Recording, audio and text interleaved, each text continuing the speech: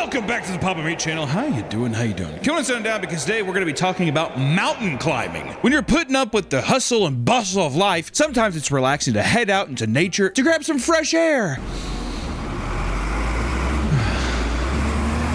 For many, going on hikes and experiencing the outdoors is a great way to unwind, get rid of some stress. It's also better than spelunking, which is partially kind of why I wanted to talk about this, because we have been doing a lot more of these outdoorsy stuff, and nothing can comprehend to the horrors of claustrophobic spelunking or cave diving, but you know. Some people, however, love to take things to the utmost extreme, instead trying to conquer the most absurd and dangerous challenges nature has to offer. Mountain climbers have what seems to be an insatiable need to climb even the most deadly of landmarks, no matter how daunting they may seem. The world of climbing is a bit overwhelming to the average Joe looking to get into sports. There's a vast and unique culture, one that contains all sorts of bizarre characters. And not only that, but climbing is one of the most dangerous sports, with higher level ascents having claimed many lives. Though climbing as a sport has seen massive surge in recent years, it has undoubtedly existed for much longer. It wasn't always for recreational purposes either, as the Bible often tells stories of characters climbing up mountains to seek an audience with God. People used to consider mountains as a sacred place where heaven and earth collided, going out of their way to climb in search of communication with the divine. Mount Olympus, anyone? Hercules? That's where they say Zeus lives. Did you know that? Yeah, he would throw lightning bolts from up there. Also, one of my favorite moments in video game history, if I can be a gamer for a second, is when Kratos climbs Mount Olympus. He does, "The gods of Olympus have abandoned me. Now there is no hope." And he fucking free falls like Scott Stapp in the Creed with One Last Breath music video, and he's falling down. Those shots are identical. One had to have referenced the other, is all I have to say, all right? The part, you know, it's like he's falling, it's like, "So Kratos fell from the highest peak," whatever, that part. They do like a weird montage where it shows like Desert Storm and like a bunch of like World War II footage and shit. Because it's like, yep, that was Kratos. And you're like, is that really in the game? Okay. Oh, yeah. Oh, yeah. I thought you were trolling. No. It's like, it's a montage. It's like him on the throne. It's like showing like, you know, like Nazis walking and stuff, and like all the wars throughout history. Well, yeah, then God of War 2 came out, and they're like, "Man, don't worry about that last part. There's other stuff we had to say. You forget about that." In 1492, a military engineer named Antoine de Ville embarked on the first verifiable alpine expedition. He climbed Mont Argue, a 68-foot tall mountain, along with 10 companions after being ordered to by King Charles V3, which I'm pretty sure is the 8th. Though they expected it to end in a divine experience, they were met with a small flowery meadow that they later marked with a cross and then baptized. First off, this sounds like a prison sentence. "Go climb that mountain." He's like, "What?" He's like, "No, seriously, go climb that." Also, no one's done this in history. "Go climb that literal mountain." Charles, are you serious right now? Or? Did I do something wrong, Charles? Yeah, Charles, what did I like upset you? No. It's like you see like a broken picture frame. Not at all. I just want you to climb the mountain. Also, they left a cross up there. They totally killed someone. They fucking... Yeah, then we just put a cross up there and we baptize each other. What sins did you commit? Nothing, man. Nothing. Don't look over there. He was like that when we got here. This video is sponsored by PDS Debt. It can be easy to laugh about debt until the moment you sit down and actually do the math. When the balances aren't going down and fees keep stacking up. If you're dealing with this, it's time to find a fix. Let PDS Debt help you find a personalized solution for you. PDS Debt has an A+ rating with the Better Business Bureau, with thousands of 5-star reviews on Google and a 5-star rating on Trustpilot. And whether you have credit card, personal loans, collections, and medical bills, PDS Debt goes beyond the numbers to understand your situation. They give you a solution that works for you and your needs. And the best part is, there's no minimum credit score required. They're there to help you pay off your debt faster and start putting your money back where it belongs. Being in debt and not having any money can be extremely stressful. I know how that feels. I know it's no laughing matter. If you're in debt and you think it may help, give PDS Debt a try. The joke's over. Change your story in 30 seconds. Get your free personalized assessment and find the best option for you at pdsdebt.com/papameat. That's pdsdebt.com/papameat. Thank you to PDS Debt for sponsoring this video. Now back to the video. Today, hordes of people between the ages of 18 to 35 flock to climbing gyms and mountainous destinations in search of things to scale. And according to diehard members, the sport is about challenging yourself and utilizing good teamwork and problem-solving skills to accomplish a daunting obstacle. Yeah, right, dude. People are just trying to peacock. Well, it's peacocking. Trying to get the good Tinder profile pictures. Oh my god, good Tinder profile pictures. Also, have you seen them girls climbing? No wonder. Hey, if I wouldn't be in there even if I was in shape. But still, I was like, good looking. Every climber I've seen is a good looking person. Have you noticed that? Every climber. It's the confidence that you could scale a mountain. So exactly. It's being able to like pinch something like this and be able to hold your body weight at your side. Clears up the skin. You're glowing all the time. Also, they all have nice asses. Guys and girls, big old bubble asses. Like a 42-year-old Venezuelan pitcher in baseball. Every middle-aged baseball player, best bubble ass you've ever seen. Of course, it's also just a popular form of exercise that is more social and exciting than a trip to your average gym. Every person who's in there, core strength. Unbelievable core strength. I am not in that shape at all. Don't plan on being. I plan on dying in my sleep. I would say soon. I don't know how soon, but if someone was just like, you got a long time. I don't think about that. But I do think that if I was an active person and I was like fit and all that shit, I would much rather just climb in a gym. Get on a goddamn treadmill or just bench press. I'm so bored with working out. I was memeing that I said that the teamwork thing, but having like a group of people go over there and you're trying to like accomplish like a certain climb would be pretty fun. Teamwork with that together versus a guy doing push, push, push, push. You got it. Nice. That's the next job that's going. Trainers with AI. You think so? Yeah, just get your AI trainer who... I don't think AI can replicate having like a the best thing about trainers is that it is there. Trainers are for all the fat people is like you see a trainer and it's a specimen that looks beautiful. It's a beautiful person who's being kind to you.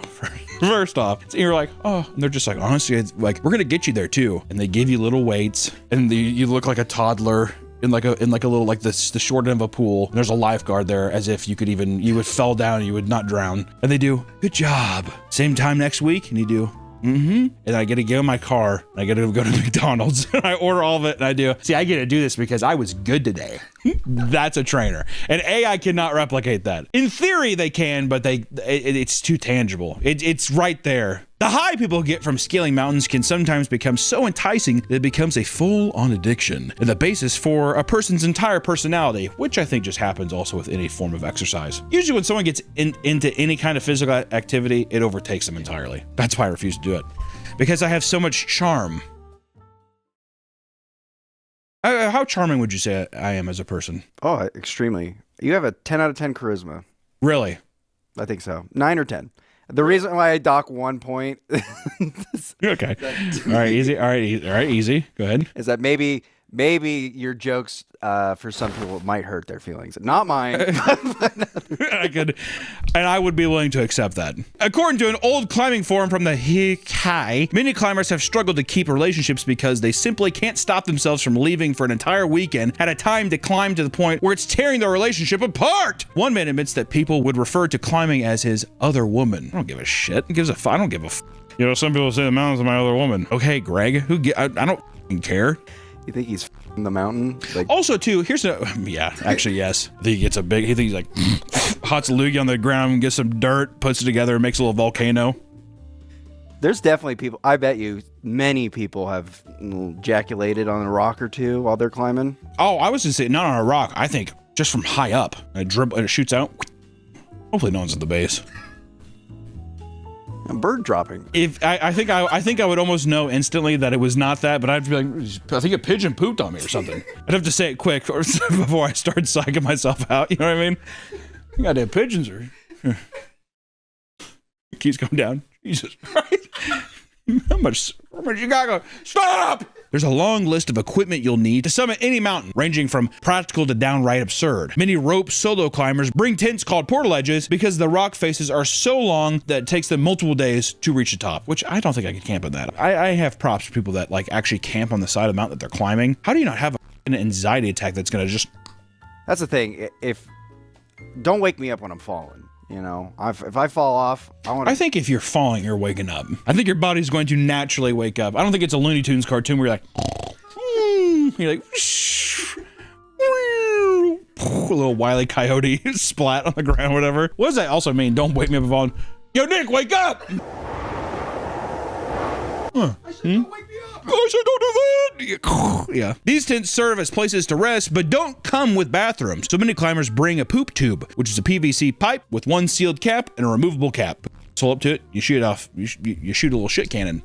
Or you bottle it up. I was using that they shit into it, they just seal the top of it.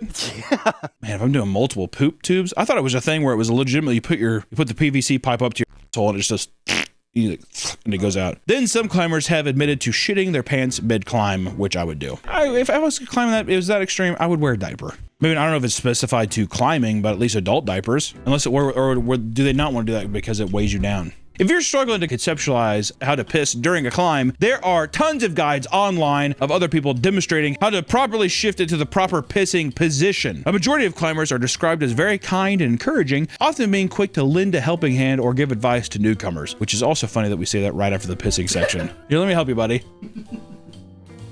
Puts his leg up. Now I'm gonna put my foot there. Come up and grab the penis. Yeah, and you twist it away from the mountain. Go. On the rope. Yeah, he's done. He's like, I'm done. He taps it a bit for the dribble. Do you want to know a pee secret? Sure. When you're peeing at the urinal? Yeah. Take your fingers and press your gooch. It'll get all the pee out. Your gooch is your taint, though, right? Yeah. You're touching your taint while you're peeing? Yeah, you put it underneath and you go, the dribble. Do you do that? Yeah, it works. It works. You don't wash your hands really when I see you. I do wash my hands. Very rarely. That's why it always smells so salty. I don't really want to press my taint. It's also different for a fat guy. It's a lot more like filler and pad. It's like a mattress topper down there. I don't really know what I'm poking. Feels like Homer Simpson's like trying to like bite my fingers. It's described as a very social. It's described as a very social sport, seeing as people at a bouldering gym are often sharing a wall. Many make good friends in the process, and there are even climbing specific dating apps like Boulder or Rockbase for people who want to date people that share their passion. Is that a dating app or just a site to hook up with people to go mountain climbing? I think it's a site for mountain climbing people to or I bet you it's a thing where it's like, let's go mountain climbing. However, just like any hobby, there will always be a group of elitists that ruin the fun for newcomers. One infamous story takes place on El Capitan, a Yosemite landmark and popular destination for experienced climbers. 23-year-old Richard Henson and 20-year-old Mark Smith were two climbers who had lofty goals of completing a brand new route on El Capitan in 1982. And for them, this meant a route spanning 2,000 feet that had never been accomplished before, which included ascending a nearly smooth slab of rock about 900 feet long. They'd come from out of town, keeping their heads down and politely minding their business as they entered the park territory. Other climbers there didn't believe that they were experienced enough to do it, but were more so enraged that they didn't speak to the local climber community and align with their specific self-imposed code of ethics. I'm gonna do 1982, go out of my way to reach out to who? You didn't even tag our, hit up our friend group. It's like, how would I have done that? This is 1982. They faced nonstop harassment because of this, and Richard revealed that they couldn't even go to nearby convenience stores without intimidating groups of climbers surrounding them and screaming at them. Just be trying to, buy a carton of milk or something, and, we'd have a dozen climbers gather around us, back us up against, the cold area, and just basically scream and yell at us until finally some checker would call security to flush them out of there. I mean, we'd be just walking across, an area like this and be recognized and have climbers just surround us, 10, 12 climbers just surround us and threaten to beat us down and talk about how we'd be walking through the forest and, there'd just be the sounds of bones snapping, and then they'd ship us out of here in a box. And they were talking about blowing my car up, and it really got pretty crazy. Why? All because you did not say hi to us. What the During their lengthy climb, they endured neighboring climbing groups cutting down their pitches, which genuinely could have gotten them killed. In another instance, a member of a group on top of them threw a sack of feces in their direction, which exploded a few feet above them. Even after a night raid in which someone defecated all over their fixed rope as they slept, they refused to give in. Mark explained how he instinctively kept pushing forward because giving up would prove he couldn't get a job done when things got tough. God, what a hero. Got me hyped. After 39 days, they were successful in completing their route. Since then, only 2 more people have completed the route, and the route has been dubbed the Wings of Steel. Do you think people it's probably the same thing where it's like, are they criticizing it just because they're jealous? Yeah, this almost feels like a fucking 80s movie, like the skiing movie. It's definitely the big race kind of movie, whatever. You can't do that. Exactly, that kind of deal. There are other strange characters in the climbing world, like Alain Philippe, who's known as the French Spider-Man. Not only does he rock climb, but he participates in urban climbing, repeatedly getting arrested for free soloing buildings without permission. You must have seen this. Everyone's seen one of these things before. Suction cups, or they'll even just have rock chalk on down there. I always love when like the fire station pulls up. Hey, get off there. He's like, you guys better not touch me. I'm a professional. Do not touch me. I'm a professional. You will mess me up. All the comments are always just like, I don't know why they're interviewing. They could have gotten him killed. Well, why are you climbing there to begin with? Most people who climb mountains don't just start at the base and walk up. Climbers rely on Sherpas to show them the way and guide them through difficult terrain. In Nepal and Tibet, the Sherpa people are an indigenous mountain dwelling group who help guide people up the mountains of the Himalayas. Though they originate from Asia, they can be found all around the globe, guiding people up the most difficult climbs. The reason they know all the routes so well is that for centuries, they had to live and deliver goods to villages in the mountains. And to this day, climbers still see Sherpas walking past them on steep trails, carrying upwards of 170 pounds. God, that'd be pretty demoralizing, wouldn't it? Like all wrapped up in gear, and this guy's just like, left, to your left. Just walks by. They're also responsible for carrying most of the necessary heavy gear up the mountain, even at 8,000 meters above sea level, where there's little oxygen. Insane. Absolutely insane. What do you think it's like if you live up in the mountains like that, where the air's already really thin, you go up there, you're still able to withstand that? And if you went down to like below sea level, would you just be like, the power? There have been many cases of Sherpas rescuing people from the mountains. I mean, in 2023, Gele Sherpa, an accomplished climber from Nepal, was guiding people up a mountain when he noticed another climber clinging tightly on a rope and shivering just below the death zone. Knowing that they were going to die if they were left there, he stopped his group, put the climber on his back, and carried him down the mountain for 6 hours. Gele walked down the mountain until he reached a camp where they could call a helicopter to get the hypothermic climber to a hospital. Hero. Very rarely do Sherpas make mistakes, but when they do, it can be catastrophic. In 2006, Lincoln Hall had just summited Everest and was on his way down when he got a severe case of altitude sickness and was forced to lay down. His group assumed he had died and left him behind in the death zone, stripping him of all of his gear before heading back down. God. Take it, he doesn't need it. Guys, just give me a second, I need to lay down. All right, he's dead. Take off his boots. Jesus! He stayed laying on Everest in the death zone with no gear or oxygen overnight until another group came by and realized he was still alive. Can you imagine? Totally naked. Totally naked. Oh. How would they even know he's even frozen?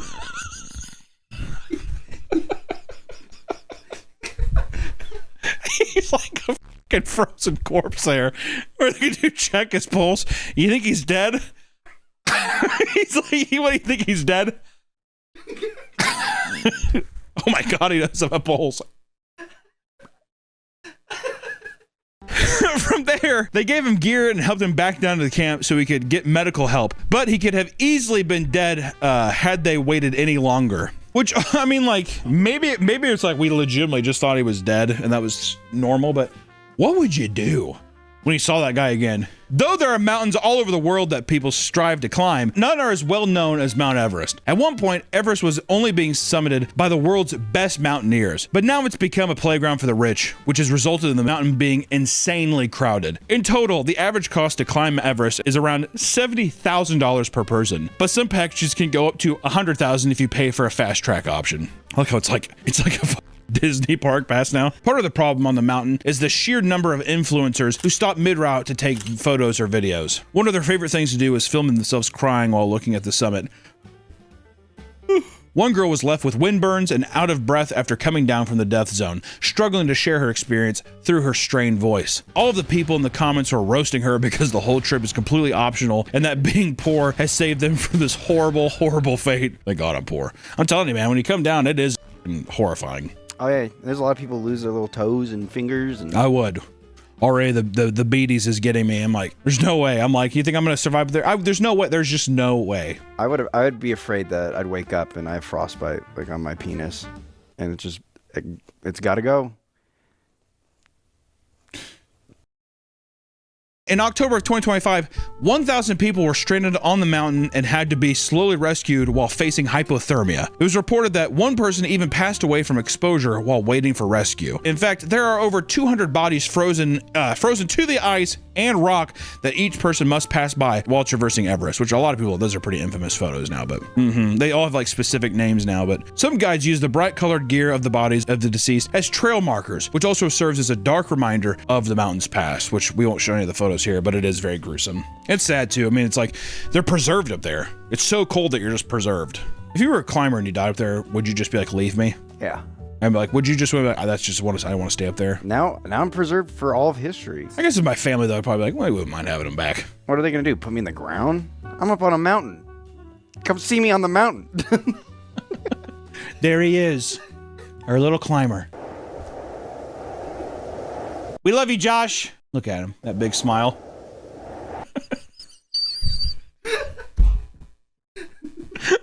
God, that would be horrible. The deadliest mountain in the world is Annapurna, which has a 33% fatality rate. God damn. The next is K2, located in China, which has dubbed the Savage Mountain for the number of people who have died trying to summit it. Nanga Parbat, Nanga Parbat, also known as the Killer Mountain, had a 77% fatality rate before 1990. And not all those were from falls or avalanches. In 1989, a Japanese climber was climbing the Rupa Face, which is considered one of the most dangerous routes to the summit, when he was struck by lightning and burned to death. Jesus Christ.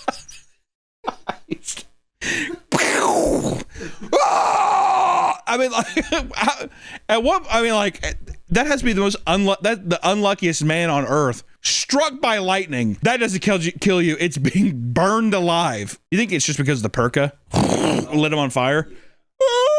Yeah. It's so insulated too. Other dangerous mountains include Kanchenjunga and Dhaulagiri, which have fatality rates of 16 to 21% due to frequent avalanches on the easiest routes. This is the easiest routes. God. More extreme trips can lead to all sorts of horrific, debilitating accidents. Nigel Vardy was stuck in freezing cold darkness during an Alaska climb in 1999 and lost parts of his fingers, his toes, and even his nose to frostbite. Warren McDonald, an Australian mountaineer, had a giant boulder fall directly on his legs as he attempted to climb Mount Bowen. Though he was saved, he had to have both of his legs amputated. Other encounters include full-on avalanches or massive glaciers barreling towards climbers, nearly taking them out. Glaciers. Thought those were water. What the hell was that? That'd be horrifying too, my God. Some climbers simply seem to have a death wish, which is where you get things like vertical camping, where you use a system of ropes, anchors, and harnesses alongside a hangable tent to create a makeshift campsite on the wall of a rock, aka why? Why would you do that? There it is. As you would expect, vertical camping has led to many tragic accidents. It's not uncommon for people to slip and fall to their death. Mountain climbing can go from a scenic marvel to a horrible nightmare very quickly. Take, for example, the massive story from this year involving a man who left his girlfriend to die in the mountains of Austria. Thomas P. had planned to conquer Grossglockner, the highest mountain in all of Austria, with an elevation of 7,949 feet. And to do this, he brought along his girlfriend, Christian G., despite her being much less experienced in high-altitude alpine tours. What followed was a series of small mistakes that led to an absolute tragedy. Thomas not only began the trip far too late in the day, he failed to bring proper emergency equipment.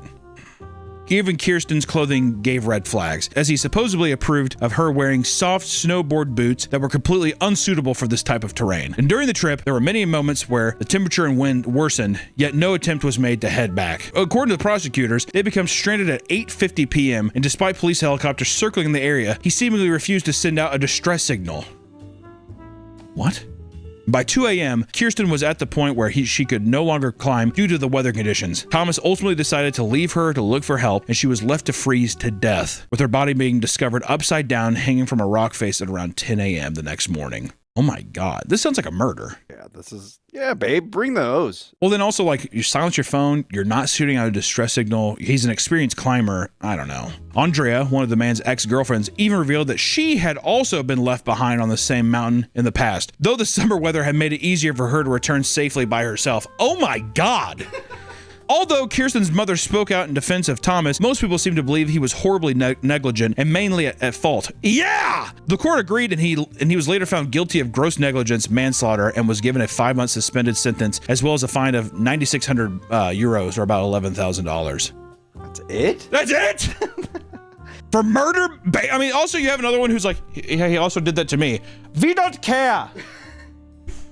Mind your business. You're a crazy ex. Stories like this have reignited the conversation around similar act that is being dubbed, quote, alpine divorce, the act of intentionally abandoning a romantic partner in the mountains. This began after a woman on TikTok named Ever After Rhea posted a series of videos detailing a horrible hiking date she'd gone on. Apparently, her date saw hikers ahead of them and wanted to, quote, beat them to the top, and that they should start running. After she briefly adjusted her camera bag, she looked up to see he was completely gone. She started crying and panicking, and for some reason started filming herself doing so for TikTok. 30 minutes later, he finally calls her, only to respond to her frustration by calling her a stupid for not running alongside him. Oh boy. After they finally found each other, he laughed it off like it was no big deal. Many women have claimed to experience alpine divorce, where those with more climbing and hiking skills leave them behind, whether it's because they want to move faster or simply to get away from them. During a long, multi-day climbing trip, the implications can be deadly, which I thought the whole thing is like leaving you to die. You stupid, you should have ran faster. I thought it was going to be a thing where it's like, we're in a relationship, I'm going to go ahead and you're going to get stranded and die. That's what I thought it was too. Yeah. Which maybe it's cheaper and more effective than a divorce.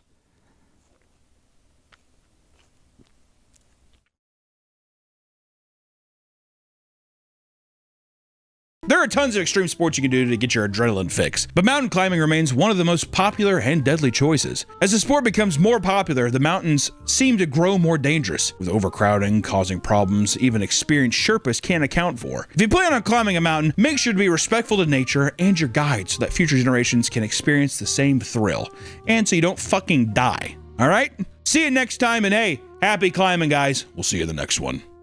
Bye-bye. I don't know where that last part came from. What are you talking? Yeah. Yeah. Well, I was thinking the guy only got 5 months. I'm just saying, I'm not advocating murder. I'm just saying, Why can't you ever look me in the eyes when you're talking to me, when you're talking about this stuff? You always are like, why are you like looking up in the air? Because I got to think. It looks like it. I don't feel guilty. Can you look a person in the eye? Yeah, I probably could if I, yeah. I'm just saying that it's cheaper than divorce, probably. I don't know. I haven't looked into it. My God. Hey everyone, just want to let you know that right now I've started a toy company called Soft Meat Toys, and our first toy is Margaret. Look how beautiful this box is. You want to take home your very own personal Margaret? I don't care what you do with it. Or you can do whatever the hell you want. Toy means toy to different people. All I'm saying is this is an amazing, amazing toy. We're very proud of it. The box is fucking awesome, and I'm very excited to keep making toys, but please, if you're interested, pick up a Margaret. Have your very own. Put it on a shelf. Put it in a jar. Anyway, softmeat.toys. Softmeat.toys. Here's the thing. If you want a nice stocking stuffer, put a Margaret in there. You want to just wrap up the box and give it to somebody? Put a Margaret in there. I don't know if you want to squat on something. You could probably put this in your ass. Someone probably could. Yeah, definitely. Or if you want to put some coins, she could be a little piggy bank. Softmeat.toys. You can piss on it. You can come all over it. As soon as it's in your house, you do whatever you want with it. I don't want any pictures of what you're doing with it. You just have fun with it. This is as soon as the transaction's done, that's it. All right. And right now, like I said, softmeat.toys, baby. That's where you can get this beautiful, beautiful piece of plastic. Definitely made in China. 100% made in China. Do not try to eat this. It will not work, but you probably could put it in your ass. But for legal reasons, I don't know if I can even say that. So if there's a legal disclaimer, here's what it would be. Softmeat.toys. Welcome back to the Papa Meat channel. How you doing? How you doing? Coming and setting down because today we're going to be talking about vertical dramas. They're moving in on us, but I don't think I mind. Users online are always looking for the next big thing to binge on. Ever since streaming services have come out, the idea of binge culture has really taken hold of everyone. But then now that everyone doesn't even look at a goddamn TV or computer anymore, it's mostly your phone. And over the last few years, short-form content has completely taken over, with every major platform now having its own devoted TikTok-style page. Verticals! You like verticals? You like verticals all the time? You like everything being vertical? You like everything being quick, snappy? You like watching the entirety of Sopranos vertical? HBO did that for its like 30th anniversary or something, or 20th anniversary. It's fucking crazy. This type of content has long since evolved from simple dance trends and funny videos. I mean, after all, people need something with substance that can keep them hooked for even longer. I don't want to just watch somebody dance for fucking 20 seconds. I want to be able to binge something and scroll and keep microdosing. I have to microdose until I come to the eventual existential crisis that I've been wasting hours of my life basically having an appetizer over and over again. No more meals, no more, nothing that really fills me up, just constant constant appetizers until the stretch marks on my stomach resemble that of like a underground cave system map. That's what it needs to look like. Despite being relatively new, vertical dramas have already gained billions of views and millions of followers across platforms and series. Not only do they offer unique stories that keep people hooked, but each episode is only a minute long, so you don't have to sit through the slower pacing of a normal drama, which is really funny. I like that. People talk about, oh, I don't have to sit through all the mundane stuff of a regular drama. Yeah, people sit there and they'll binge watch other series that are an hour long. They'll watch anime where it's just, there's, I mean, maybe 2 minutes of substance and the rest is exposition and just whatever. It doesn't matter. Plus, there are tons of weird genres and themes, making it enjoyable for a wide audience. So let's see what all the hype is about and binge our way through the crazy world of vertical dramas. Vertical dramas have seen steady growth over the last few years, but most people don't realize how big they truly are. The first vertical dramas originated in China around 2023 and were called micro dramas, which if you haven't seen one of these, basically the gist is it's a minute-long setup scene of usually some kind of suck and or fuck is usually what happens. There's not, sometimes there's betrayals. A lot of the old dramas from back in the day that people don't realize with like soap operas and those kinds of dramas that I think a lot of these Chinese shows are taking from are, it's like stuff for stay-at-home moms where it's like love affair type stuff. There's like usually some kind of death, like death of a lover or something. And these play on that a lot, except it's like I said, micro. It's just it's a real quick hit. It's basically taking a syringe full of whatever the hell that concoction is and just jamming it into your arm and jamming it in, and that's pretty much what it is. Little stuff that I guess you could probably flick your brain to it. Back in the day, I think it was a long, slow rub because you're sitting there and it's just like, I don't know if I should be with Baxter. Leave me alone, Baxter. I'm not going to because I love you. Then the husband comes home and he's like, Baxter, what the hell are you doing? With love, Daniel. That kind of stuff. I'm already saying that. I'm like, I'm kind of hooked already. And then it becomes a love triangle because then she goes back to Daniel. She goes back to Daniel, and Baxter's like, that son of a bitch, I'm going to kill him. And then you find out that Daniel dies, and then he's in a coma. Yeah, all that stuff. And he's in a coma for a long time. Or there's even those soap operas where the characters die and they come back. Oh, yeah. It's like a little element of magic. They don't really just specifically say it's magic, but there is a little element of magic. Now imagine all that, but Chinese. And a minute long. Editor, put up 1 minute long of your own Chinese soap opera. I'd like to see how he works through that. Good luck. 那位女士和那条龙已经结婚60年了。不久后，那位女士搬进了龙位于山西山中的洞穴，如同由太阳和海洋交织而成的金色微风，他们的爱孕育出了新生命。这在生物学上是怎么回事？我不知道，去看看视频。 I bet you there's some Japanese. Oh, I love Korean cinema. They don't know. I feel like there's a lot of ignorant people that would probably feel that way. Is this Bong Joon-ho? Is this Parasite broken up into 700 1-minute long micro dramas? I watched Pixar's Elementals on TikTok that way. I had no desire to watch this movie, but it just kept getting in my feed, and I was like, I'll just keep watching the clips. There are benefits, I will say, to micro stuff. There's a lot of movies that I feel like I would have never seen unless I saw like a little 1-minute long clip from it. Well, my favorite part is that you watch the movie out of order. So you watch some in the beginning, some at the end. Yeah, well, I don't think I've ever binged a whole movie out of order, but I guess I will say that I've like done one where I've been hooked by a 1-minute clip and I'm like, oh shit, and I'll go to like Amazon Prime and rent it or something. Okay. Like that kind of thing. That makes, yeah. Going out of order though and watching the whole thing, I know a lot of people, that's a very common thing, but it pisses me off too much. And also I feel like I'm spoiling it. Well, like I'll go through too. It'll be a true crime where it's like a mom being like, I didn't drown him, I didn't drown him, I didn't drown him! And then it'll cut to the police. She definitely. And then it cuts and you're like try searching for it and it's like part 67, whatever. So then you're looking, it's part 72, whatever. So you're looking through and you're like, where's part 73? And there's 70 different fucking stories. So you have to like go through, you're like, oh yeah. and then you like go through and the next week you're like, 71! we're going back. Whatever, because I believe all of this stuff too, it's just like bot algorithm chasing shit that's just clip farming and getting other popular clips from other pages and reposting them here. It's the most like parasitic fucking form of content. It really is.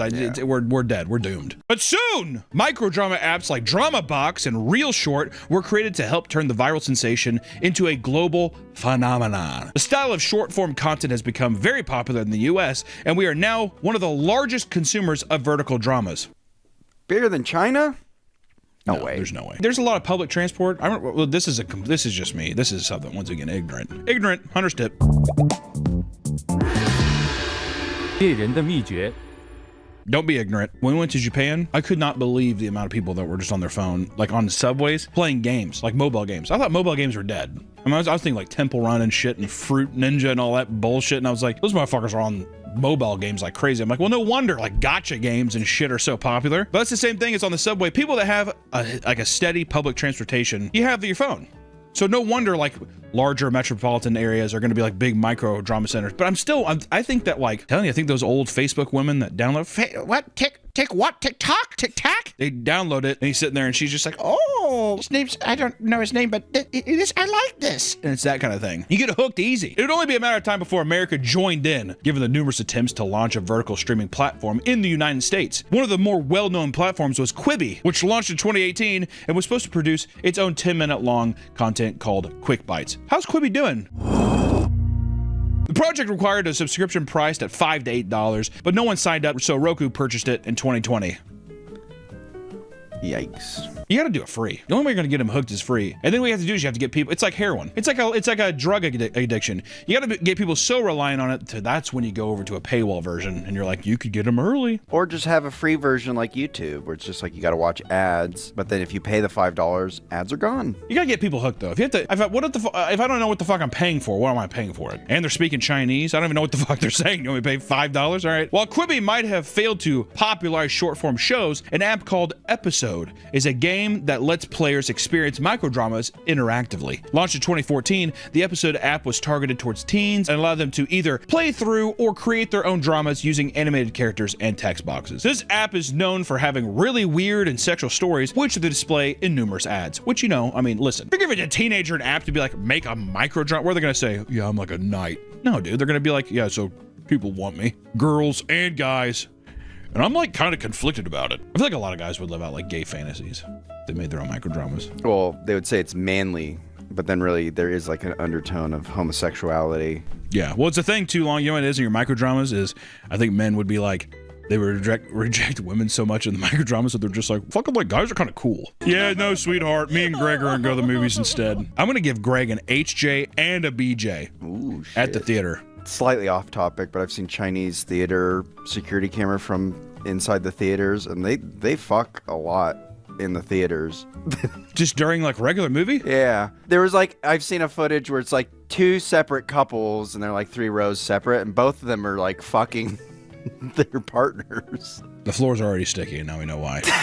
It ain't movie theater butter. I hate whenever you ever go to the theater, and I'm just gonna be like, that's China cum right there. That is Chinaman cum. If I've ever, I'm like, I'm stepping on all kinds of seeds. Feel like I'm at a fucking Yankees game. Online, you can find Episode ad compilations that show scenarios of people farting, men leaving during pregnancy, and cheating, which we have covered in some of the previous videos of mobile game ads. Literally the mobile game ad videos we do where it's like a girl like shivering in a fucking hut and the guy comes over. That's these Chinese soap operas. That's exactly what they are. This weird obsession with like Elsa Gate-esque dramas has been building for a long time and is now being fully expressed through vertical dramas. Some of the topics are so insane that both the US and China have banned over 25,000 different shows due to them being too violent or too pornographic. China banned it. Think about that.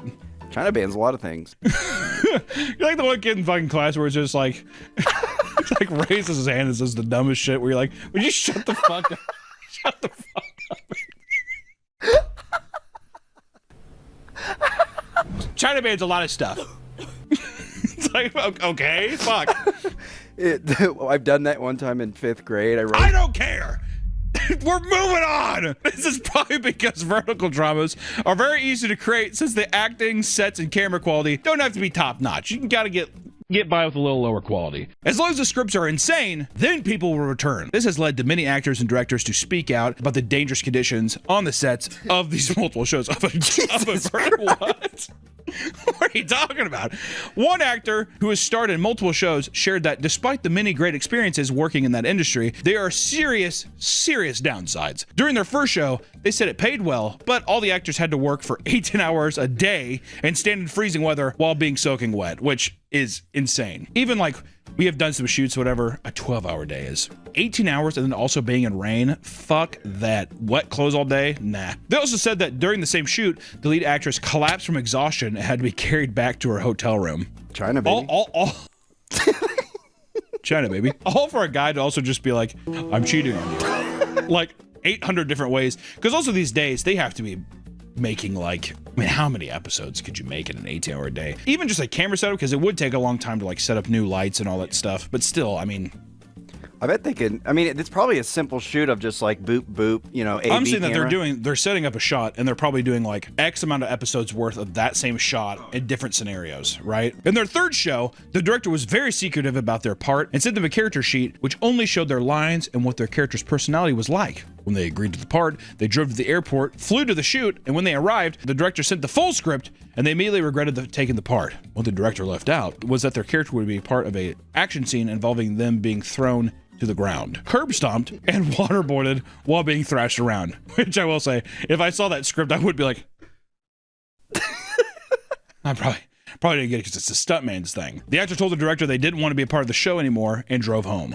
That's how you get kicked out of the industry, sweetheart. Yeah, sweetheart. So I guess have fun never working in Hong Kong again.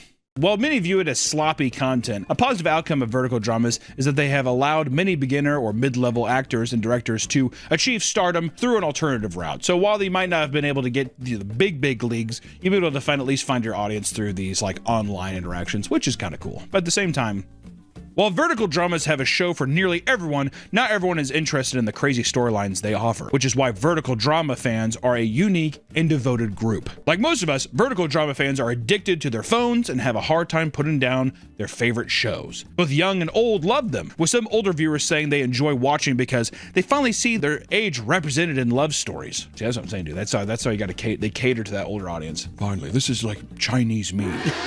They say that you can never just watch one, and once you start, it leads down a long rabbit hole filled with endless content. And if you ever feel guilty for watching an entire show in one sitting, a fan of vertical dramas admitted to watching 50 to 70 dramas over a few weeks and would just hop from title to title, not caring whether they were actually interested in the topic. Does that not just sound like anime fans? Yeah. I'm thinking about your brother's Plex account, and I'm like, how do you even sift through the amount of stuff that's there? Some fans have even reported, quote, feeling like they've lost a part of their brain after binging this content. No shit.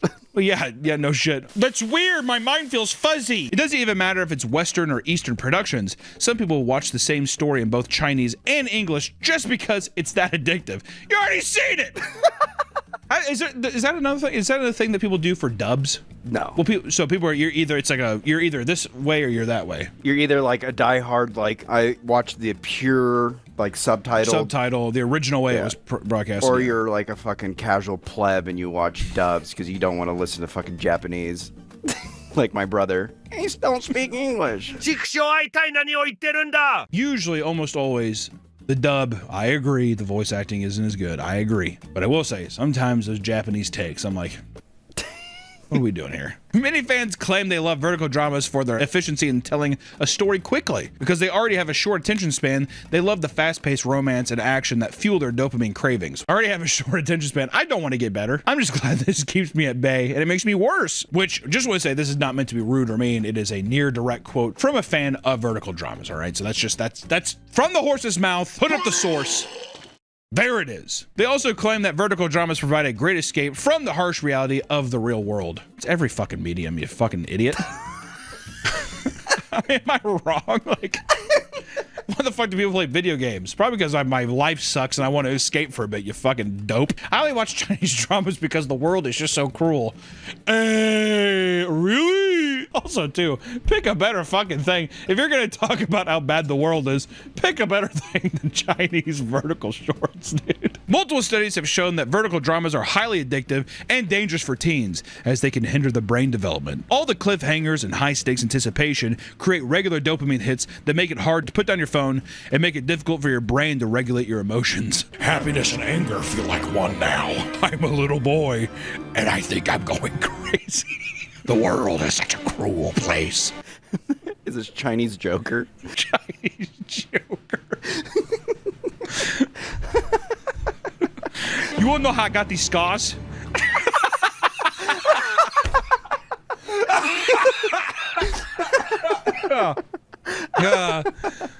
Scientists also argue that the insane plots can skew young viewers' perceptions of reality, as many dramas only show rapid success to move the plot along. This can make failure feel twice as difficult for people to handle.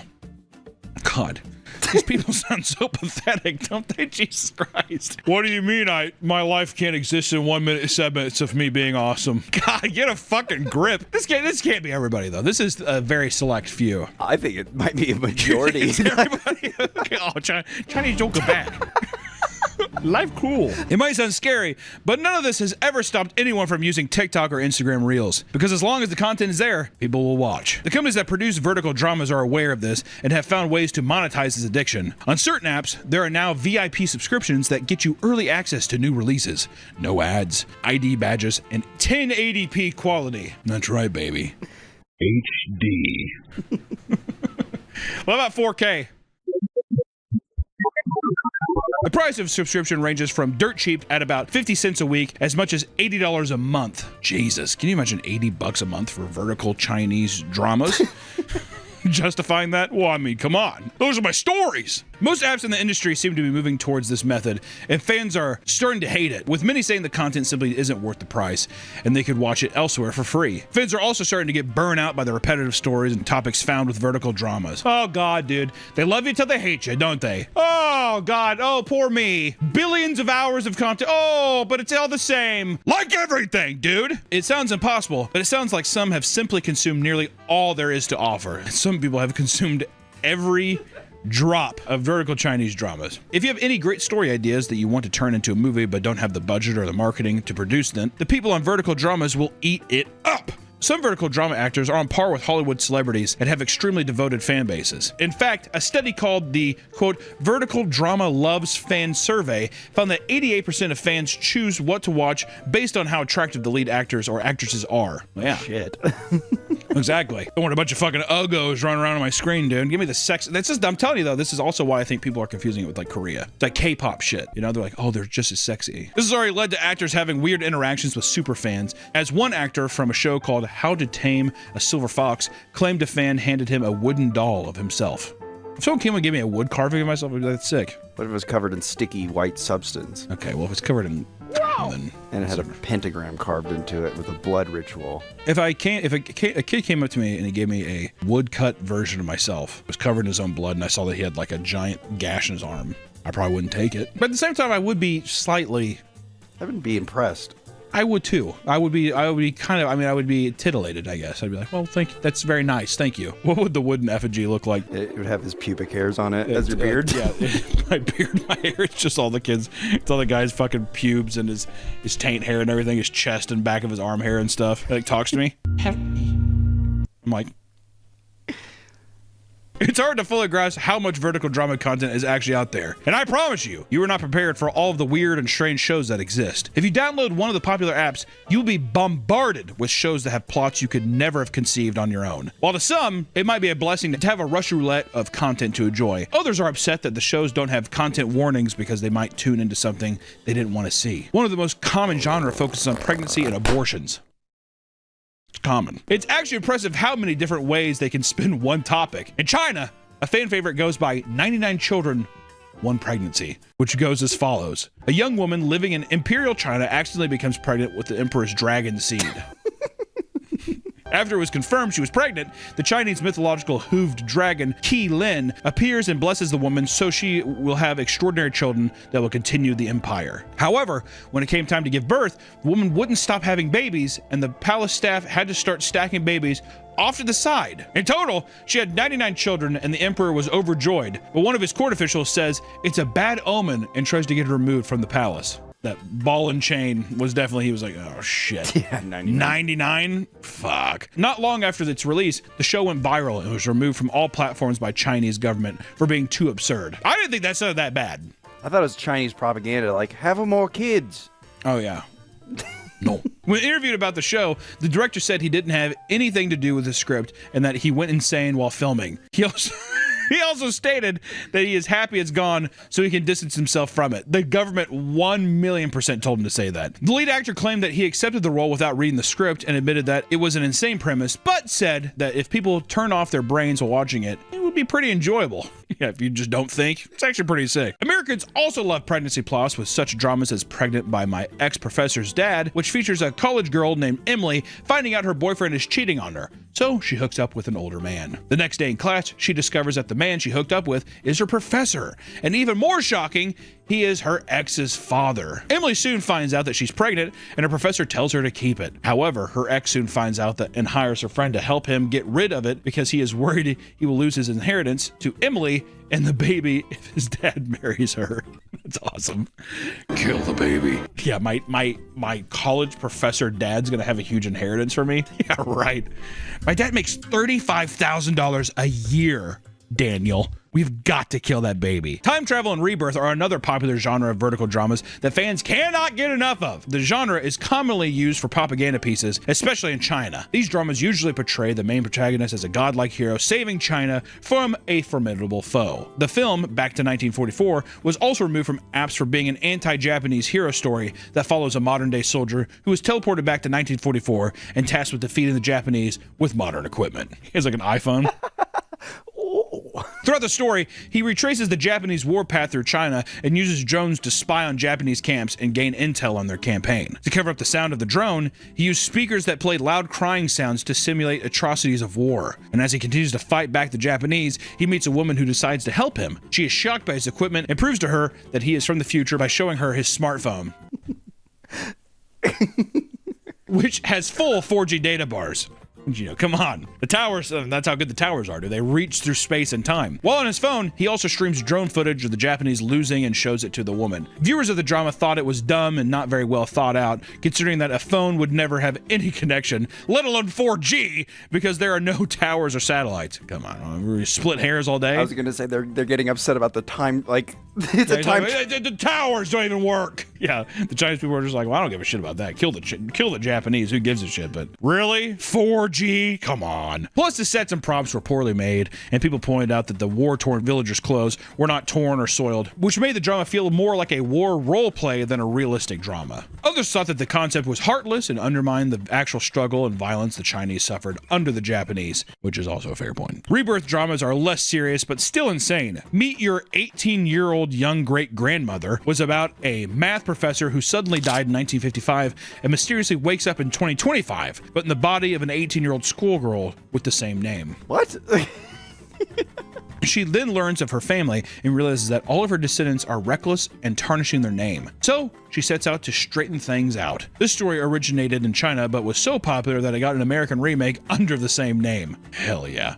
Meet Your 18-Year-Old Great-Grandmother. You guys suck! Many vertical dramas also feature a domineering figure, which is why there are so many CEO/billionaire and alpha wolf dramas. Shows like To Love or to Die, Mr. Alpha, or Fated to My Forbidden Alpha play off other famous franchises by pitting a woman between two werewolf love interests.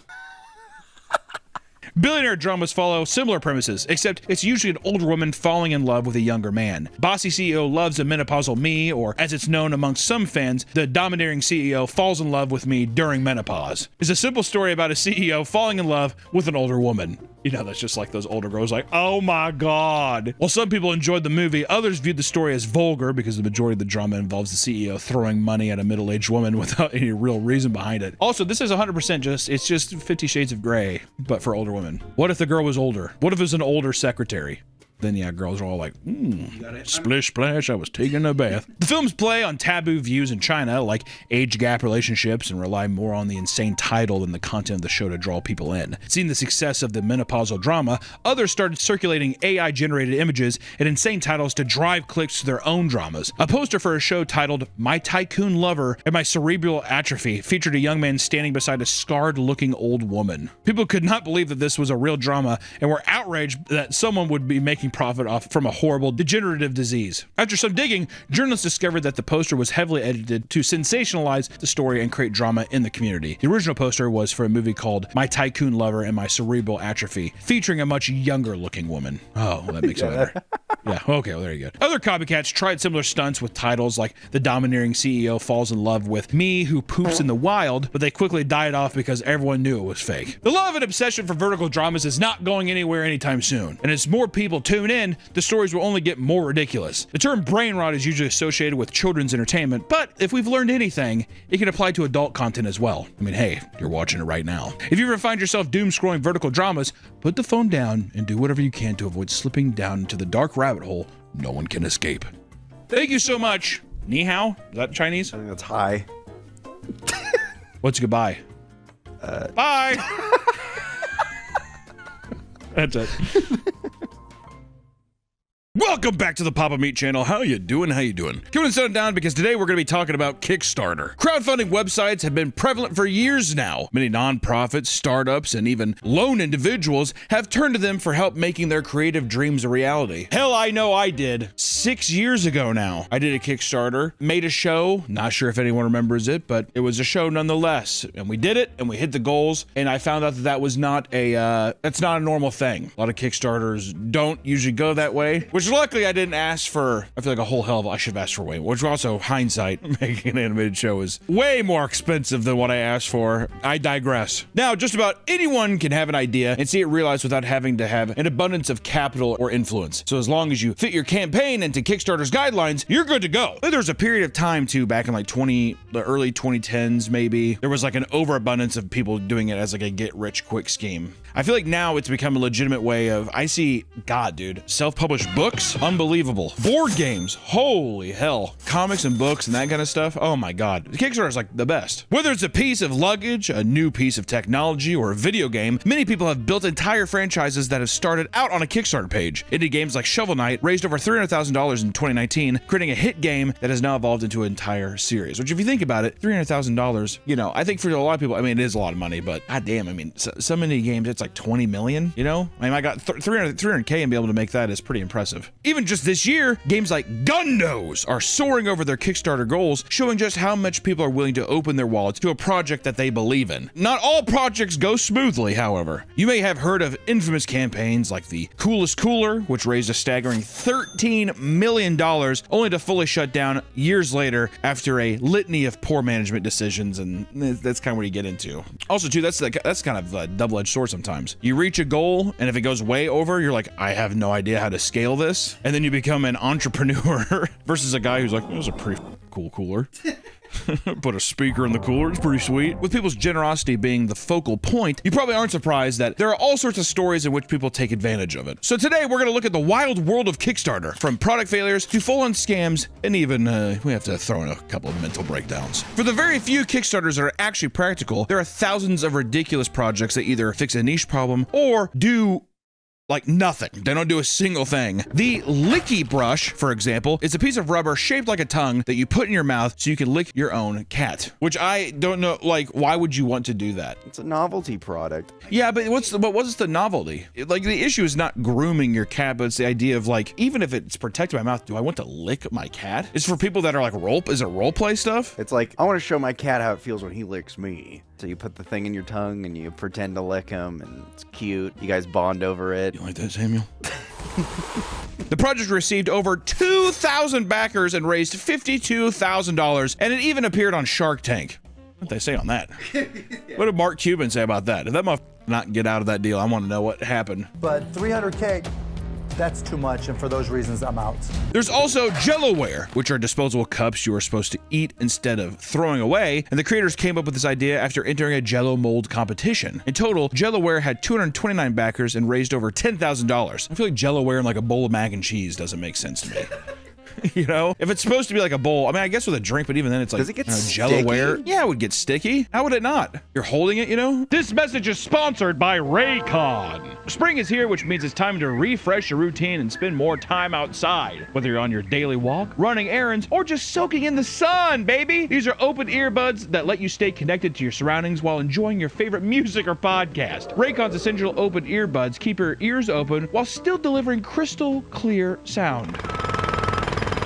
Whoa! Regular earbuds block out everything, but with Raycon, you can stay aware of traffic and your surroundings without sacrificing sound quality. And with the open ear functionality, their earbuds are designed to be taken outside. They're perfect for a workout or just for a run. And their super lightweight design means that they won't slip out when you're moving fast or breaking a sweat. Raycon also has multi-point connection, allowing you to switch from your phone to a tablet or PC with ease once it's time to work again. But the best part is that Raycon delivers premium audio quality at half the price. Plus, the open Open Earbuds case has a 36-hour battery life, giving you non-stop listening throughout your day. I love using Raycons when I'm at work listening to my favorite smut podcast. No one in the office can hear what I'm listening to. It's awesome. Join over 3 million customers that love Raycon and try them for yourself. The Essential Open Earbuds are perfect for refreshing your routine this spring. Go to buyraycon.com/PapaMeatOpen to get 20% off. Thank you so much to Raycon for sponsoring this video, and hey, let's get back to the video.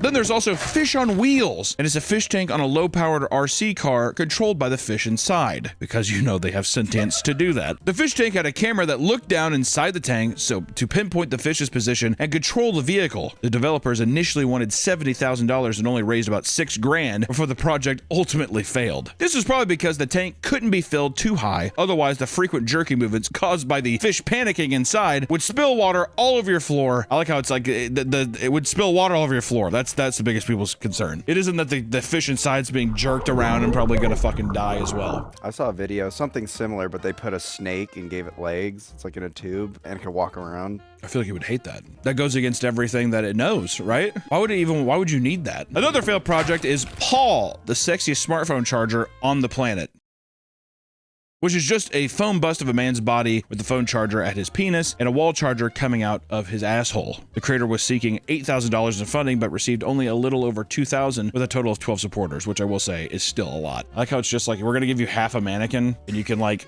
I guess you could fuck this if you want, or you can like finger his asshole. And some people are like, all right, fine, dude. I mean, $2 grand isn't nothing to sneeze at, right? I don't know. There's also the Thinking Egg, which had 4 versions, each raising well over $200,000. So we could say almost about $1 million in total. It's literally just a wooden or like metal egg that you're meant to fidget with while you're working at home. It's literally just like a stress. It's not even a stress ball. It's just, you're supposed to just like. Oh, it's like those orbs. Yeah, but they don't look as cool. Those orbs are like. Functionally, there is no difference between the versions except the material they're made of. And on their official website, they charge $17 per egg. You can just go to the store. You can go to the store, play around with a regular egg, and then you get to eat it. And it's like, just to be honest, I mean, like, if you're talking practicality and stuff, and if you're like, well, I mean, the convenience of it, I'm like, you can just get a carton of eggs. How often would you play with the egg? And at that point, too, you know, dude, I'd get like, you can get anything. You can get an orange, you peel it and eat it. Like, oh, my fat ass is just like, can you even eat the egg? You can't eat the egg, get a chocolate egg, eat the chocolate egg. Yeah, a little Kinder egg with the cream in it. I never liked the Kinder eggs, I'm being honest. Yeah, the cream is not, like, burns my mouth. Well, it doesn't burn my mouth, but it like, I don't know. It's like, so, it makes me so thirsty. You know what else the ones I didn't like was the chocolate oranges. You like the peels? I never tasted that good, did it? Was this just, are we just talking? Creators can get inspiration from literally anywhere, like the creators of the Grilled Cheeses Grilled Cheese Press, who came up with their idea after watching an episode of their favorite show, Glee, titled Grilled Cheeses, which clearly many thought the concept was amazing because the Kickstarter was able to reach its $25,000 funding goal. This is something my grandma would like, I feel like. Yeah, eat your grilled cheese. Well, now you can trick old people. Mom, look. I think that, yeah, so that's the thing, is people probably got it as a practical joke, trick their grandmother and be like, huh, I love it, baby, like grilled cheese. They probably wouldn't even eat it. There have been thousands of ridiculous products on Kickstarter, but many don't compare to the No Phone. Nearly 1,000 people paid a total of $18,000 for a 3D printed rectangle to combat cell phone addiction. They created a pretend phone to act as a surrogate to any smart mobile device. You can clutch your comfort without having to actually use it, which just sounds so pathetic, doesn't it? Ah. Apparently, there's a study that shows that 3 days without your cell phone has similar effects to cocaine withdrawal. I believe it too. You know what? Maybe I'm knocking the rectangle too quick. I mean, like it's like a thing of non-alcoholic beer, so you can still have the simulation or like the I don't know, the normality of drinking when you're trying to get sober. One upgrade consists of a stick-on mirror so you can take selfies. Though it was fully supported, many of the comments were disappointed, saying they either never received the product or their mirror came scratched. Oh, come on. Are you fucking kidding me? My mirror. In 2014, the Air umbrella was advertised as a compact and lightweight alternative to the traditional umbrella. Instead of deploying a fabric material to protect you from the rain, it would instead blast a circular stream of air that would keep you dry without taking as much space. Does that mean it's just like above you? Yeah, so like the rain drops would like... At that point too, I mean, like, Is an umbrella that invasive? Also, how loud is that? I mean, to make it an actual dome, it would have to be insane. It would be insanely loud, right? The design wasn't without flaws, however. No. Not only would the battery life only be between 15 to 30 minutes, but one could assume that the water being pushed away from you would just be fired onto everything in the person's vicinity, aka the people all around you, or I mean, everything's getting wet beside you. And as it turns out, these initial problems were far too difficult to rectify, and fears of it doing harm to customers led to them being unable to release the product. They would issue an apology and attempt to refund their supporters, but delays in doing so would cause a tidal wave of furious backers, labeling them as scammers. I mean, we'll try to get there. I'm not doing it. They are assuming people will just forget. It's been 10 years. I mean, come on, yeah. 100 grand. I mean, there's got to be some crazy backers in there. With all of these, there's like, you know, like $10,000 reward tiers. I have a feeling it was like in a metal tube. Like the thing's gonna lodge into your neck. Some Kickstarters can feel downright pointless. For example, a Kickstarter campaign titled "We Demand Peace in the World Now" details the development of a smartphone app that will bring everyone together. Basically, people would download the free app to show that they demand peace in the world. And according to them, the app would feature their song "We Demand Peace in the World Now" and a video of Peace Flash Mob, which honestly I think could do nothing but spread more hate, more vitriol. If I saw that video, I'd be like, I think the world's in a pretty fucking good place. If this is what peace in the world, I don't want that. If that's what peace in the world is, no thank you. Their goal is to have people around the world memorize this dance as well as the lyrics to the song, so they can start organizing their own flash mobs to spread the idea of peace. Their ultimate goal was to convince people to all do this song and dance one Saturday a month for at least a year in cities all across the world. This way, they could tell their government that they will not tolerate any of the wars, and the fighting and killing must stop now! Despite their best efforts, only 18 people backed the project. Out of the $30,000 they wanted for this app, only about $2,300 was raised. Which also begs the question as well, Nick. Instead of it being an app, couldn't this just be a YouTube video that you hope goes viral? We can't make money on it that way. Exactly. How am I going to make the ad money from the app? Make the ad money on the app, and then also, yeah, is it really a movement if people don't have it downloaded on their phone? That kind of stuff. I mean, think about how bad flash mobs already were. I mean, who wanted that? Whoever saw a video and they're like, okay. People don't realize this, but we're about ready to transform this busy square into a dance party. Well, it's because of High School Musical, I bet. Like, what? They saw High School Musical was so popular, so it's just like, let's just bust out in song and dance. And little when you're in high school, did you guys film a flash mob for your senior? We didn't do a flash mob, but it was one of those fucking videos that was like, it's like a person starting in a room and it's like a camera following them and they're like, you're singing a song to it. And they go to every room and people are like singing the song and like dancing and stuff. It's so fucking cringe. But everyone did it. I don't know what the fuck it was. I guess that's kind of a flash mob. Oh yeah, I thought that's what a flash mob was, but. Flash mob is like, you're having a cup of coffee in like at a town square. And all of a sudden, all the business people walk around, stop, and they just start dancing. Like, that's a flash mob. It's a mob of people doing that. To me, a flash mob is like, you kind of spring it on random people that don't know what the fuck's going on. All I know is in my school, they did that Bon Jovi song that. I think we did Dog Days Are Over by Florence and the Machine. How's that one go? The dog days are something like that. Of course! That's the dog days, dog. In 2013, Doug Evans created an exciting product called Juicero that drew in a total of $120 million investments for Juicero! Alright. Their main product, the Juicero Press, was essentially a fancy juicing machine. The catch is that the machine was only designed to work with Juicero's own branded product packs, which were fairly expensive for what they contained. Customers would pay for a subscription fee of $35 a week to regularly obtain these produce packs. $35 a week? The machine itself was overly complicated, requiring a Wi-Fi connection at all times to operate it, and each packet contained a QR code which needed to be scanned by the machine and confirm that it was both an official Juicero brand packet that wasn't expired. Which also, what kind of fucking Apple bullshit is that? You have to have Juicero packs. You can't throw a goddamn orange in the thing and it'll work. Also, is this like a juicer for spacemen? A pack of goods? Their whole thing was like, it's freshly squeezed, but it's in a bag. And all the machine does is just squeeze the bag. So it's already a bag of juice. Yeah, so you can literally just take the bag. Can you just, yeah, I was like, can you just go, Juicero, go! Just good shit. My orange juice. At launch, the product cost a whopping $700. While the product was doing all right during its initial launch, they were still losing money due to the high cost of producing it. What is this machine made out of, dude? It's made of gold. All the wiring is gold. Things took a turn for the worst, however. No. When Bloomberg exposed them by revealing that the juicer itself was not necessary to consume the drink. Who thought that you needed I mean, it's a bag of juice.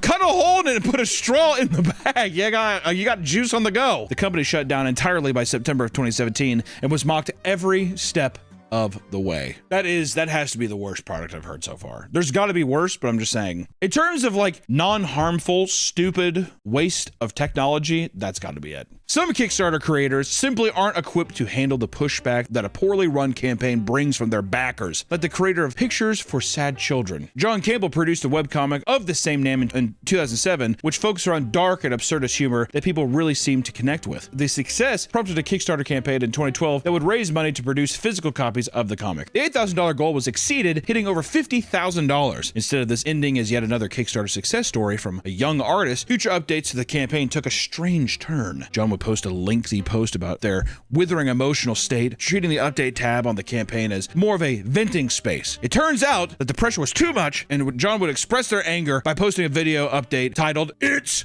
Over." In it, the text reads 127 emails about this book. The video then shows 127 books being burned in a bonfire over ominous music. John reveals that the last 25% of the books will not be shipped and refunds will not be processed before threatening to burn one book for every future message received about it. Along with the video came a novel-sized post that went from long personal stories to criticisms of capitalism. One quote reads, "If you would like a refund, please contact a fan of my work directly for your money. This is where the money would come from anyway. I am cutting out the middleman." For the most part, John erased all social media as well as the original webcomic archives. People still speculate about what had happened in the first place, with many assuming it was related to intense drug use or simply untreated mental health problems. Which, here's the thing. If this was like, which I don't know if this is the case, if this was a Tumblr artist, does it not make sense that your update page would read the same? Granted, I think if you have something where somebody's paid for it, you gotta fulfill the obligation. Even if you are super late, I think that as long as you're like, I'm getting to it, this was way more than I expected, I'm having a hard time with it. I think if you're transparent and honest, people will be mad, but I think it's like, I'm trying my best to do it, and you're trying to be honest with it. Going on a hate campaign and burning books because you're like, I don't know, upset with other people, no bueno. There's a lot of times I've seen, like I have a bunch of comic book buddies, like my buddy Jim Mahfood. He just did an amazing, like Batman parody that was just all like, it's like a savage Batman book. Put it up here, it was really good. He had a successful campaign and stuff, but he asked other Kickstarter people being like, what's the best way to go about this? You know, other comic book people. I mean, like I would just reach out to other people that have done that campaign. Also, you're human, dude. Mistakes happen. Once again, shout out Jim Mahfood and also Jake. Put up both of them. Two awesome comic book artists and also my buddy Baltimore. I have too many comic book friends. But I've known these people for a while, and I love all of them. Baltimore, there's his art. It's very good. His comics are very good. Jake, he does a lot of my storyboard art, but also he's an amazing comic book artist. And Jim, there you go. Watch out for their Kickstarters. Maybe they have one. I feel like a lot of the Kickstarters, it doesn't matter. Who gives a shit? Outdoors for Everyone project was a failed Kickstarter created by David Mills. His goal was to allow old, disabled, or underprivileged people to enjoy beautiful nature settings they could never visit. Not by taking them there, but by creating gigantic, high-quality prints they could look at, which... it sounds pretty silly, but I can see that being like a noble cause. You'll never go there. Don't I mean, you look at that, it's pretty, right? You'll never be there, but this is kind of like it.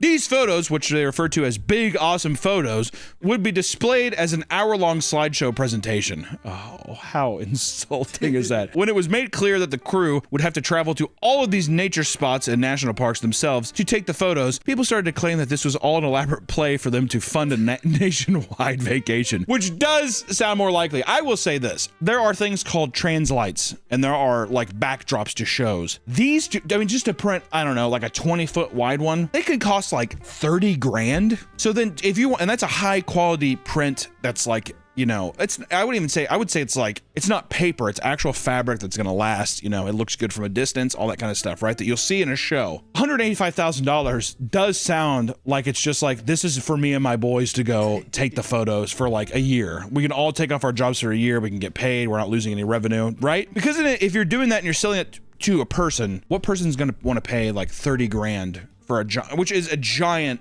photo. If you're trying to emulate it being like, oh, I'm looking out into a thing. Yeah. Not just a frame picture. That'd be more of like a virtual reality thing. Yeah.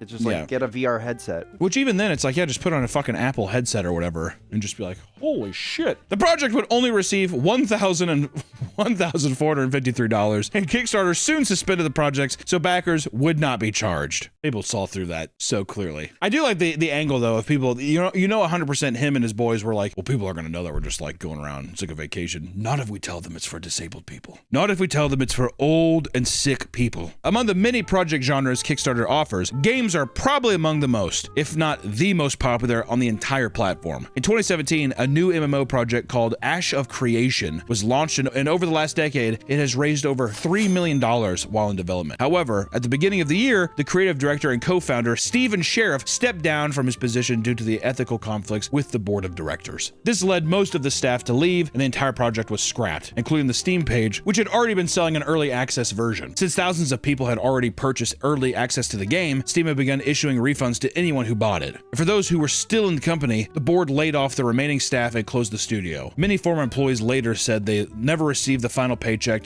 and sued for unpaid wages. This was like a big one. Because Yeah.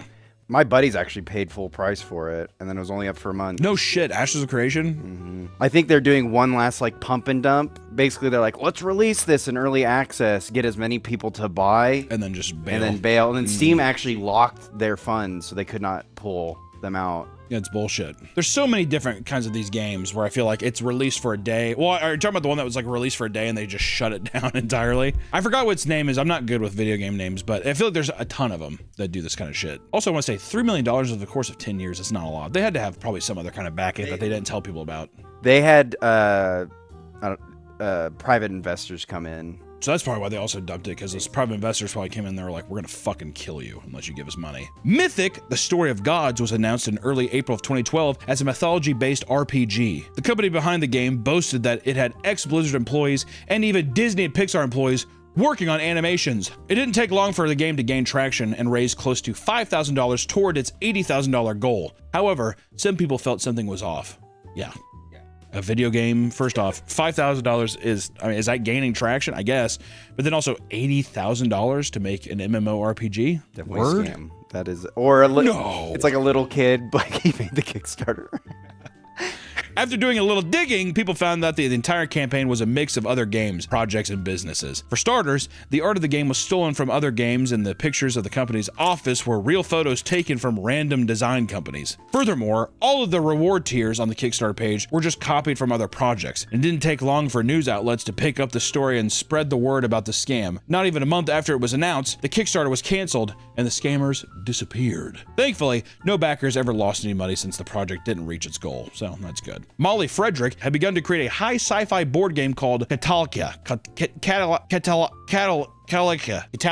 Catalika, I like that. Catalika, which focused on, quote, the experience of living as a member of the stellar consciousness of the galaxy. Like some Evangelion ending, like end of series shit. According to her, it's a cross between Risk and Magic the Gathering. Now you're speaking my language. A decent-sized audience of interested people easily hit the goal of $7,500, which allowed Molly to regularly post updates and stay ahead of schedule. When the product was ready to be shipped out, delays started to frustrate people who would go on to critique her in the comments of the campaign. Things all changed one day when Molly started posting weird updates to explain why things were being delayed. Apparently, it no longer had to do with just printing issues, because she was now being harassed by celestial mass claiming... What? She was now being harassed by a celestial mass claiming to be the sun. I mean, do you just see that Kickstarter post and you're like, awesome? Like when it comes to this of like, I'm actually been, I mean, it's heartbreaking. I'm paraphrasing this because what I want to say is I would see that and be like, no way, mental breakdown, sick. Even though I know it's wrong, but I'm just saying, if you saw that update, you're like, oh, cool, update. Not only was she being harassed by the sun all day, it was urging her not to release the board game for fear that it would reveal too many cosmic secrets. She also claimed that the US Navy was watching her because her board game referenced experimental plasma technology. A little bit of gang stalking in there too. I love that. I love that cosmic horror with just a dash of gang stalking. Many of the people in the comments were being supportive. What? I'm sorry the sun is watching you and the Navy is also on your back. Keep your secret, sister. One man in particular, however, pretended to be the sun and started urging her to buy 30 gallons of gasoline and light a nearby school on fire. Jesus Christ! God damn! Are you kidding me? See, now that's a problem. When you know you're openly talking to a mentally unwell person, yeah, get 30 gallons of gasoline and fucking set a school on fire. Yeah, I tapped 2 islands. I'm gonna play Counterspell. Updates would continue all the way up until 2023, and in the end, only a small number of people would actually ever receive the game, making it some sort of collector's item. Everyone else was left behind, despite putting in money and followed the project for years. Which I gotta say, it has to be some kind of like religious tome now. I was gonna say, she actually released something. It's insane that the person who was talking to a celestial mass pretending to be the sun and being gang stalked by the US Navy actually fulfilled more products than 99% of the Kickstarters that like scam people. It meant that there was some good intention down there. Good on you, Maul. Yeah, I mean, it just sounds like she's having a mental... And yes, I mean, she was having a bit of a mental oopsie daisy, basically, yeah. Or do you think she was just faking it to get out? No. I think that no. I think that she was probably going through some shit. With the intention still of being like, I want to release this thing, but like physically and mentally I cannot. Most Kickstarter projects rely on advertising and backer interest to succeed, but some people skip making a product entirely and just use the platform to beg for money. Many attribute the rise of beggars on Kickstarter to a 2014 project in which a man simply asked for $10 to make a potato salad. The Kickstarter would go viral and receive over $55,000 in donations and spawn countless other projects similar to it that were just asking for money. Seeing the success from all the potato salad clones, lots of young children and teens started getting on Kickstarter and asking for anywhere from $800 to $2,000 for a gaming setup. And most of the time, the reason they needed such expensive rigs is they wanted to start a gaming YouTube channel or to start streaming, which if I saw that, I'd do. Nope.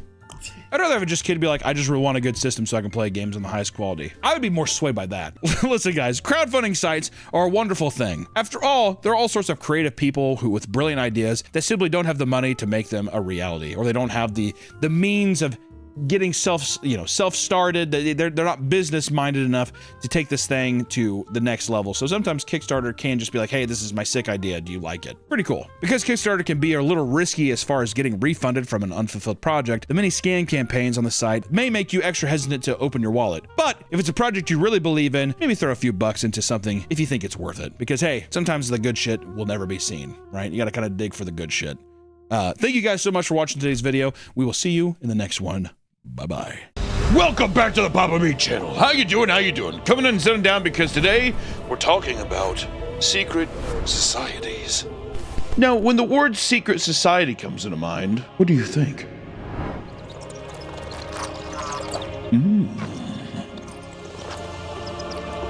Oh, I see. They're not having a conversation with the screen right now. That's going to be really embarrassing. Does robes come to mind? What about masks? Perhaps candle-holding men discussing devious schemes? Were you just thinking of Eyes Wide Shut? Seems like it. What if I told you what you've heard of secret societies isn't just goofy movie tropes? Would you believe me? Yeah. A secret society is basically any group or organization participating in activities while sworn to the utmost secrecy.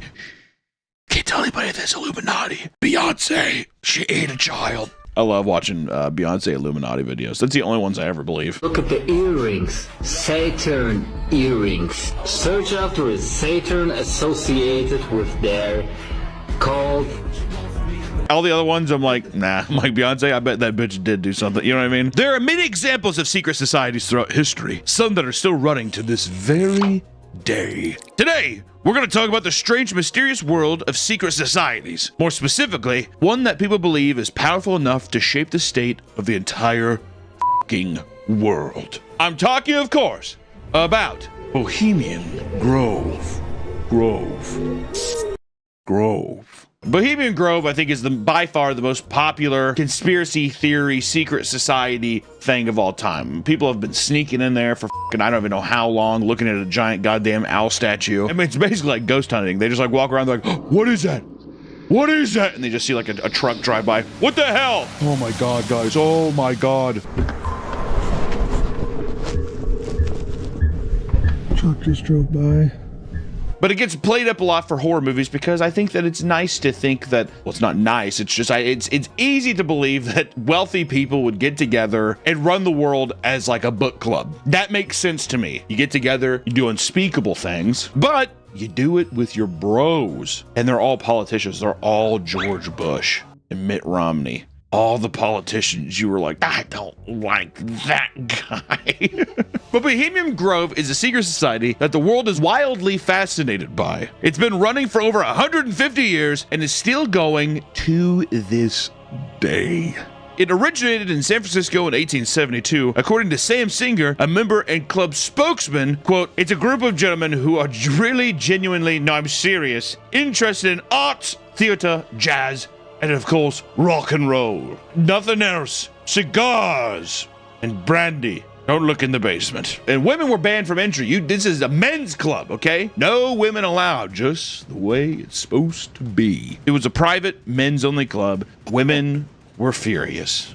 What else is new, dude? They're all on the rag, and they're like, you know what? We're gonna go. We're gonna sue them. It's just rich people wanting to get away from their wives. Yeah, it's just a bunch of guys just being like, get me the fuck out of here. Well, how do we know that John F. Kennedy wasn't in the Bohemian Grove and that's what helped him? And then he didn't pay his due diligence. He didn't show for brandy, cigars, and to talk jazz and rock, and that's when they're like, we gotta kill that son of a bitch. The funniest conspiracy I read is that the CIA told Oswald to miss, but he accidentally shot him twice. Ah, fuck. He's a great shot. Every year, during the last 2 weeks of July, the members would join together for a relaxing retreat, similar to a summer camp. Grown men being like, does anyone want to pretend to be 9 years old at the lake again? They were able to practice and share their art as well as play recreational sports and engage in stimulating conversations with like-minded people. Is this Anthony Elliott's pipe dream? Could be. Their mascot is an owl, as it symbolizes wisdom. I always thought that was weird. Why owls are always wisdom? I will say, you know, it's a fucking great episode of Avatar: The Last Airbender is when they go to that tower, that library. There's the owl walking around there. Ooh, he's a big owl. Ooh, and he tries fucking him up. That one scared the shit out of me. It's just scary. Did you see Secret of Nim? That owl me up. I never liked Secret of Nim. I hate you. We're not friends. Okay. This relates to the origins of Bohemian Grove, which focused on a gathering of talented intellectuals. You know that these motherfuckers were RC because it always looks bougie, doesn't it? Get me in that club, dude. I got a cock. Barely. For a time, being a member was exclusive to people who were artistically talented and had a deep knowledge of the arts. But after some time, they slowly loosened their criteria for entry to allow people who were merely enjoyers of art. I feel like they definitely branded them though, too. So you enjoy this art, but you don't know how to make it. You have to wear the fool's cap. I'm practicing watercolors. Mm-hmm. Definitely. It was possible that this was for the purposes of allowing more businessmen and other wealthy people to join and financially support the club's endeavors. The owl is in his leafy temple. That's all within the grove be reverent before him. I'm just like, okay, well, what are we gonna do? Bankroll this forever, guys? What the f? Eventually, this led to the wealthy and influential people overshadowing the artistically motivated originators. Bohemian Grove slowly morphed from an artist retreat to a 2-week-long party where male elites met other male elites. Booyah. I said the patriarchy. What happened to the art? Club bylaws state that at least 10% of the members admitted to Bohemian Grove must be accomplished artists. At least 10. Give us 10. Whether it be composers, actors, or painters. We'll even take composers. God, composers. Overly enthusiastic Grovers had referred to it as the greatest men's party on earth. Dude, there was definitely gay sex. This is definitely a place where it's just like, it's not gay if you're doing it at the Grove. It's artistic when I make my make on this man's back. It looks like mid-century, I don't know, contemporary. Looks like cum. The members list for Bohemian Grove is not public information and is only available through outside leaks. Notably, a 2008 WikiLeaks entry that revealed the names of thousands of members. Now, we have to take that with a grain of salt. We don't know if it's real. 2008 was a crazy time. Remember the crash? That's when the housing crash was. It's true. It's also kind of around the time the first Transformers movie came out. Now there's like 12 of those. Is there an owl transformer? I think there is, actually, isn't there? Yeah, it looks like an owl. Is there an owl transformer? They're supposed to be cars. It is known today as a secret society of powerful and influential people. Members throughout history consist of former presidents, CEOs, board members of top military contracts, as well as numerous famous celebrities such as Sam Witwicky. Sam Witwicky? Witwicky. aka Shia LaBeouf. And Optimus Prime is also there. Some members have been a part of the Grove for several decades. After 40 years of membership, you receive Old Guard status. This allows various perks like reserved seating during performances. You have to wait 4 decades, 40 years, to just get kind of a decent spot. And then by the time you're doing that too, you're gonna be so old. That's bullshit. I want my cock to work. I want to f all the other owls. Because in Eyes Wide Shut, they have like orgies, and I would assume the majority of them were like prostitutes or, you know, whatever. I mean, they say it's something else. I would assume that they're just like, no, we can't even allow those people to know of our mischievous deeds. Let's talk about some of the members from the past and present here. Not that this is all speculative. Just want to say we don't actually have a list, but this is what we've been told. Clint Eastwood's in it. Walter Cronkite, Richard Nixon, you better believe it, Ronald Reagan. They're probably having sex with each other. Ronald Reagan brings that monkey showing up, putting bananas and berries in people's assholes or whatever. He likes to eat it out of your asshole.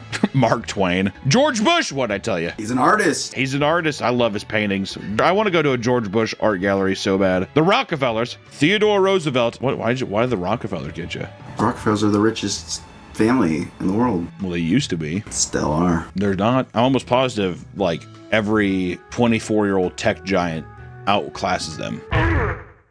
Whatever, doesn't matter. They're all rich assholes, f them. Even just recently in 2023, it was discovered that the Supreme Court Justice Clarence Thomas has attended Bohemian Grove with Harlan Crow, a billionaire Republican donor that showered him in luxurious trips under secrecy. They're trying to take down the deep state and the left of the country. They're definitely not just rich guys who are having sex with each other and finishing on people's faces and being disgusted and like crying in the shower later. That'd be the weird thing about Bohemian Grove. It'd be ecstasy outside, but then you'd go back to your room and probably be like, who am I? You know, like freaking out. Or you just wouldn't care. You're just like American Psycho, like just wiping your face. You only smile out there and then you just like go back in your room and you just sit down in your owl bed.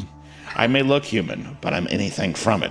I'm just simply not there.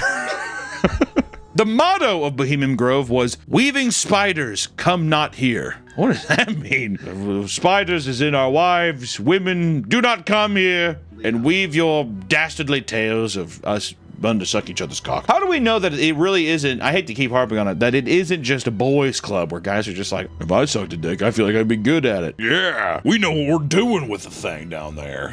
It was Bohemian Grove at the beginning was definitely just like, we talk about art and we drink brandy and we talk politics and listen to jazz and rock and roll, and no women are allowed to come in because the conversations are just a bit too, methinks, intellectual. And then yeah, but really they're just like, if my wife came here and saw me become a Chinese finger trap, no, you have to push and then pull. The motto of Bohemian Grove was, "Weaving spiders, come not here," which is used to illustrate the strict rule against discussing business during the 2-week-long retreat. The website insists that there is zero business conducted at all times. We don't talk shop at all. Just the brandy, theater, jazz, and rock and roll. This is widely believed to be completely false by the general public. Duh. Bohemian Grove? Yeah. Yeah, a lot of politicians, a lot of big wigs, making a lot of big decisions. Oh, really? I will say the fucking owl stuff, could they have picked a more fucking evil, super villain-esque crest? Not only does it look like a pissed off owl, it looks like a pissed off mage. It's like, I imagine the owl has Snape's voice. Do not weave your webs here, spider. Because of the staggering amount of powerful members of Bohemian Grove, it has been a well-known theory that the major country-shaping decisions are made during the 2-week-long event. And it is believed, while those running the retreat forbid business-related conversations, a group of people will often split off to privately discuss matters of importance. We have to have a conversation over there behind that tree. Dave, why is your pants down? Owls need not such articles of fabric. Peter Phillips, a Sonoma State sociology professor that attended the retreat in 1994, claims that, quote, "they're very clearly talking politics and business constantly. No one ever asked me to talk politics or business, and I dropped hints that I wanted to." Are you talking about gay sex in your asshole? No. I'm talking about what? It has been rumored, for example, that the Manhattan Project was conceptualized and planned out at the Bohemian Grove retreat during the 1940s. I'd believe that in a heartbeat. Oppenheimer was there. Well, the movie makes it seem like people were already trying to suck his cock the whole time. You're a genius, Oppenheimer. He's like, well, I couldn't possibly say if that's true or not. You're going to do big things. Drop the bomb, Oppenheimer. Well, I guess I probably could if I really wanted to. I could probably make it. It was also reported that Ronald Reagan met Richard Nixon during the retreat in 1967 to discuss plans regarding the presidential race. Nixon was also caught in Oval Office tape describing the Grove retreat as the most goddamn thing you'd ever imagine. I would put large amounts of money on the fact that Ronald Reagan showed up with that monkey. I feel like a lot of people don't remember. He was an actor before he was a politician at all. Like in his youth, he had that monkey. He's like, well, come on. He's like, this is Dick Nixon. Unbuckling his pants. He's like, Reagan, what the hell? He's like, he wants a banana. Does your banana need to be peeled back or is it already cut up? Good God, Reagan. Gaining access to this private men's club is by no means cheap. Okay, you gotta be wealthy or you gotta be a good artist. But I feel like they're just like, you gotta be a wealthy, good artist, bud. You can kind of color in the lines. We'll say you're an artist. Not only do you need to be invited by several former members just to apply, but you are added to the wait list that is supposedly absurdly long. You'd be waiting 10 years before you were even considered for a role. Is this true? I don't know, but it sounds right, so we're gonna say it. When you are finally able to join, it will cost you around $25,000 initially, plus yearly dues of $5,000. That is substantially lower than what I expected. In 1899, the club gained so much notoriety that they were able to rent and later purchase a 2,700-acre plot of land in Monte Rayo in California to run their annual retreat. From there, they continued purchasing the surrounding land to expand their campground. It featured various dining venues, theaters, and several smaller campsites that varied in theming and luxuriousness. There are over 100 camps, with many having servants assigned to them, and it was noted that many members brought their own chefs and servants along to accommodate them as well. This looks like fucking Disneyland. This does look like Disneyland. I guess that's the thing too, is whenever all these YouTubers sneak in, right? It's always abandoned, but that's just because it only happens for 2 weeks a year. 2 weeks is a long time, dude. If I want my back shot fixed, I feel like give me 3 days tops. In 1931, a smaller club building was built in both Sonoma and San Francisco, featuring dining rooms, libraries, art galleries, theaters, shops, and rooms for members to socialize in. During some seasons, members would put together and perform weekly plays, concerts, lectures, and more. My God, who would want that? It's so childish. It's like playing Dragon Ball Z in your backyard with your friend. During the Grove retreat, phones and other technology were not welcome inside. Members would need to leave to visit a nearby hotel if they wanted to connect to the internet, which helped keep the place unphotographed and shrouded in secrecy to the wider public. They have a Disneyland map of it, and they also have a full building in San Francisco and a literal URL that you can type in and be like, I guess I'll sign up. The campground is littered with security and is very strict with their enforcement of the rules. Supposedly, a number of them are former military, CIA, and FBI agents. Members would indulge in golfing, canoeing, and other outdoor activities when they were getting absurdly drunk with fellow elites. Yeah, dude, boys. Why the f do I have to go to Bohemian Grove to do that? Can I not get day drunk on a Sunday playing golf with my buddies? 9 holes? In this secret place, you know, we're talking a lot about gay sex and other kinds of things, but what about some of the ceremonies they do? A major highlight of the retreat is a ritual ceremony that kicks off the Grove's festivities, known as the Cremation of Care. It is common to witness various high production value theatrical performances, often with men parading around in drag. Motley Crue did it. I'm just gonna leave that there, I guess. One member told a reporter that, quote, sometimes the homoerotic themes can get a bit weird. Well, buddy, you're at the wrong place. The purpose of the ceremony is for members to forget their many responsibilities and put the stressors of life aside. On the opening day of the event, members listen to a series of welcoming speeches and pay their respects to older members and those who have passed away within the past year. It's the Oscars. How do we know the Oscars didn't start as a Bohemian Grove thing? They're just like, you guys suck. Why don't you like my statue? It's cool. Hooded men in red robes enter the stage, revealing a large wooden coffin. The coffin contains a lifelike human body shaped from a wooden skeleton. This body symbolizes all the frustrations belonging to the members. Now get up here and fuck the wooden skeleton. What if they actually had to have sex with an owl? But like Ratna, but it's an owl. And they f***ed it? No, he f***ed you. Yeah, okay. You immediately jumping to that would be sick. I was like, wait, we can have sex with those things? They're like Furbies. A type of funeral service is performed for this effigy of a body known as Dole Care. By sacrificing it, the members of the Grove are getting rid of their problems to prepare for the next 2 weeks of leisure. This is becoming more and more clear that this is like, people have researched the Grove before, and this is all those male camps now. I'm a man of a you're getting rid of this, whatever, let go, embrace your masculinity. It's that kind of shit. Members begin to follow behind the rope priest and pallbearers as they march across the campground to reach a 40-foot altar beside a serene lake. The altar, covered in green moss, resembles an owl, similar to their logo. I will say this, the altar is insane. It looks fucking awesome, and it's horrifying. It is the perfect catalyst as a spooky secret society thing for someone to like come in there and be like, what the fuck is this thing, man? Once there, members of the club perform a drama complete with musical numbers. Singing in the rain. I'm singing in the rain.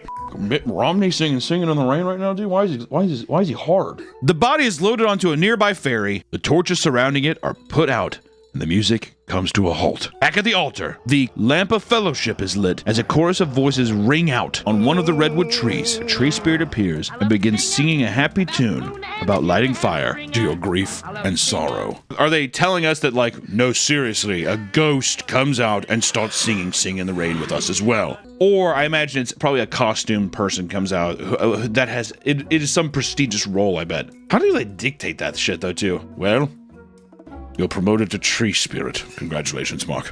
Mark Wahlberg's like, oh my God, thank you. Afterwards, the high priest gives a long speech about the importance of nature and its ability to ease the spirits, which is kind of funny because it's basically RV camping that they're doing. And they're just out there having sex and they're just like, you have to take care of Mother Earth. And they're just like burning shit around. The bier containing the body travels up the altar where the torchbearers lift it above the head and place it in front of the owl. From there, a scary voice belonging to the care bellows out from under a dead illuminated tree. It insists that it cannot be defeated, to which the owl altar shouts back at it, claiming that the fire coming from the lamp of the fellowship can overcome it. Which also, fun fact, Walter Cronkite is the voice of the owl. A recording of his voice was recorded to be used for the performance every year. We got to put it up and just pretend that we know. President Kennedy died at 1 p.m. Central Standard Time, 2 o'clock Eastern Standard Time, some 38 minutes ago. Oh! At this point, the body is lit ablaze as music and fireworks fill the air. The members in the crowd celebrate, sing, dance, and celebrate the burning of their sorrows. I'm not gonna lie. That's a theatrical production that I'd be like, that's all right. I'm just not gay. I just wouldn't want to participate in the gay sex. Maybe. If I'm in the owl's nest. Couple drinks in you. Oh, one. Half. If I got an RC Cola in me, I'd be like, your voice sounded beautiful on that tape. Thank you. You know, with secret societies, as they say, the bigger you are, the harder you must fall. And people want to see what is going on in this club so bad. The exclusivity drives people insane. So you have people who try to infiltrate the Grove. Like Tyler Oliveira, the YouTuber. He's going to be one to crack the case. I gotta run. YouTuber Tyler Oliveira recently filmed himself sneaking into Bohemian Grove in the middle of the night until he was chased out by security. Alright, I'm sorry. Hi, I'm sorry. I'm sorry. Thank you for sparing me. I thought I was gonna get chased out by owls. It probably was. What was the most alarming about the video is that the majority of the Monte Rio citizens were oddly scared to speak about it. Many of them seem to believe that, since the Grove consists of enormously powerful people, they might be targeted in some way for speaking bad about them. Do you think y'all fornicate with one another? Oh, I know they do. I bet all the locals have like f***ed everybody. I mean, people are probably f***ed like Bill Cosby and fucking Will Smith and Mike Myers. I bet you anything Mike Myers has shown up to a Bohemian Grove event in the Austin Powers outfit and it's just got f***ed silly, like a rag doll. That's what they call him, ragdoll Mike. Yeah, baby, yeah! Or we could talk about when Alex Jones tried infiltrating it. Because back in the year of 2000, Alex Jones snuck cameras into Bohemian Grove in order to film the cremation of care ceremony alongside John Ronson, an author and journalist. Due to the cult-like nature of the ceremony, it was believed that there was demonic activity taking place that needed to be shown to the world. Alex Jones said so. Alex entered the campground and hid in the forest in the middle of the night to avoid security, confiscating his camera. There, he filmed the entire ceremony. He rushed back to his hotel to share his findings with Ronson, who then realized that the sacrificial child was not real. Then Alex Jones was like, well, I mean, you don't know that. Regardless, Alex insisted that he just witnessed demonic activity, running off to create a documentary called Dark Secrets Inside Bohemian Grove. Ronson claimed that it was wildly dramatized and filled with lies. His buddies immediately just like, dude, come on. Despite its lack of accuracy, the documentary turned Alex Jones into a celebrity in the conspiracy world. Whatever happened to him? I feel like I haven't heard about him in a while. He's probably doing okay. Kambuga shakamunda kunga kingo buga laka bluga black black black black. What were we talking about? Richard Maxlin, the Phantom Patriot. I operate in the real-life superhero community as the Phantom Patriot. This is my headquarters in Southern Nevada. Richard Maxlin was 38 years old when he stormed Bohemian Grove armed with an assault rifle, resulting in his imprisonment. God damn, I'm gonna kill someone today. Richard grew up with the obsession with comic books, using them as an escape from his toxic life at home. He bounced from high school to the Marines and finally to stuntman school, struggling to find his purpose in life. Both of his parents had died soon after each other, and he inherited over $500,000. $500,000. Don't get me wrong, it's not like it's not a lot, but at the same time, it's like over $500,000. In his loneliness, he turned to television, where he became enamored by Alex Jones after watching Dark Secrets inside Bohemian Grove. God damn it, Alex Jones. He bought into Alex's claims of satanic rituals and hidden torture chambers, and decided it was his purpose to infiltrate the event and rescue any innocent victims of child abuse. He used his former cosplaying skills to create a character named the Phantom Patriot, dressing in an anonymous black soldier outfit paired with a bulletproof vest and a skeleton mask that he probably used some of the money that he got from his dead parents to pay for. He spent a year arming himself with multiple guns, knives, a crossbow, a katana, and a handmade bomb launcher. He snuck into the Grove in the middle of January when the Bohemian Grove event wasn't even taking place. He just kind of showed up. After sneaking around tactfully, he realized there was nothing going on. After giving up on his grand plan, he snuck into a cabin and took a nap. I feel like I've led people to be like, something's gonna happen. The next morning, he decided to set fire to the mess hall in order to feel like he accomplished something. Sadly, the sprinkler system put the fires out. The fire alarms began to ring, and he was soon confronted by the authorities. He surrendered almost immediately after and was sent to prison for 6 years. That pivots perfectly into the reality of the situation, right? Part of the allure of the Bohemian Grove is the air of mystique that fills the conversations about it, right? Like a lot of things in life, people want to believe in something because it makes reality so much more fantastical when usually that's not the case. And it helps that there is rarely footage or, photography of the retreat, which gives potential members an exaggerated idea of what to expect, and this leads to an increase in the memberships of the Bohemian Grove. But the reality of the Bohemian Grove is that while there are likely some wild business deals and conversations between people of influence, it's just a part. People get together every once in a while. People do the same thing at Kanye's listening parties up in Wisconsin, Diddy's whiteout parties. Two respected members of society throwing parties. Just like that. And according to people on Reddit who have worked seasonal jobs at the Grove, it's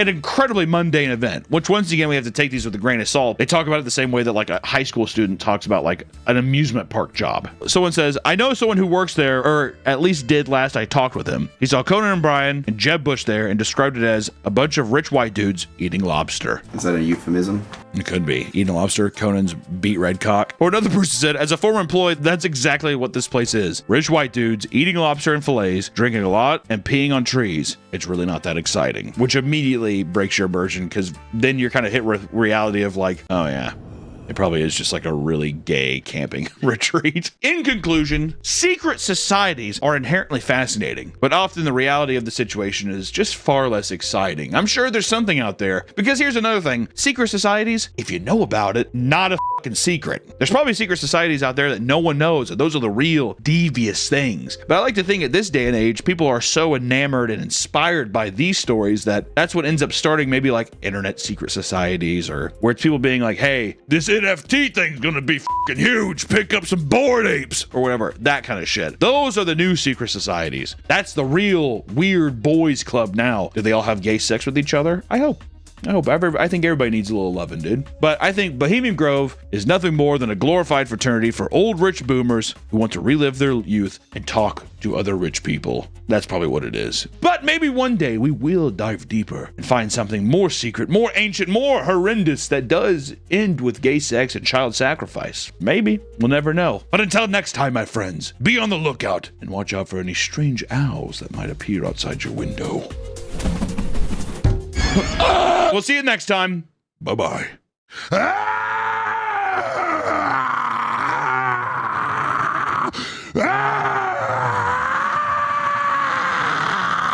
We're gonna beat these people.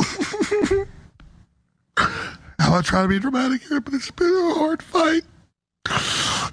These people hate our children. Welcome back to the Papa Meat channel. How you doing? How you doing? Coming on and sitting down because today we're talking about office jobs, in a way. For a majority of people, work is exclusively something you do because you have to, right? I would say almost everyone doesn't wake up clicking their heels, happy that they're going to work, right? Can we all agree? Me. If you love your job, you want to be there. Well, when you show up, it makes me not want to show up to work, so... Back in the day, the workplace was a far more rigid place where you put your head down and you did what you were told. Nowadays, there's a higher priority advocating for yourself in the workplace, as well as pushing for a healthier work-life balance, right? People aren't in the coal mines anymore. We have a bit more. I mean, don't get me wrong, people are still pissing in water bottles at Amazon. Oh, yeah. But you'd have to think they're a little better. Right. With Gen Z entering the working world, we've seen these values clash with older generational values. Not only that, but with TikTok, we've seen a lot of popular trends emerge from people reacting to the cruel realities of the corporate American atmosphere. So let's talk about all the various Gen Z workplace trends. The only reason that we even wanted to make this video was because there's a trend going on right now called the office siren. You see, the office siren trend essentially consists of women wearing and showing off their outfits, a modern interpretation of the 1980s power dressing. You remember that? Like Balenciaga, big suits, you got shoulder pads. Power dressing.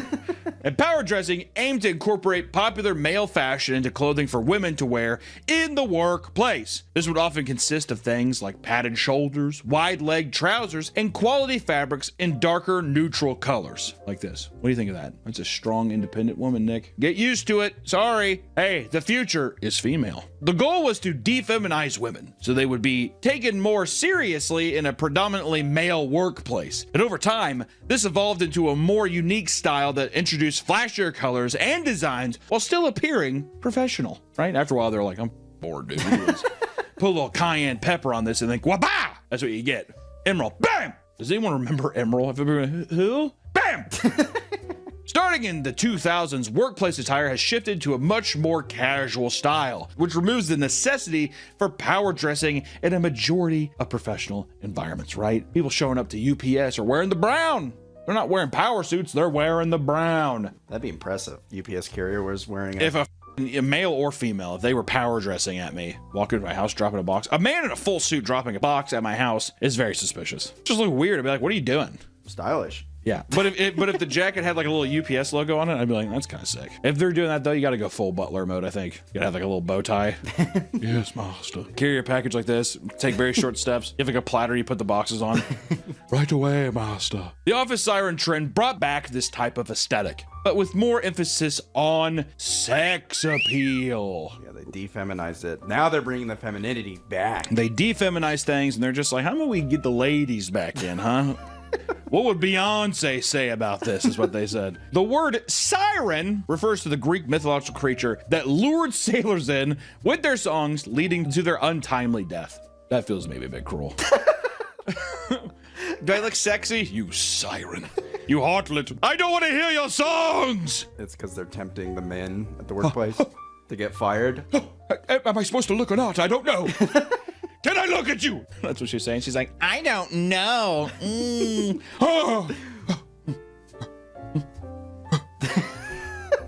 And many of these TikToks had a similar format, where women wearing business attire would film themselves pretending to work on a laptop in the middle of a body of water. Which, to be fair, if I was like a 63-year-old truck driver, I'd be like, okay, come on, you got soft hands. That kind of meme. But then also she's like, we're working. Look at us, we're doing Java.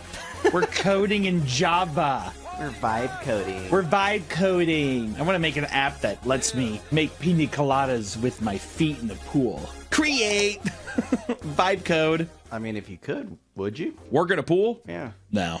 Well, one, I feel like I would ruin my laptop. And then also two, I mean, like, I like swimming. Do I want to be just floating around all day? No. I'd rather take a nap.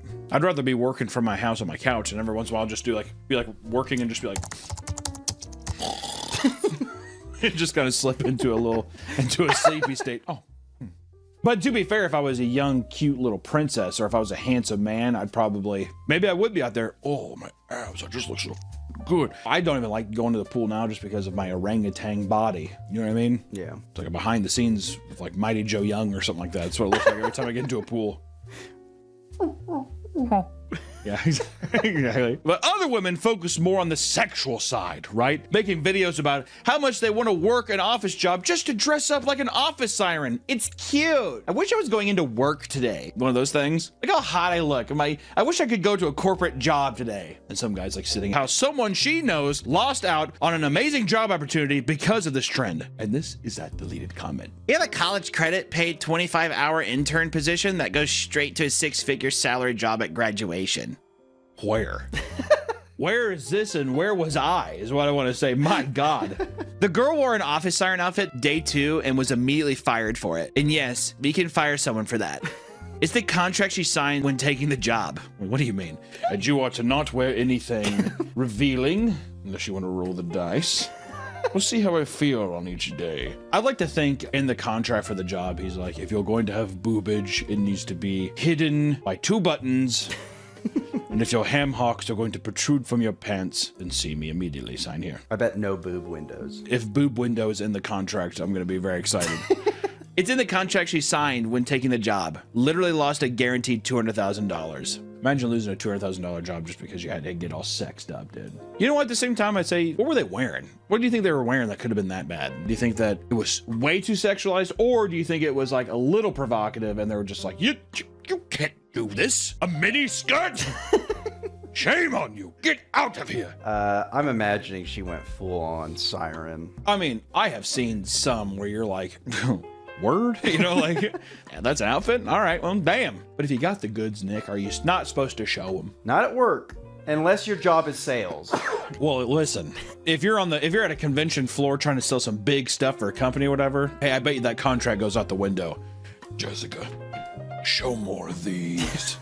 We gotta move those printers. And one woman reportedly took her outfit inspiration too literally and ended up wearing a similar fitting outfit at her corporate job. She ended up getting fired and decided to sue her coworker, who believed that was the person to blame for her firing. Her coworker made a video to voice how stupid of a reaction it was, stating, quote, "Babe, I don't wear those outfits for fun.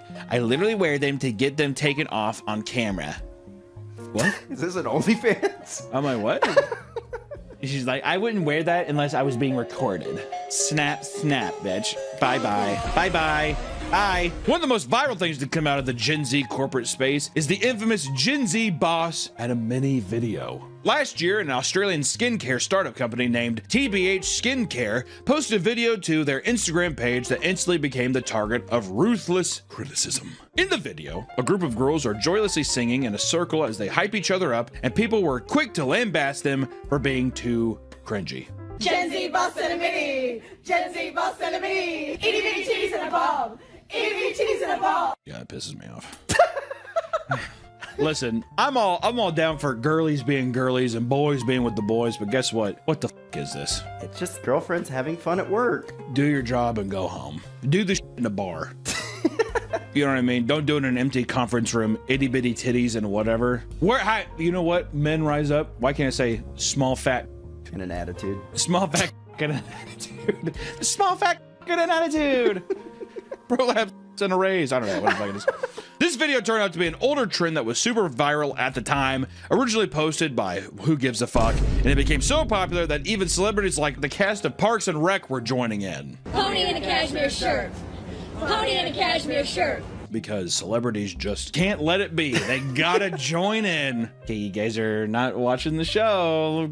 Watch us do it now, please. The skincare company didn't expect their video to blow up the way it did, and were even more surprised to see the unnecessary scathing comments, which I'm not gonna lie. Listen, is it cringy? Sure, but come on now. What, people can't just dance in a circle and make some songs? Come on. This bred a lot of misogynist people. Oh, this is the thing that bred a lot of misogyny. This is the one thing that bred a lot of misogyny. Misogyny was like kind of dormant before this, and this is, I do like the comment of this, people say this is what lost Kamala the race. Way to go. Sorry. Republicans are gonna win on this one. They ended up responding to the hate by making another video, and this time replacing the lyrics to the song with mean comments they received. Jenna Pay got bring it back. Jenna Pay got bring it back. Women should go back to the kitchen. Women should go back to the kitchen. Which, you go girls. Hey, Gen Z, way to own the workplace. Regardless, their page spiked in followers, and their viral video brought tons of traffic to their skincare website, leading to a noticeable increase in sales. So who won? I think they did. And they're also in Australia. And they're Aussies. They don't care about American politics. Who gives a They're like, I lost Kamala the race, dude. I'm worried about dingoes eating babies and kangaroos standing outside my back door. Have you seen that shit? Someone like looking out, he's like, what's out there? He's like a giant buff kangaroo. And they choke dogs. Yeah, and he's like, give me back my dog. And he knackers him in the face. You got knackered. Peace off. You have to bleep that, but over time, as the newer generations entered the working world, they found themselves dissatisfied with the state of workplace culture. While it's become common for people to go above and beyond to help their company succeed despite a lack of proper financial incentive, Gen Z began to push back, including introducing the phrase quiet quitting. Long are gone are the days of the 2-week notice. Now we quiet quit. This is the 6-month notice, ladies and gentlemen, the quiet quit. While quiet quitting has been around as a concept for quite a while, the popularity in the movement recently has been attributed to the Gen Z use of it for viral. Basically, trying to get them clicks, dude. You gotta get them clicks. If you don't have the clicks, are you even living? I don't think so. The point of quiet quitting is to stop doing things that don't match up with your actual job description, and essentially, it means no longer putting in more effort than you have to, which in my opinion, yes. Especially if you're working for like a giant conglomerate or something. I don't have to do other for you, dude. Walmart? Like Walmart, yeah. Walmart? You wouldn't go above and beyond for Sam Walton and his family? It is common for employees to take on bonus tasks that extend past what they were hired to do without any hint of additional financial support. You know what I mean? You're working maybe longer hours, you're taking in other people's job descriptions and stuff like that. It normally just trickles in, but I will say, I think half the time it's for like shift leads who are like, hey, we're behind on this, do you mind helping? I wouldn't say it's just Sam Walton being like, no, now do this. Maybe it is sometimes, I don't know. This is what I say when the shift lead asks for help. I say, not my job. Quiet quitting. That's what I do. I do that now. Hey, actually, man, I kind of hurt my back. Do you think you could help me? Not really in my pay grade. Quiet quitting, more appropriately referred to as acting your wage. Acting your age is funny. Is a means to stop higher ups from taking advantage of workers. Some describe it as merely setting firm boundaries to avoid having work encroach on their work-life balance, which I think is fair. I do think some people, they toe that line a little too much. You just gotta be like, no. I worked for, remember when Sprint was a phone company? I did some work for them one time. Those my email you at like 2 a.m. Wake up. Can you come in? You know, or just being like, you gotta make this edit. I'm like, oh, like, what? Right now? Yeah, get 30 minutes! No! That kind of brutal. But this means avoiding non-mandatory meetings, showing up early, or staying in late. As this began to catch on, surveys began to show that around 64% of employees considered themselves quiet quitters. This was especially prevalent during the COVID work from home era, where it was harder to monitor people on their job. First off, if you were working your ass off during the COVID era for like a big company, what the f are you doing? That was the first time to just get paid and relax. If you had an essential job, you couldn't. It's true. I want to thank all the DoorDashers.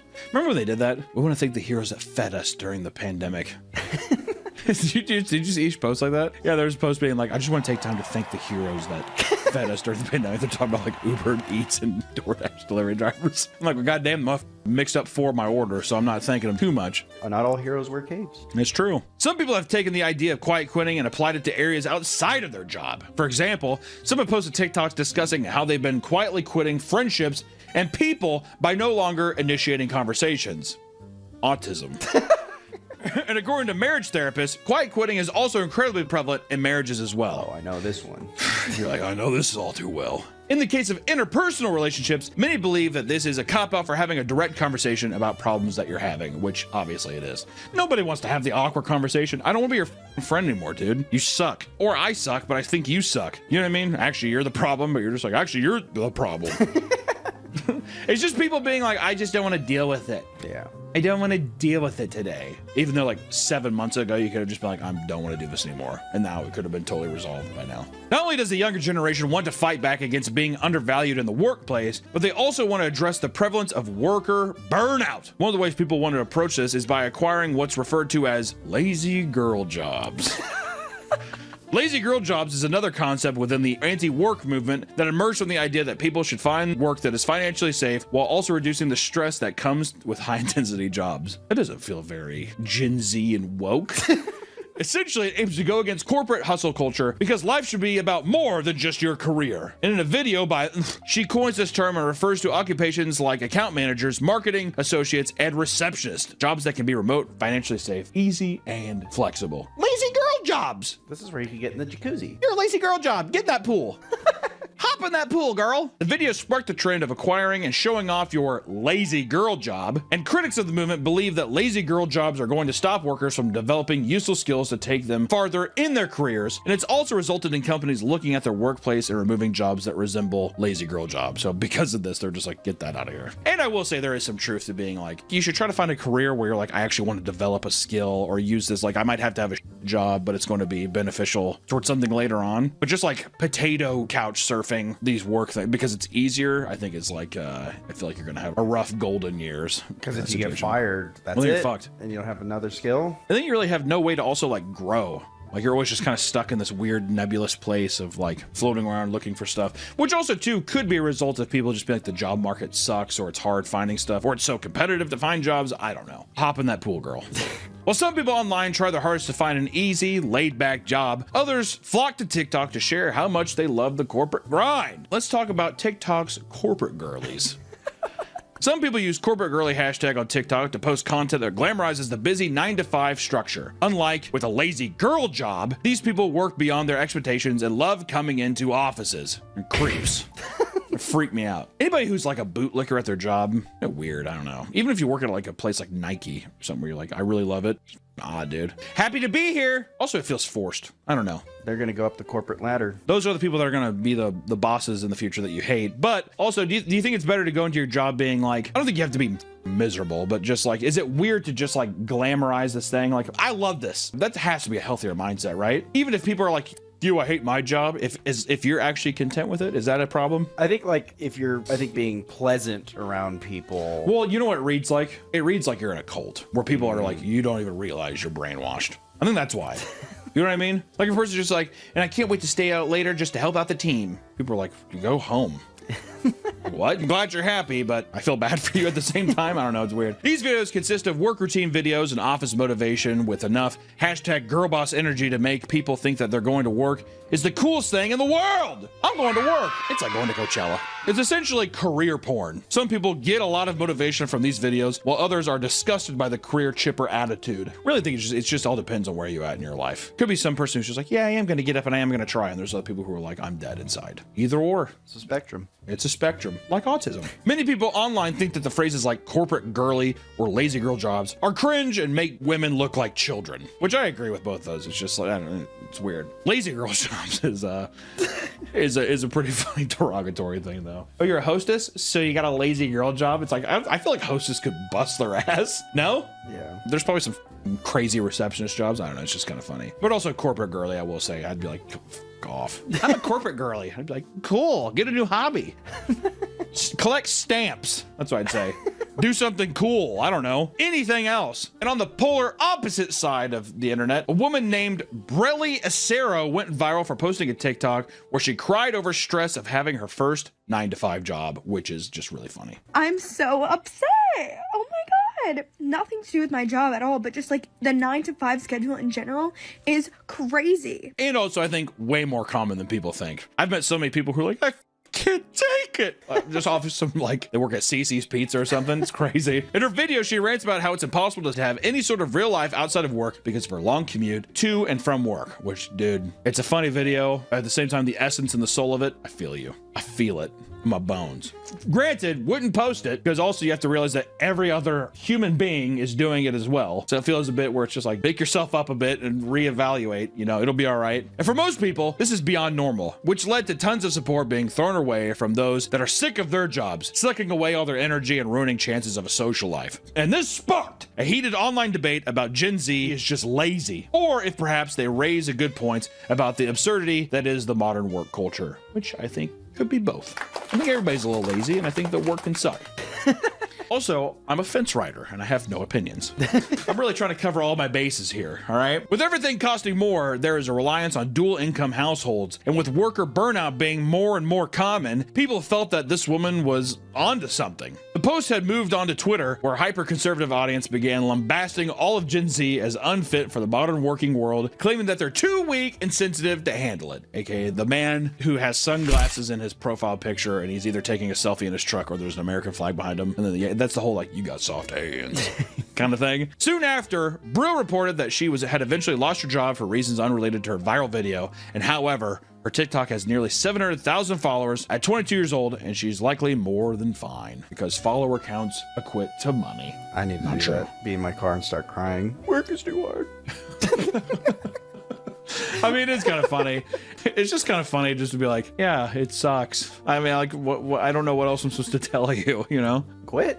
Get a different job. Yeah, I think it's just more like, I think the job sucks. One, because it's something new, but you know, with time, change is fine. Like you'll kind of adapt to it. But also too, the job could just also not be a fit, and it sucks to go look again, but it might just be better to go look for a new gig, you know? For those that chose to stick to their grueling jobs, people have concocted more unique ways to slack off in the office. So let's talk about faux-ductivity, aka pretending to work. Most people have experienced pretending to look productive in front of your boss. Faux-ductivity, also referred to as task masking, can include typing loudly and aggressively on your keyboard, walking quickly around the office to appear busy, and switching browser tabs rapidly as if you're deeply researching something. Instead of just sitting down and doing what you're supposed to for the day, we're just gonna procrastinate and just pretend that we're doing it. To be fair, I think there's some jobs where it's like, I can get this done in 30 minutes. So I get that. And that, to me, those are the jobs where I'd be like, I need to look for something new. That's a prison sentence.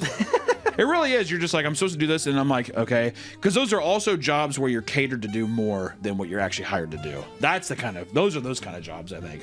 When I had worked in a law firm as a receptionist, I'd get bored and I would just draw. This sounds weird, but I would just write help over or no. Anyways, I left that. There was something so cathartic and good feeling I had when I wrote it. It's almost as if my mind was trying to say something. I left it in the printer room, and I guess my boss found it and then showed my mom, and then my mom's like, this comes off like psychotic. Yeah, it does. Well, you probably look like the Zodiac killer. Also, you're like leaving it out so someone's gonna find it. Like, drop it. Why does it say no and help? Like, yeah, I don't know. Mr. Giggles is talking to me again. And this has become a trend online as well, with people posting videos instructing others on how to do it effectively. You gotta show people how it's done! And faux-ductivity is much more common than you'd think. A 2024 Work Human study reveals that 32% of workers admit to be pretending to do their job, which is also gotta be so much lower than what is actually out there. Also, who's gonna be like, I totally just pretend to work. I think other people would be like, this is a test. I'm going to get in trouble for who's watching me. Yeah, they're handing them out at work. Yeah, exactly. Here, take one of these and fill it out. You're like, be honest, they're anonymous. We don't even know who's doing it. He like puts up a GoPro like right on your cubicle, or right on your cubicle desk. You're just like. On the other hand, 37% of managers do so as well, which I love that too. I got promoted. I feel like they're like, I got out of the trenches and now I'm not going back, dude. It is living la vida loca now. The most common reason for this can include poor work-life balance and the feelings of burnout, like every other fucking thing. But what happens when you just can't take your job anymore? While some people just want to clean out their desk and storm out ASAP, some Gen Z workers have decided to take a different approach. Let's talk about revenge quitting. Revenge quitting is when you leave your job, but purposely do it in an inconvenient way that causes chaos for the employer. Many are doing this as a way to stick it to the companies with toxic work environments. I've had so many people do that. I had this job where a guy was like, I'm gonna quit, and he hated his job, and he picked up like 7 shifts. He told people, I'll take your shit, I'll take extra hours, and they just didn't show up for it. And like there was like a full week where people were like, I made plans, I can't come in, and it f***ed over the whole thing. Damn. Yeah. To be fair, that's kind of fucked up, because if you do something like that, then you're f***ing up other people too. Yeah, you're not f***ing up the work, you're f***ing up your yeah, coworkers. which in his mind, he's like, chaos. The managers. But then it's like, well, you're gonna have to stay later. You know, I don't know. Older generations view this as a childish and unprofessional, while Gen Z seems to believe it's justified as a form of protest against unfair treatment. And a simple example could include quitting your job when the team is understaffed, and other people, however, have escalated that approach, right? So kind of what I said. And in Texas, a man named Davis Liu worked as a software developer working at a company called Eaton Corp. And after 11 years working with the company, his job was moved around to the point where his job responsibilities began to decrease. Suspecting that he was on his way to being let go, he set out to create a complex and malicious code to infuriate the company. Part of this code acted as a kill switch in the case he was fired. He had created a code he called Hakai, which is Japanese for destruction. The code prevented coworkers from logging into their company server because their company profiles were being deleted on an infinite loop. That's kind of up. Eventually, he was fired. This is when the kill switch went into effect, resulting in their entire system to be inoperable for a long, long time. And in the process, the company lost hundreds of thousands of dollars. It was discovered that Lou's PC was the one executing the malicious code. They discovered that not only was he trying to erase complete project files, but he's also trying to delete encrypted files as well as Linux directories, which is pretty much just he's trying to destroy the entire company to where no one can use anything. Lou was taken to court where he faces 10 years in prison for purposely sabotaging the company. The court date is still pending. My boy's serving some time. They're gonna call him the Lou decade because that's what's getting ready to face him. But what about when you've lost your job and it's time to find another? Well, Gen Z has tactics to anger their employees before they've even stepped foot in the office. It's referred to as career catfishing. In short, career catfishing is an act of defiance from Gen Z workers where they acquire a new job but don't ever show up. Why they do this, I don't really know. They do this without ever communicating to the employer why they ghosted them. They just kind of don't show up and that's it. And the people are like, okay. This is a form of protest against poor working conditions, unprofessional hiring practices, and insulting salary offers, continuing the trend of Gen Z workers prioritizing their personal needs more than accepting the modern corporate culture, which good? I think. But I think it's kind of fucked up. If you don't like the salary, just don't do it. There's like also, I think that so many people think that like the people that are hiring them are the evil people. It's like, this is an employee, whatever. You're fucking over all the other people who are in your position. It's like, well, fucking, they should leave too. Like, it's not that easy. Another reason someone may engage in career catfishing is if the job listing description ends up being misleading or if there are large delays in responses when discussing the potential hire. God, you took too long. After leaving their time wasted, they move on to a different job while pretending that they're still interested in the original, attempting to waste their time in return. And a survey from CV Genius suggests that 34% of Gen Z workers have participated in career catfishing. There's certainly a big difference with how Gen Z handles the working world. To some, it may just seem obnoxious, like the younger people are just not cut out for the normal job nowadays, right? Like the old, they just need to suck it up. Or perhaps we're all just so used to the grueling hours and the reliance of side hustling that we think that this is the way that it should be, that it's just that there's no changing it, this is what it is. But regardless, it's interesting to see how the older generations are reacting to this newfound priority of workplace balance and such with Gen Z. Old generations clashing with, young generations. It's a tale as old as time, but I'm always curious as the generations go on, what becomes normalized with Gen Z to where then the other generation starts fucking with it too. And two, I'll tell you this, the older you get, the more grumpier and crustacean you become. So this whole thing is cute now, but there's gonna be one day when those motherfuckers like, yeah, I ghosted them. They're gonna be sitting at a desk being like, that sucker didn't message me back. Or you just ghosted us. What the It's gonna be the same guy. It's a tale as old as time, ladies and gentlemen. Thank you so much for watching today, and hopefully your workday is going good as well. Wanted to make this too because I feel like so many people are like, hey, I'm working, I'm gonna watch your video then. So if you're at your job right now, cheers to you, buddy. We appreciate you. See you in the next one. Bye-bye. I don't want to go to work.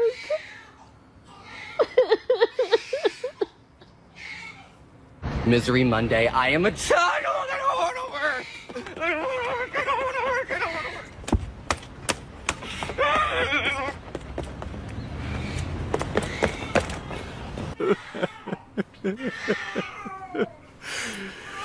work.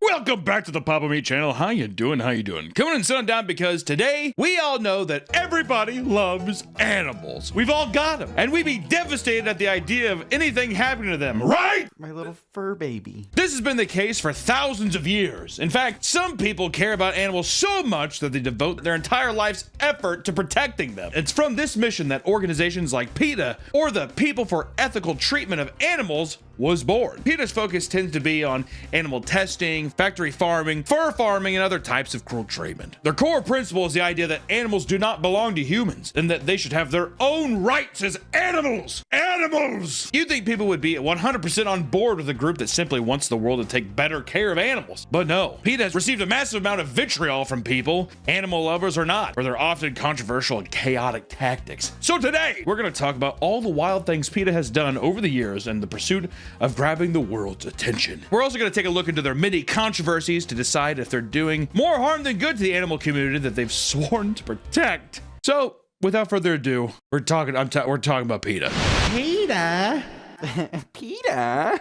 Yeah, I like PETA. PETA, I don't know. I just see them. I think they throw paint on people and stuff. I do think there's some stuff like they say that sheep shearing is wrong. Uh, Word? Listen, factory farming's lame. Actually, it's more lame. It's pretty gay. Okay? Factory farming sucks. Mistreatment of animals is bad. But also, sorry folks, animals aren't people. Don't know what I'm supposed to tell you. That being said, if you're a vegetarian or vegan and you think you don't believe in killing and eating animals, more power to you. All right? But it is what it is. That's my opinion. It is what it is. Can your opinion be wrong? My opinion can be wrong, but also it's just an opinion. So can it be wrong? Yes. If it's a subjective thought. Opinions can be wrong, and yours are wrong. Damn, man. All right. PETA was created in 1980, led by animal rights advocates Ingrid Newkirk and Alex Pacheco? And Alex Pacheco. Ingrid pivoted from pursuing a life as a stockbroker to taking care of animals after finding a box of stray kittens and being revolted by the conditions of their nearby shelter. She started dating Alex, a passionate activist, and together they formed PETA. They also formed this. You should come with me. Also, I'm a rich stockbroker. He's like, ding, ding, ding, ding, ding, ding. Ka-ching! By the following year, they already had their first big victory. Alex went undercover at Silver Springs, Maryland Primate Research Facility, only to take photos of the cruel conditions the monkeys were kept in. They discovered that the monkeys had clusters of nerves severed before being shocked, starved, and restrained for the purpose of neuroplasticity experiments, which is fucked up. He looks cute. Tell you what, that photo is haunting. I don't think we can show that photo, but it's a haunting photo. And Alex's photos led to a police raid and a researcher being convicted of animal cruelty charges for the first time in human history. 1981. God damn. Damn, took that long, huh? That long. People were like, I don't give a fuck about animals. What followed was a lengthy custody battle over the monkeys that led to massive campaigns from politicians and celebrities urging for them to be safely released. Put them back in the jungle! So they're probably yelling. And then they thought about that for 1 second and they're just like, all right, on to the rest of my life. I'm sure they really gave a fuck what those monkeys did. Story like this put PETA on the map, making the animal rights movement more mainstream, and people liked them. They liked them. They would continue to expose companies for their cruel business practices, from cosmetics to pharmaceuticals to the auto industry using animals in deadly crash tests. They're like, we had no idea what a crash dummy was at the time. It was the ostrich. We put the ostrich in the car to drive it into the wall at 140 miles an hour. They would actually test humans before crash test dummies. How are you supposed to know if it's good or not, Nick? Can you blame the people at Toyota for that? They would also sue these companies, often on behalf of the animals themselves. We're bringing Chim Chim as lawyers. They're like, what? If there was an ostrich test dummy, you better believe that ostrich better be in court. You bring those animals to court, or they don't get in the representation they need. I want a full 7-foot tall ostrich with super long neck, a comedically long neck brace on. Look at him, Your Honor. He's just like, Mah! A perfect example would be the famous monkey selfie copyright dispute that started in 2011 after a monkey from Indonesia named Naruto grabbed a photographer's unattended camera and took several selfies that went absolutely viral! The photographer, David Slater, was angered to find out that the photo was placed in the public domain due to the author of them not being human, which is fucking stupid. I'd be like, he took my camera. The monkey took my camera. If there's not another sign from God that this is supposed to be my payday, what the fuck else is there? You know what my conspiracy is? I think they just did that to fuck the guy. Fuck you, dude. Your stupid ass monkey selfie. Because everyone's like, there's no way this monkey took the selfie. Oh yeah, people were like, here, look at it. In 2009, they announced a protest via World of Warcraft, in which people would band together to kill 4 members of the Horde that were killing baby seals in the Whisper Wind server. Activism. Activist gamers were given detailed instructions on how to join in on the event, which will be taking place at the Howling Fjord. There's no footage of the actual event, so it's unclear whether or not people cared enough to participate. Who cares? Is that a real thing? They actually were like, let's kill people in game. That's them living vicariously. They're like, they wish that they could shoot people in the street. Let's take it to the game. The Horde's evil. In another stunt that got much more attention, PETA took shots at Nintendo's upcoming release of Super Mario 3D Land by creating a game called Super Tanuki Skin 2D to criticize the use of the Tanuki suit power-up in the game, because that's what's wrong with the world, is the Tanuki suit from the Mario game. They created their own in which you could play as a skinned raccoon dog. You have to dodge obstacles as you chase after Mario, who is flying above him wearing your blood-soaked fur. A bit more mature rated than I would say the standard Mario game. Has there ever been a rated T game for Mario? Has he always been E? That's a good question. I want to see Mario get some pussy, dude. Put him in a T game. He's like, Peach, come here. And he sniffs his fingers. Louisa, what do you think I just did, Louisa? Mario, no. Mario. Mario. Come on, Mario. Stinky Mario. The scratch and sniff of Louisa. The webpage showcases a brutal video bringing awareness to the cruelty enacted on Tanuki, who are, quote, bludgeoned, hanged, and skinned alive for their fur, which is true, which is sad. But once again, people got to get warm, Nick. All right, good looking fur. What do you think? Would you wear Tanuki fur? This is Tanuki fur scarf. I think it'd be disrespectful not to wear it. The animal's dead now. Kind of dead for no reason if you don't wear it now. I wouldn't like purchase one, but if someone handed it to me. Well, I mean, I'd feel bad if you handed it to me. I'll do whatever you want with it. I'm not gonna buy it. You're just cheap.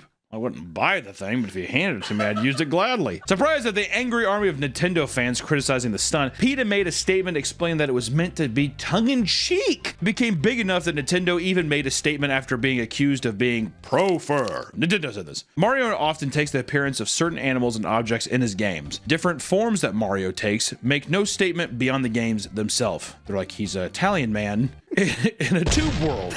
Where he stomps on mushrooms. What are we doing with our time? And PETA did a very similar thing with Cooking Mama by creating a game called Cooking Mama. Mama Kills Animals, which aimed to bring attention to the high number of turkeys being slaughtered every year on Thanksgiving. And in the game, you play as an angry-looking Cooking Mama as you cook a turkey dinner covered in blood and guts. Once completed, Mama has changed her heart and becomes vegan and shows you how to cook tofu turkey. Which, let me tell you, fucking old Mama got done doing a full Thanksgiving dinner. You think that bitch isn't eating the bird? Yeah.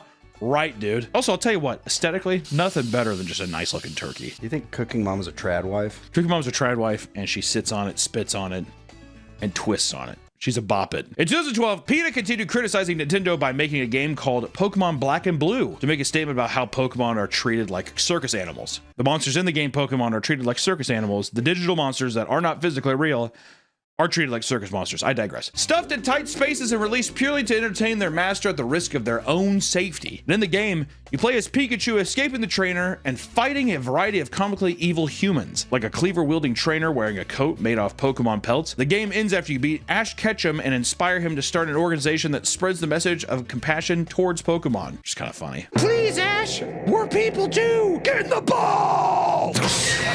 It's like claustrophobic fucking nightmare. Also, I thought that the Pokeball was huge to them. I don't know. When they get sucked inside, I thought that it's supposed to be like big. It's like Capsule Corp technology, I think. So yeah, they're probably tiny in there. It's like probably a big aloft. Pikachu hates his Pokeball, though. Pikachu's also kind of a little dickhead, if you remember. No, I don't want to. I think I'll just walk around with you. Oh, cool. This fucking rat's gonna walk with me everywhere. Thanks, Pikachu.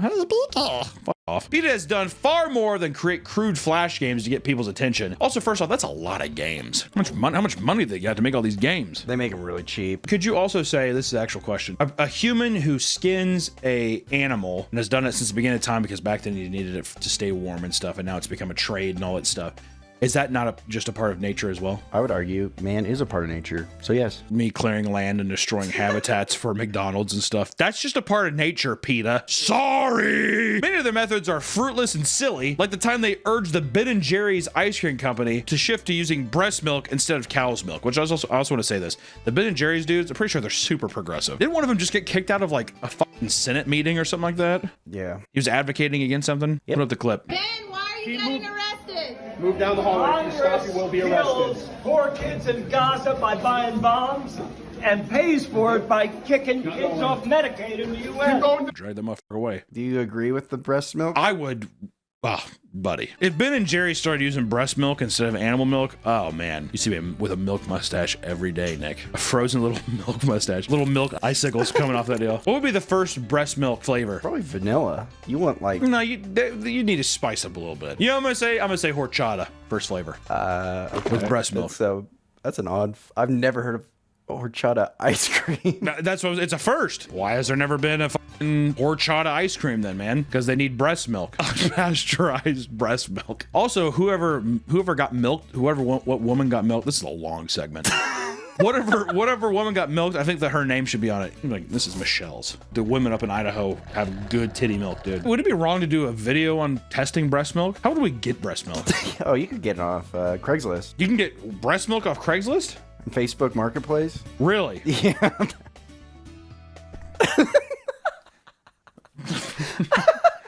Okay, PETA. They suck. What? Or like the time PETA created a Super Bowl ad showing how being a vegan will make you last longer in bed. Make your dick harder. The ad, which is now banned, was essentially just 30 minutes of uninterrupted seconds of people overreacting having sex. You can try to play a little bit of it. My ears would have perked up. Huh? Yeah, that's what I'd say too. I'm like a wolf. My ears perk up. Moves like these ended up being pretty tame compared to some of the other stunts, like when they compared factory farms to concentration camps. PETA created an exhibition known as Holocaust on Your Plate in 2003. Each piece, which was placed all over the world, would showcase a harrowing image from the Holocaust juxtaposed with the conditions animals faced at factory farms. They would have a text on a plate that reads something like, "To animals, all people are Nazis." While PETA worked with Jewish groups for this project, many others were furious that they used the death of 6 million Jews to push their animal rights message. And PETA has the tendency to get pushback for their bold and shocking claims they make. Another similar example was the time they claimed cow milk was the symbol of white supremacy. A blog post was posted to their website in 2017 titled, "Why Cow's Milk is the Perfect Drink for White Supremacists." In it, they discussed the similarities between the dairy industry and white supremacists, namely that they both inflict extreme violence on other living beings. That's right, Nick, I'm a white supremacist.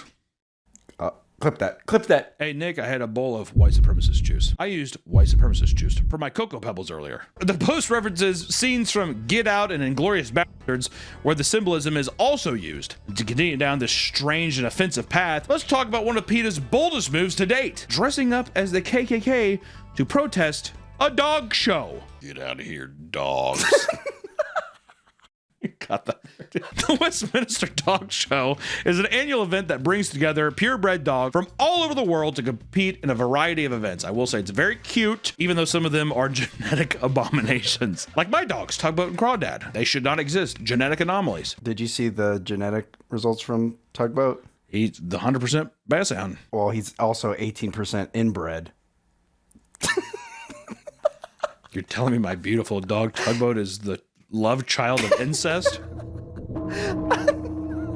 PETA has long since criticized the practice of breeding dogs, as it greatly discourages shelter dogs from being adopted. To push this message harder, 2 members showed up to the event dressed in Ku Klux Klan outfits. They handed out pamphlets showing the similarities to American Kennel Club and the KKK, focusing on their obsession with pure bloodlines. Of course, many people found this incredibly inappropriate, something PETA was well aware of and clearly utilized to force people to pay attention to them. While most of these campaigns seem to be targeted at adults, there are a few that are focused on influencing younger generations. This was certainly the case with PETA's Unhappy Meal stunt. Right, the Unhappy Meal does kind of go hard. Yeah, I was going to say, that's a cool collector's item. That is fucking sick. Ronald with a knife. And is it just a knife in both, or is it a gun?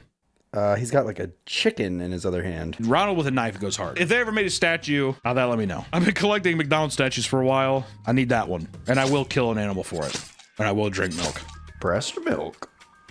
Horchata, Ben & Jerry's. In 2009, PETA wanted to spread the message about the horrible methods McDonald's used to mass slaughter chickens for their products. To raise concern for their harmful practices, they stood outside of McDonald's locations and handed out something they referred to as Unhappy Meals. It was a f***ed up version of a Happy Meal, completed with a demented, knife-wielding version of Ronald McDonald. It's fucking metal. It's awesome. They were primarily handing them out to children who were horrified after opening the wrapping to find a plastic chicken covered in fake blood. Parents were outraged, and McDonald's made a statement claiming that the cruel conditions that they are referring to are overblown. Not really. They're like, whatever, dude. Like fucking like 6 chickens in like one little cage. You know what I mean? That's why also, I thought back then they used a pink slime, and now they use chicken. Remember that? That was like the big thing? I think they still use pink slime. I don't think so, because people complained that the chicken nuggets back in the day when it was no meat. Because that was the thing, people were like, what kind of animal is this? And they're like, and it's like fucking like insulation or something like that. It's like horse meat and fucking like bleach and bile. That's what people think their burgers are made out of now. Well, now it's beef, but they're like, go back to the pink shit. There's like a conspiracy on the beef. They're like saying that, oh, it's horse meat? Well, no, like it's like, oh, spit it out, Nick. McDonald's made a company called 100% Beef, and that's why when it says made with 100% beef, they can point be like, we made that company, but it's all made up, and people are just spreading bullshit. Good. Go whatever it was back in the day. Go back to that. I don't give. Call it 110% real beef for all I give a. Bring it back, dude. With that said, McDonald's eventually caved in 2017 and stated that they would commit to advancing the welfare of their chickens. It worked. Also, it took them, what, 8 years All right, fine. Pink stuff is too good. People are loving it too much. We'll go back to regular chickens. This wasn't a total victory for PETA, as it appears that the McDonald's supplier had all the way until 2024 to comply with their new standards. And not only that, but it would only apply to 70% of their chicken suppliers. Sorry to that last 30. Yeah, they're like, freedom, better living conditions. And the farmer's just like, not you. And shuts it. Game over. PETA is known to use gruesome imagery and phrases to shock people into listening to what they have to say, but it doesn't stop there. At times, they've even directly harassed their enemies publicly in order to make headlines. The ASPCA, or the American Society for the Prevention of Cruelty to Animals, is surprisingly an enemy of PETA. What?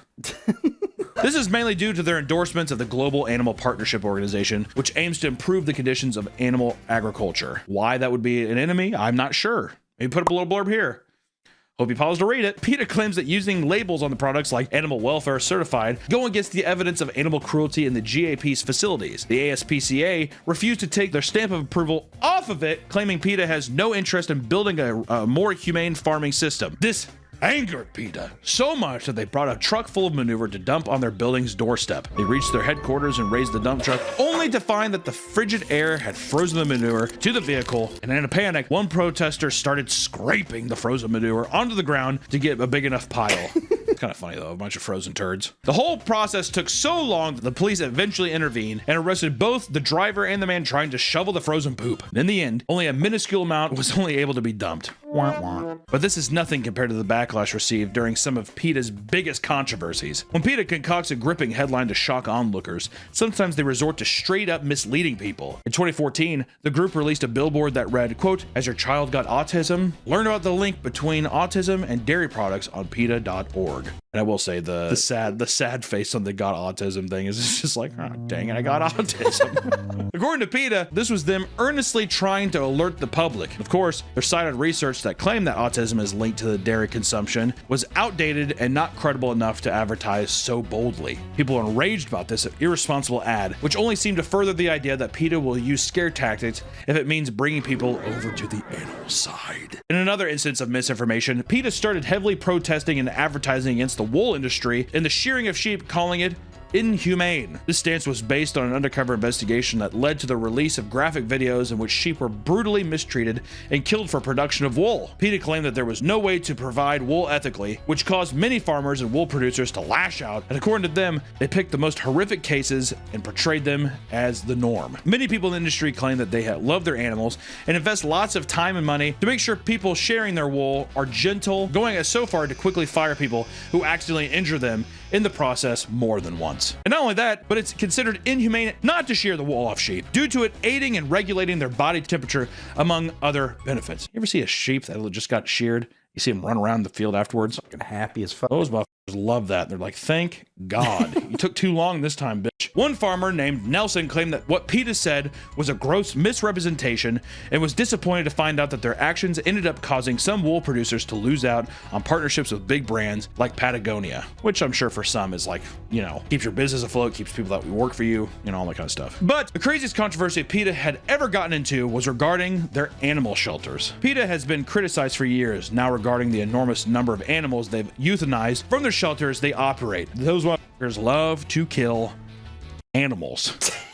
In 2005, the New York Times blasted them for having 80% of their sheltered animals put down when they could have been adopted by families. 80%! The article continues to lambaste them for making nearly $30 million the previous year, believing that this money is being funneled into aggressive spectacle campaigns pushing veganism rather than being used to help the animals that they supposedly care so much about. It's normal for a shelter to euthanize animals. They can only take care of so many, and depending on how old they are, all that kind of shit. It's sad, but it's just the reality of shit. The issue is that PETA seems to euthanize them at a rate of 3 times higher than the others, doing their best to hide these numbers from the public. In 2011, 713 of their 760 dogs admitted to their shelter were euthanized. 713 out of 760. We have no room. Then why take them? For cats, a staggering 1,198 were put down, and only 5 cats found new homes. I think part of them were like, it's probably better if they just died. You don't want to go to the evil people. Exactly. Yeah. A place like PETA, you gotta have like a form that you fill out to be like,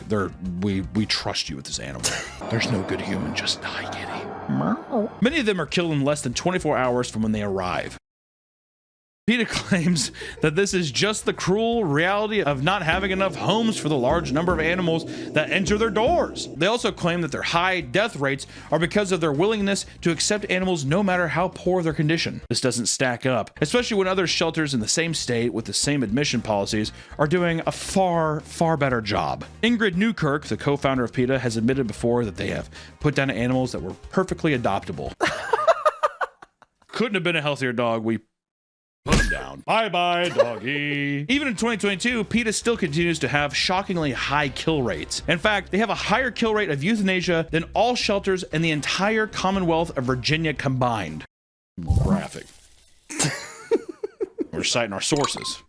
There you go. Some that are more conspiratorial believe that they are purposely putting down perfectly adoptable pets because they believe it is a necessary evil. Ingrid Newkirk has stated as far back as 1988, saying that, in the end, I think it would be lovely if we stopped the whole notion of pets altogether. So that's what she's saying. That's what you mean. You don't want to be a slave. Just die. It's because of this that people think members of PETA and their shelters would rather prematurely put down animals rather than put them in a potentially non-ideal adoption scenario. To this, people argue that they are elitist and are unfit to be arbiters of who is qualified to take care of an animal. When people think about PETA, there is one story that undoubtedly comes to mind as the most blood-boiling instance in their long, controversial history. In 2014, two PETA employees stole a Chihuahua from the porch of the Zarate family's mobile home. The dog, Maya, was a Christmas gift Wilbur Zarate had given to his daughter, Cynthia, in 2011. They were there after reports of a large number of stray dogs roaming the area. They arrived to transport them to their shelter and mistakenly took Maya as well. Maya was put down that same day, disregarding the typical 5-day grace period that is required by law in Virginia. PETA claimed it to be a tragic mistake, firing the employee responsible. The Zarates were also convinced that they did this on purpose due to their previous stance on humans owning pets. Regardless,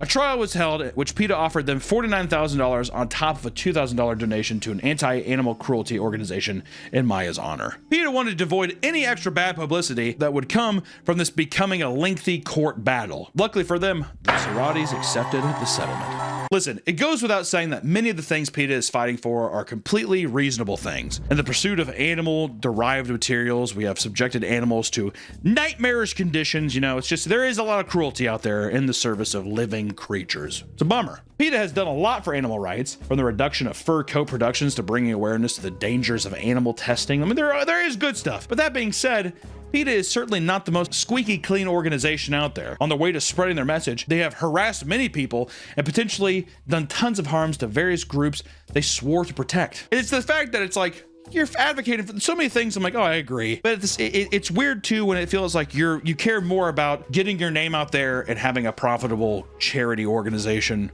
than actually helping the animals. It's just a bit hypocritical, it feels like, right? I agree. And also, I think a lot of this stuff is just showboaty. It's people wanting power, people wanting to like point at you until you're doing the wrong thing. It's just kind of cringe. So you know what I gotta say? Be nice to animals, treat them well. You know, if you do hunt or do something like that, eat your animals. You know, nothing cool about just torturing a animal and killing it. You know what I mean? There are some people that do that though. I don't give a fuck. Chinese. I just saw a video where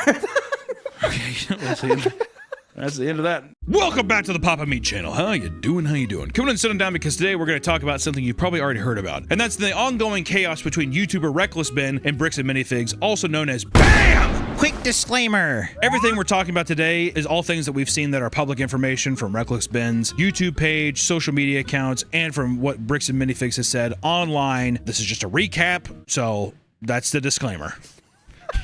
Is that good? I think so. Lassard is simply trying to recover money seemingly stolen from an old, sick man has turned into a full-blown fucking nightmare, dude. Currently, a big corporation is alleged to be abusing the legal system and working with corrupt police to silence Reckless Ben and others for uncovering the heinous acts of one particular Bricks and Minifigs franchise. Which, if you don't know Reckless Ben, we've seen some of his stuff before. He also did a video on the McCamey Manor as well, which I thought was sweet. He infiltrated it, but it seems like he goes into corrupt businesses and basically tries to uncover the truth or just expose them and like right the wrongs of stuff as well. try to use legal practices that a lot of these businesses use against the people that they harm. I like to think of myself as kind of like the king of loopholes, you know, and so I kind of always want to go against like someone who's like the opposite. So I do like legal loopholes for good, but I wanted to go against someone that does like legal loopholes for bad. So this seems like the perfect battle, you know, like we're both just using like legal loopholes against each other to like get each other in trouble and stuff. And I just knew it was gonna be like a crazy story. We think more eyes should be on the story, so we're not only going to talk about it, but we're also going to speak to Ben later in this video and get some more insight on the situation. Not everyone knew what Bricks and Minifigs even was until the story broke out. Essentially, they're an absolutely massive company that specializes in buying, trading, and selling Lego products, which I think we might have touched on it briefly. We did a Lego collector video, and it's like just a retail space where people can go, and it's like an in-person retail store. Yeah. It's a franchisee thing, so each person buys the store, they open it, blah, blah, blah. You can sell your Legos there. From that video alone, you can tell just how massive the Lego collector market is and how much money goes through that market is absurd right now. It's got to be the highest it's ever been. Oh, yeah. 100%. Oh, yeah. Yeah. In 2023, the business's massive success led to them opening around 150 individual stores, and by 2025, that number doubled. Even back during 2023, the business reported each individual store averaging nearly $580,000 in annual earnings, with more popular stores even breaking $1 million a year in sales. And lots of people have their own horror stories about Bricks and Minifigs, with some claiming that they're essentially the GameStop of Lego. Online, there are entire threads of people complaining about selling their childhood collections, easily worth hundreds of dollars to Bricks and Minifigures, only to be offered about $50 at most at times. I think people don't realize how easy it is to just be like, put your shit on Facebook Marketplace. You'd be surprised by how quick people will jump on things. If you can, because I know some people are, you're just in a pinch. I have to have the money now, but I don't know. Like your wife's kicking you out. It's you or the Legos. Yeah, me or the Legos. All right, bye. Yeah.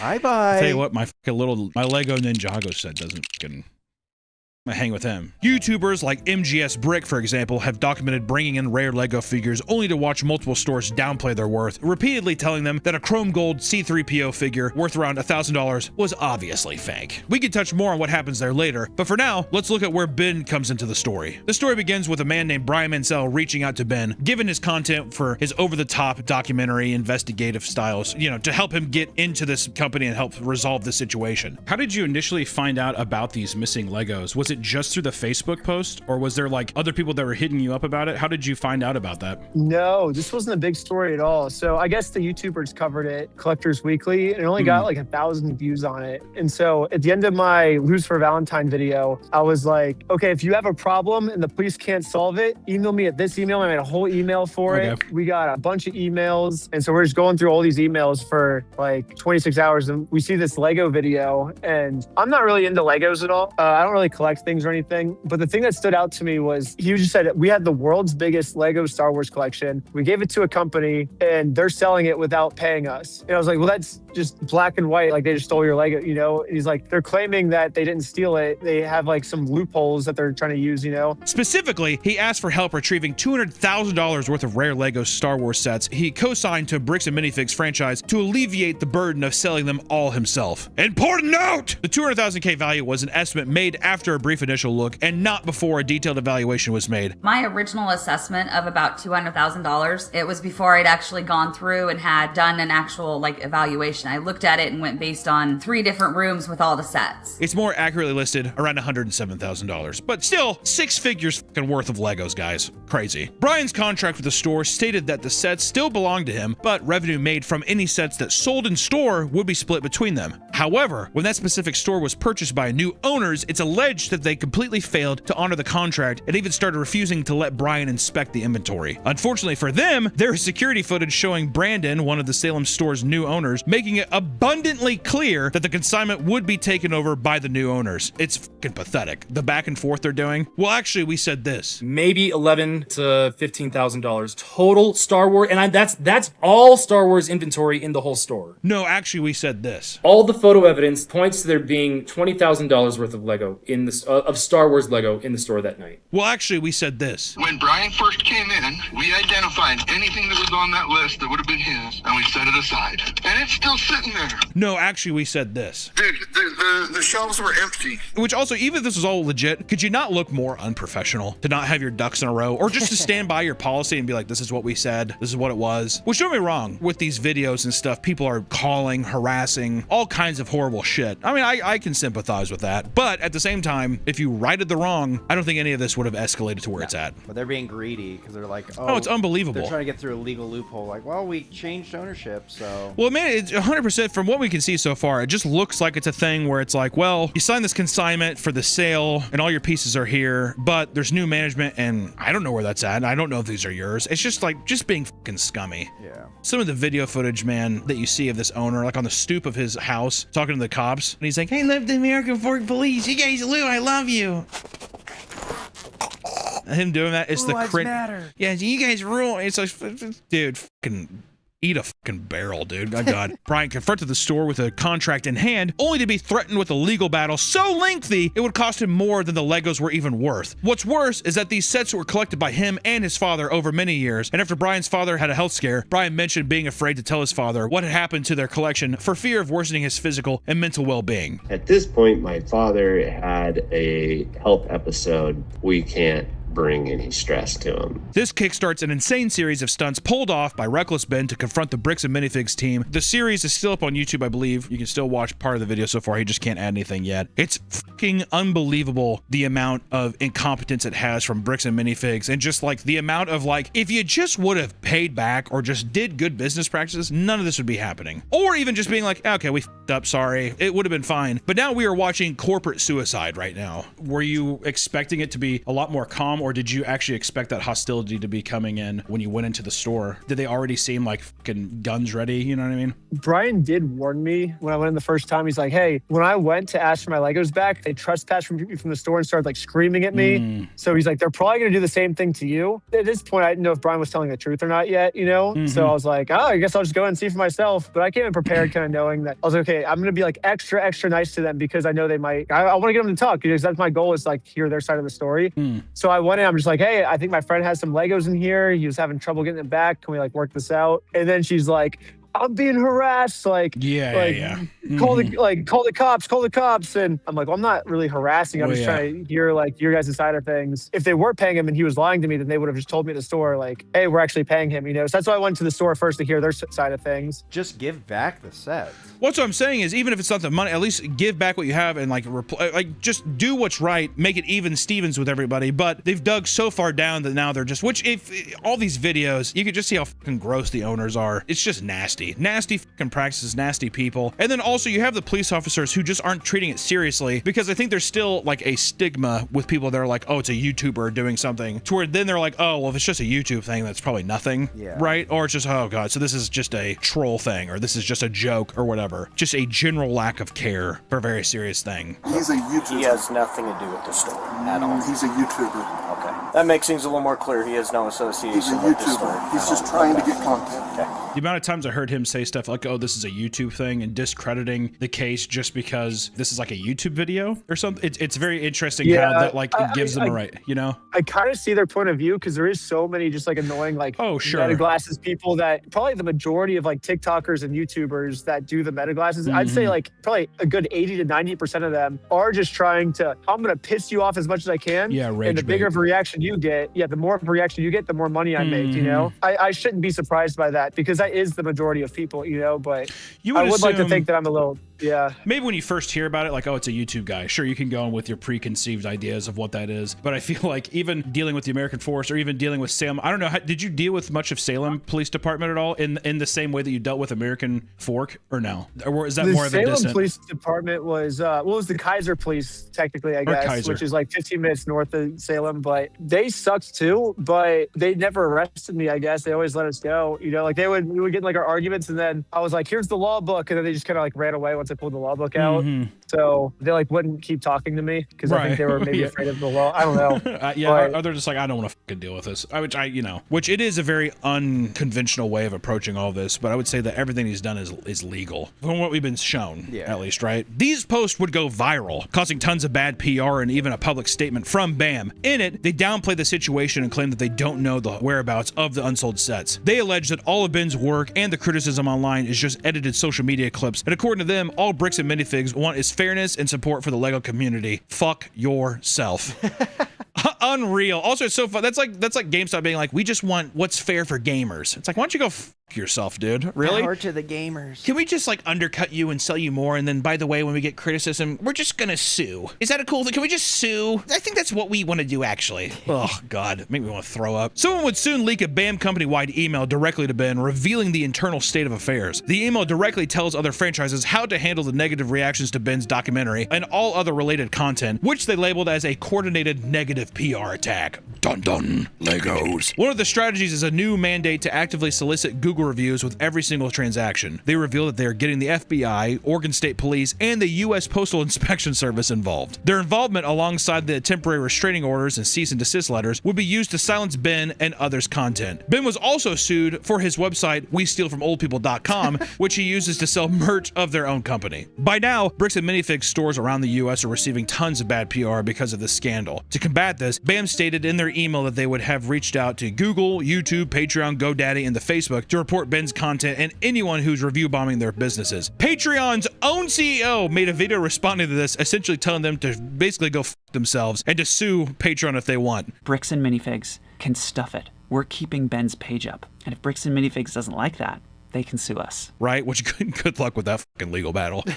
All employees were asked to pretend the scandal doesn't exist, and as a backup, were given pre-planned corporate scripts and a de-escalation playbook. The company appears to be in a full meltdown as they are demanding store managers turn off comments on all store social media accounts. As stated in its public statement, BAM says its ultimate goal is to regain the community's trust and protect its franchises. AKA, please don't bankrupt us. Please don't make us basically start a new business, which is inevitably, I think, inevitably what's going to happen. Do you think so far? Do you think they're going to be able to weather the storm? I mean, as far as PR goes, I don't think so. I think no matter what, they're fucked. Even if they win the case against Ben. The court of public opinion is decided. Yeah, which is just like, well, these guys are pieces of shit. It's going to take years and years to regain the I could see them changing their name and trying to get out of that spotlight or something. Renaming their franchise or something. I bet you that's the route they take. Or they might do a thing where it's like, someone bought us. And then, yeah, they rebrand it. Yeah, We're under new corporate management. Yeah, but they won't say that someone bought us. I don't think so. I think it's going to be all secret. They're going to delete all the accounts, whatever, and they're just going to restate it. And you're going to look at it and be like, oh, these are all the same Bricks and Minifigs locations, is what I think is going to happen. It may seem like Bricks and Minifigure stores attract scummy workers and managers, but not all employees are like that, all right? Some are simply there for a paycheck and have to deal with the nonsense that comes with it. Testimony from Bricks and Minifigs employees makes it seem like a living hell. It is common for the work schedule to be brutal and random, and on top of ridiculous hours, you can expect minimum wage at best. Several employees also claim that there is no opportunity for raises or career advancement. Of course not, dude. You have some manager who owns the store, and they're going to be in the cycle of getting like high school employees to come through. It's that thing of just being like, God, you're lucky to be here. I mean, you get to play with Legos all day. Clean the bathroom. Clean the bathroom. Is that what they told Joe when he was working as a Lego engineer? My favorite Joe story. I wonder if we can get him to say it. My friend Joe. This is like, it almost seems fake. My friend Joe, who's now like a very well-known. He's a stand-up comedian, very funny guy. I love him. We were in animation together in school. When he graduated, he won a Lego making contest. This sounds fake. He won a like Lego building competition to work for like a Lego store. Like he was basically a fucking Imagineer for Legos or something. I don't know. But yeah, I was just saying we should have Joe record. It would be really funny. All right, so one time I'm building behind my giant plexiglass window, just some sort of rinky-dink Lego model, and a dad and his son come in decked out in St. Louis Blues jerseys because the Blues had just won the Stanley Cup like the day before. So they come in and they bang on the window and they go, St. Louis Blues! And I'm giving them a thumbs up like, yeah, Stanley Cup, yeah. And I go back to what I'm doing, and then the dad bangs on the window again. He goes, hey! Build the Stanley Cup! Build the Stanley Cup! And, I can't just drop everything I'm doing to build a 5-foot tall statue of a trophy or whatever. So I just kind of laugh him off and go back to what I'm doing. But he stands there for like several minutes with his son, and they keep banging. The kid's banging on the window. The dad's banging on the window. I think the window's going to break. Build the Stanley Cup! Build it now! And, really, that's what it was like working there at all times. Yeah, I don't know. I from the perspective of a guy who just works at Lego, where there's no incentive of like reselling, I wonder what his perspective is on Lego fans. I'd be curious. I'd be curious to see. The next big video Ben would release documents Bam actively thwarting his efforts to confront the store owner legally and taking their maliciousness to a whole new level. It's throughout this process that the American Fork Police Department starts to reveal themselves as straight up corrupt, because the store owners and the CEO are part of the same Mormon church community. Brian alleges that some of the police are too, and that they're protecting their own. Us Mormons stick together. The religious undertones too, with like the cooperation of like, even with the American Fork Police Department, how a lot of those guys even go to church together and they're all kind of in cahoots in some kind of way. So first off, I'm going to give you a little piece of insider information. I think someone found this on a YouTube. I saw someone's YouTube on this. It only has like 500 views on it. So no one's seen this piece of information, but someone dug back in the newspaper and found that Ammon and Josh, they went on a Mormon mission trip together. So they're like BFFFFs, which is crazy because they claim that they're two completely separate people. Like Josh is like, oh, corporate is completely different. Like corporate's not, we can't control what they're doing. Like they make their own decisions, when really you can see they're like literally best friends with each other. Like Josh and Ammon are, I don't even think they're allowed to shower separately. Like they have to be in the same room at all times when they're on their mission trip, because they're not allowed to like jerk off in the shower or something, you know? So like they have to like shower with the door open and stuff. And so Josh and Ammon are like closer than any two human beings can be together, but they try to make it seem like they're like completely different. In order to have his case against Brandon and Josh approved, Ben first has to make a good faith effort to resolve the disagreement with all parties involved. When they try to approach Josh to make their good faith effort, police are already waiting for them and pull them over for supposedly not fully stopping at a stop sign, despite the body cam footage later proving this completely false. Body cam footage also reveals Josh calling the police to claim that Ben is stalking him rather than just trying to serve papers legally, and that he might be pushed to shoot someone over it. A threat. One of the dispatchers made a note here saying that you were gonna shoot someone. I said, if they try to break into my house. Okay. I'm just saying, if they come inside, they'll have a surprise. Okay. Is that not a threat? And as for Brandon, Ben tried to speak with him at his home, only for Brandon to stand there in complete silence until the police made him leave under the threat of jail time if he returned. He didn't steal anything. He inherited the store from somebody else. No, he stole $200,000 How do you know this? because I've been spending the last 3 months in the case and I won in court. With his good faith efforts rejected, Ben's case against Brandon was officially accepted by the court. The police approached Ben and his friend once again, at night this time, to conduct a random 2-hour search of his car under a random suspicion that they are carrying heroin. They found nothing, but still tried to pressure them into confessing they were under the influence, claiming that their eyes were suspiciously dilated. They weren't. Fork PD was later caught on a body cam claiming that they were going to scare Ben and his team a little before letting them go. Can't we just have him pick his friend up? And probably tired of dealing with the police at this point. I'm not sure. Yeah, just gonna scare him a little bit and let him go is all I really was gonna do. But making it even harder to believe the heroin lie, which who believes the heroin lie? No one. Regardless, being unable to amicably settle with Josh over this got Ben's court case against him approved as well. And with an official process server alongside him, Ben placed a sign in Josh's neighborhood that read, "I stole a dying man's life savings," on a public piece of land to lure him out to be served his papers. As they waited, 3 separate police confrontations took place, ending with one officer trying to directly serve Josh the papers himself. He returns and says that Josh, quote, doesn't want them because he believes they're fake. Have you two been to court before? No, he can't. No, he's a YouTuber. You've never been to court with him? No. So these papers that he printed up are Fake. fake? Yes, 1 billion, trillion, gazillion %. Okay. He's a YouTuber. That footage is crazy because it's like, you're getting served papers. No, they're fake. I won't accept them. If they're fake, then they're not going to do anything. Can I just peek at it? What was that? Can I peek at it? It kind of puts me in a little bit All of a right, never bind. mind. It's fake. There's no lawsuit anymore. Well, yeah, exactly. It's also a thing, too, with, like, if you have a public server there who has no qualm with the case, I mean, who is not related to the case at all, should be able to go up, serve the papers, and, like, that's just it. Yeah. Right? That's serving someone. Exactly. But to have the police sit there and be like, well, they're fake. Well, how do you know? What about these makes it fake? You know what I mean? Well, what's about the police body cams? They can just turn it off, or they can silence their mics. Yeah, that's crazy. They can just turn the mic off. Well, why would you be able to do that? I'm gonna have a discussion with this officer. Go on that little pot of land right there. Perfect, right there is fine. Yep.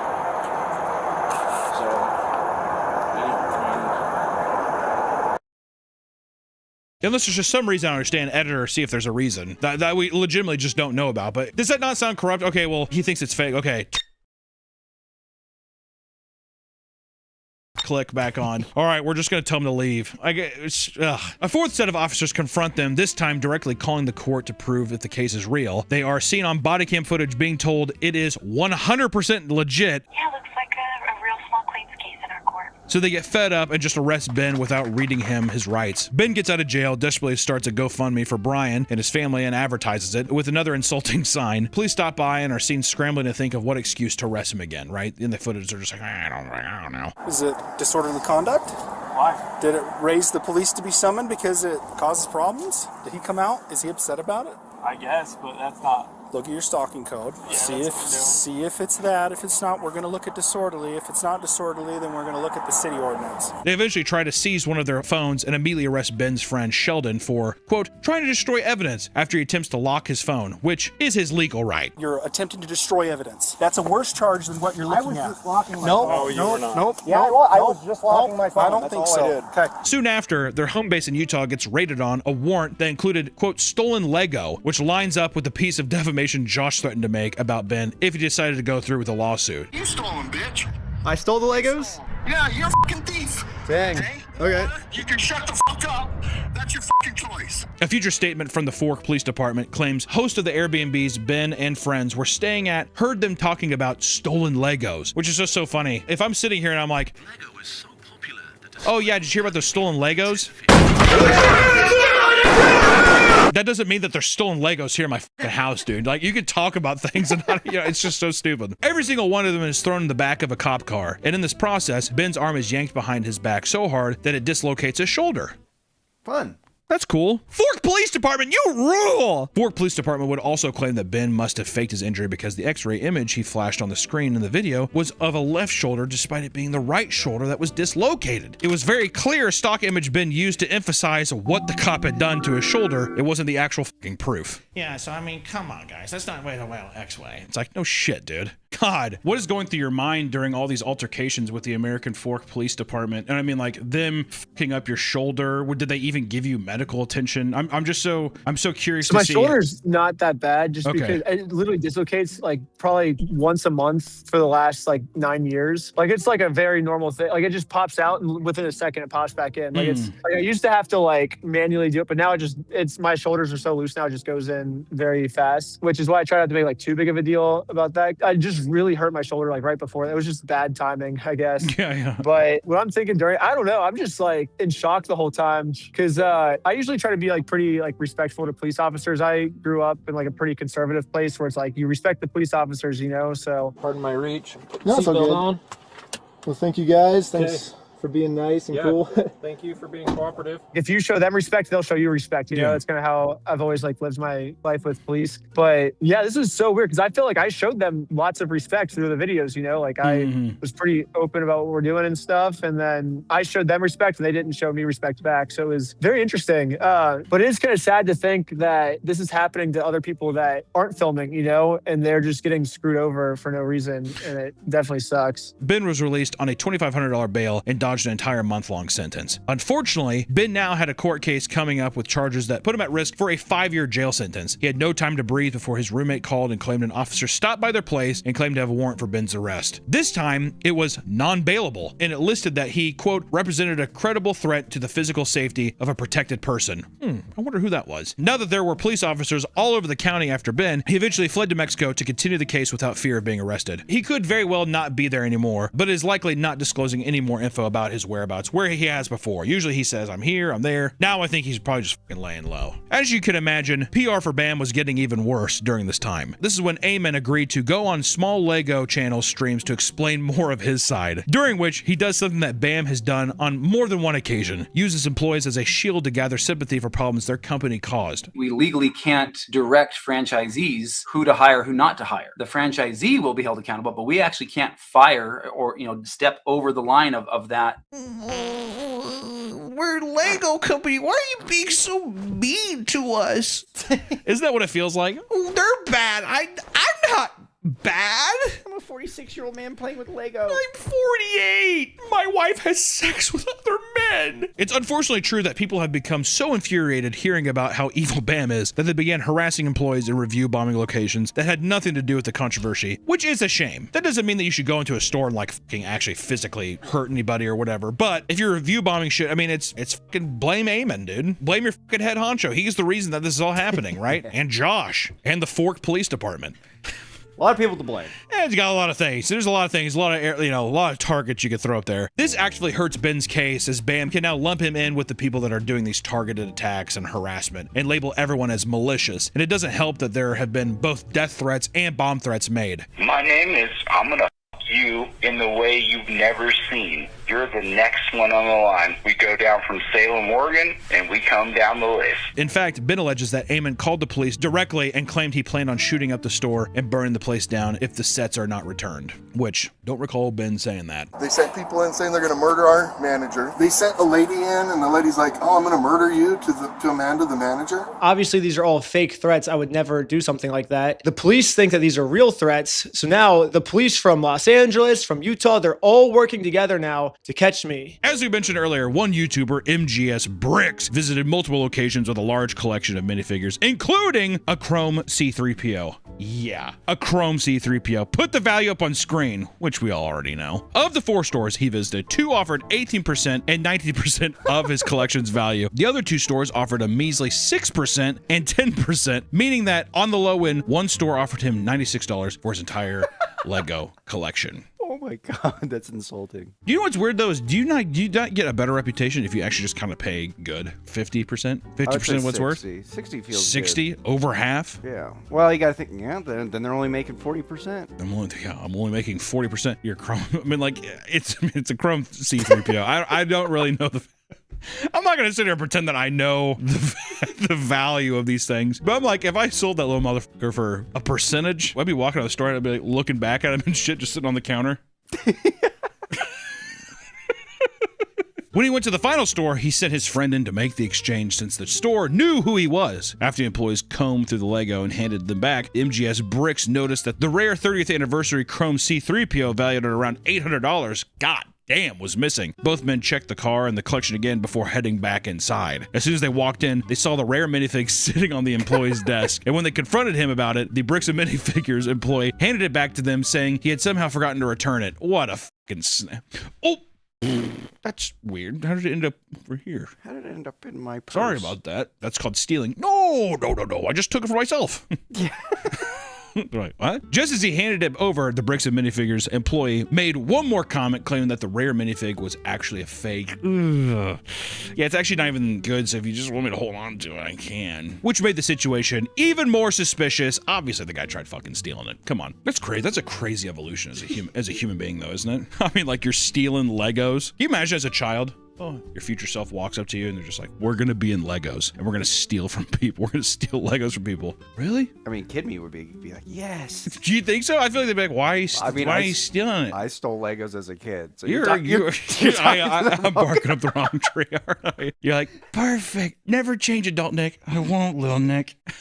I'm going to be this way forever. After MGS Bricks made their video exposing their terrible trade-in service, he created a follow-up video revealing emails from COO of BAM, Matt McNeff, and their responses have some parallels, going on and on about how the store owner of one of these locations is currently handling the passing of his grandfather, and how another employee is directly involved in preparing to undergo heart surgery. He also claims there have been death threats made by people calling the store due to MGS Bricks video. It's just, the sympathy bait is just, well, he's only going because his grandpa's real sick, so he should just let him be a piece of shit. He's going through a lot right now. Okay, he's getting heart surgery. He could be an asshole and he can rob from you. Okay? Yeah, I feel like they're too far gone, but at one point they could have just been like, you know what? We're sorry. Let's make this right. Even if they couldn't get let's say, for example, they sold some of the set. You know what I mean? Financially, get what was worth and give it to him. Buy the sets back and be like, and that's really good. 1 billion %. It's too far now. Yeah, if they did it now, you'd be like, well, you guys are just fucking. If they would have gotten called out and they're like, no, even later on, in the rebuttal, no, we didn't do that. Yes, you did. Okay, fine. You caught us. Sorry. Wait.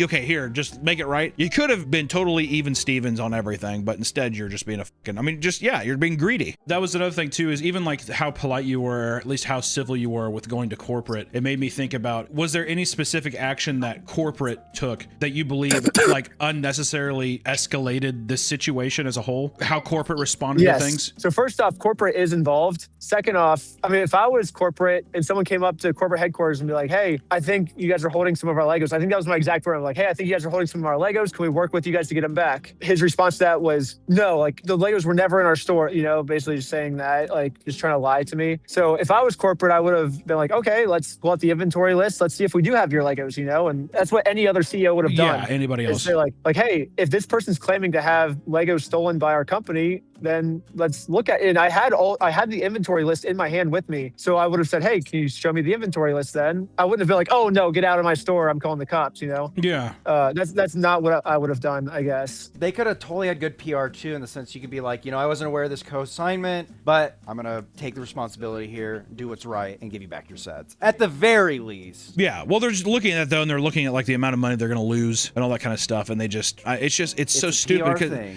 it's a PR thing. But now I'm like, I feel like you're in so much worse. Yeah, you're so much worse. Exactly. Like you're going to have to financially, you're financially so much more down, I bet. Even if Ben loses, I feel like the damage, the reputation. I'm telling you, they're going to have to rebrand. They will do a rebranding, and they won't tell anybody. It's gonna be they're going to shut down all the media accounts, and they're just going to reset. And the thing is like it will probably fucking work.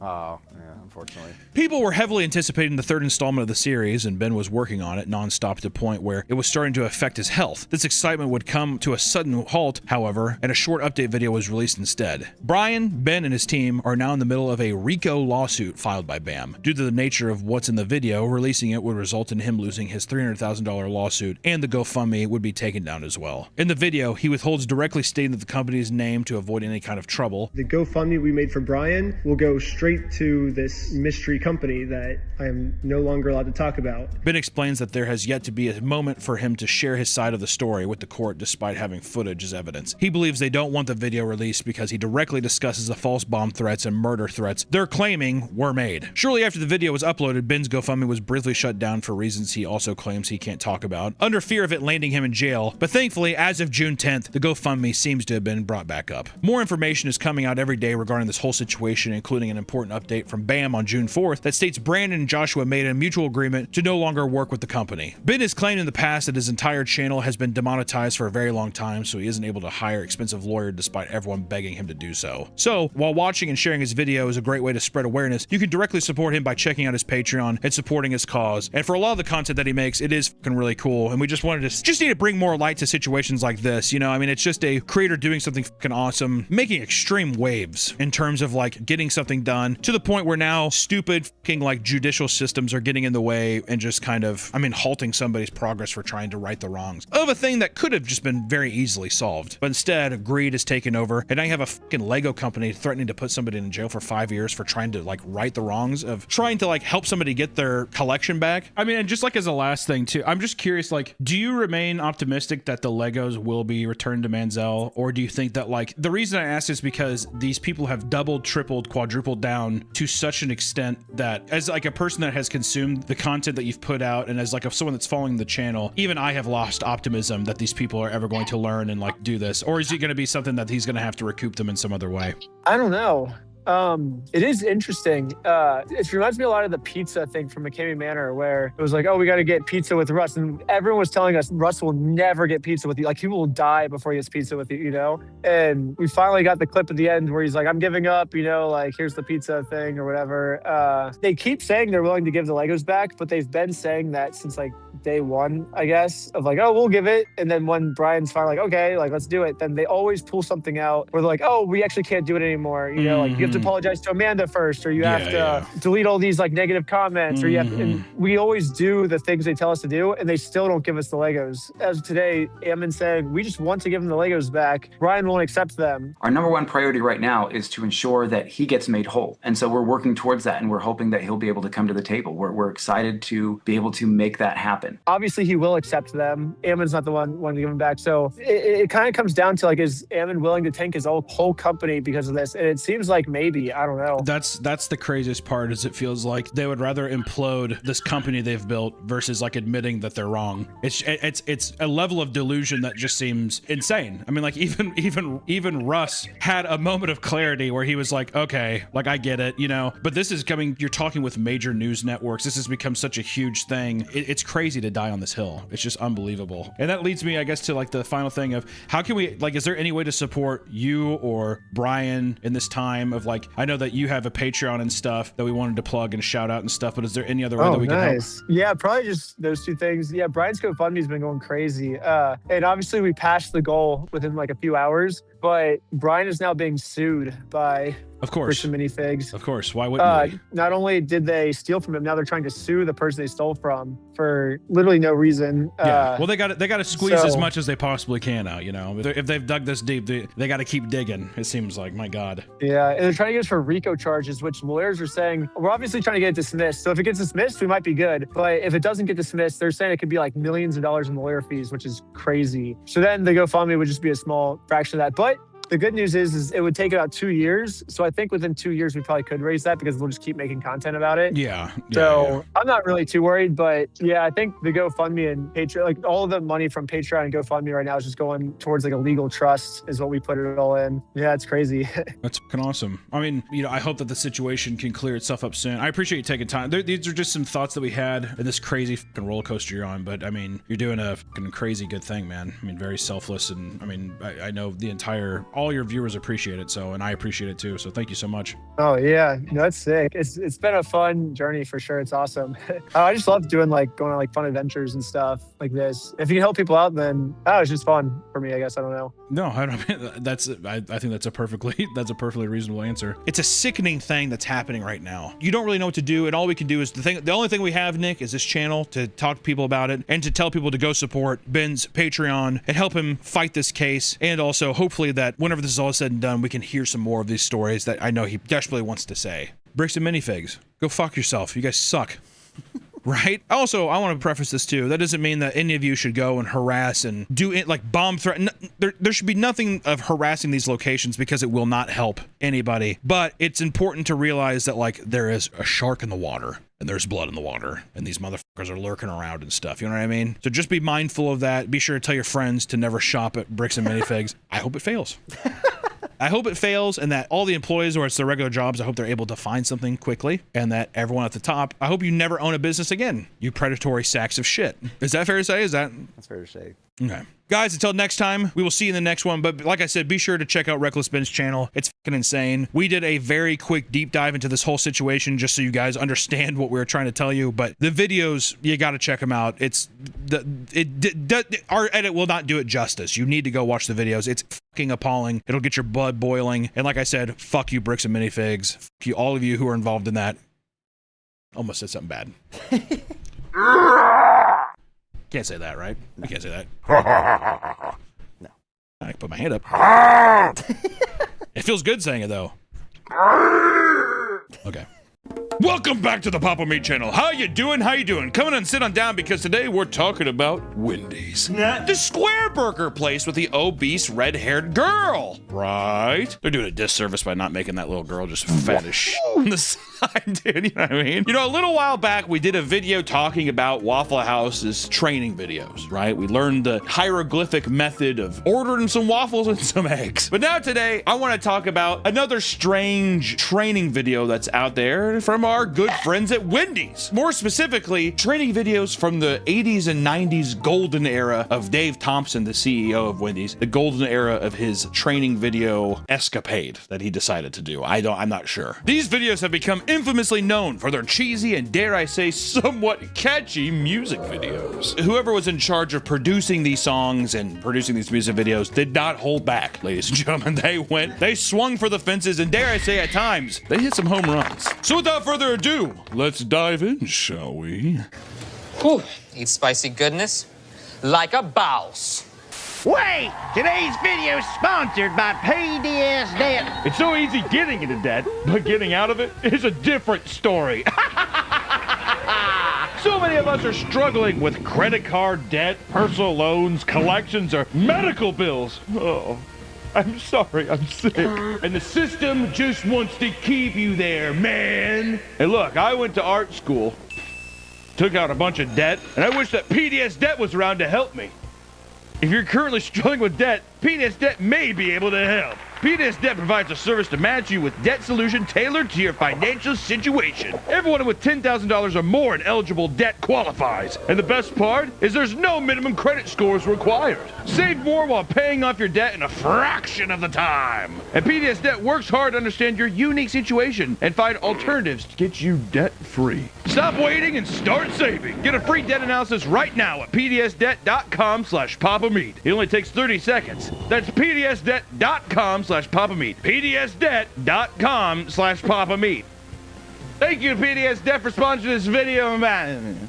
Now, Wendy's has quite a few training videos throughout the years, but the ones we're going to be focusing on are the ones that I thought were silly enough to just kind of riff on a bit, right? We don't want to talk about all the ones where it's all corporate bullshit. Dude, we want to get down to the nitty-gritty. Sure, they have a video about taking orders, but oh my god, it's so fucking boring, we're not even going to talk about it. Throw it in the trash. So we're just going to be focusing on the songs for the most part. There's one little thing at the end is a secret, but we'll get into that later. Here's a little backstory before we dive in. The founder of Wendy's, Dave Thomas King, wanted to standardize training for his company's employees through video training courses, right? He was like, people are using television nowadays. And they're like, Dave, it's the 80s. Okay, we've had this technology for a while. He's like, did you hear a burger is a square? You'll see it too in the videos. He's in the videos and he's lost. Dave doesn't know what the fuck is going on. And since many of Wendy's employees are young and had entry-level positions, Dave decided to use engaging, music-driven instructions that were fun, relatable, and easy to understand.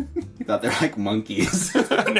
It's like training a dog. He's like wiping his sweat with like $100 bills. What are they? What? Give them music. The poor people love music. Isn't that right, Wendy? She's like just fat, like ballooned up. She's like, The goal was to teach employees essential tasks like cooking, customer service, and maintaining cleanliness with memorable tunes. And thus, Wendy's beautiful musical training videos were born. Which, luckily, a lot of these are super short, very punchy, and they're just, it's just a good time to talk about. So first up on the list is the seductive and, dare I say, borderline sexual hit called Cold Drinks, which features a sexy 80s blonde, big old titties, and a flat ass. And she's showing you how to fill up fountain drinks in a flirtatious manner. Sorry, gentlemen, may want to look over your shoulder and make sure the old wife isn't looking this time around. The opening feels like an intimate R&B song, or an opening to basically Evangelion. I remember I clicked on it, I was like, and as soon as the first frame popped up and you see her seductively looked at you, I was like, huh? This is palpable sexual energy, right? I mean, right through the screen. It's unbelievable. The way she points at the drinks and talks about stopping an inch from the top, I think got me about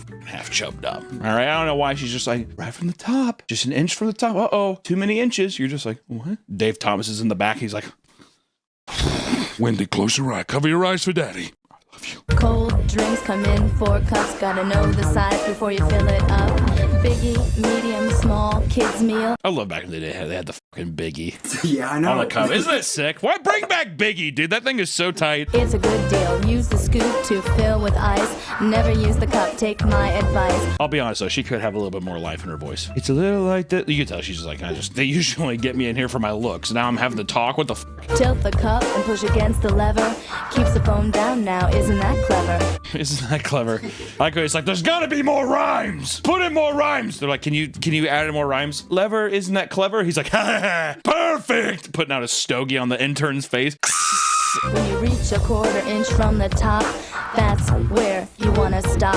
I mean, come on, dude. Can you imagine being sitting in the back of a fucking Wendy's watching this? You're like having to cross your legs and shit. That's where you wanna stop. Looking at the screen. Hey, buddy, just wanted to bring in a Frosty for you. It's your first day, so this one's on us, right? Just like so flustered. Can you imagine that? He's just like, don't worry, we all pitched a 10 our first day, buddy. He's like, no. He stands up a huge hard on. This place is gonna be magical. And tell the guest you'll see him later. Don't forget to smile when you serve cold drinks. Okay, and it's a fucking train video. And they just show an Asian woman. She's like, ooh, even Asian people work here. Ooh. She's like, the guy again crosses his legs. Always say thank you. Okay. She's She's like, I don't know how to sing. They're like, just Dave wants notes. Give us notes. Sing me to sleep, my sweet princess. Lullabies to my ears. You're the one that can make the difference. For lemonade? I feel like this is like a fucking fever dream, dude. The way they're like putting the like glow around everything, and it's just people being like, You're the one that can make the difference. I mean, I feel like if I was sitting in the training room in the 80s, I'd be like, is this like what my dreams are gonna be like moving forward? You'll never escape us. Clock in or clock out. This is always with you. They need to show the obese girl though. Have her be like, can you imagine that? It shows the Asian girl like turning, and then it's just like Wendy being like, turn into a nightmare. Yeah, even Dave's just like, get her off the screen.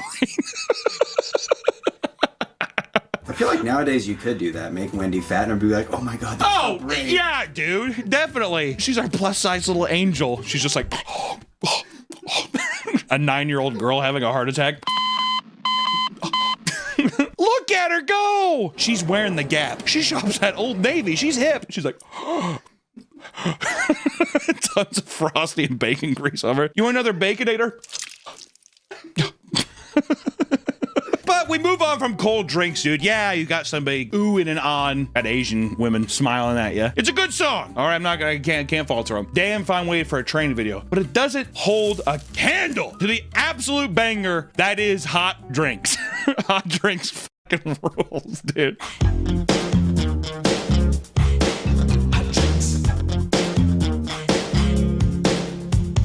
This Michael Jackson-inspired song is all about how to serve scalding hot coffee to your customers. When I mean scolding, I mean they emphasize how hot this thing is. It's like there's a goddamn fog machine inside the coffee cup. It's like blow it off at least once, dude. It's like a fucking cup of molten lava. It's ridiculous. It's crazy. What fucking temperature are they serving this coffee cup? It made me immediately think of that lawsuit. Can you imagine that fucking spraying and falling on someone's lap? The first time in my life, I was like, I feel sympathy for the old woman. That old bag.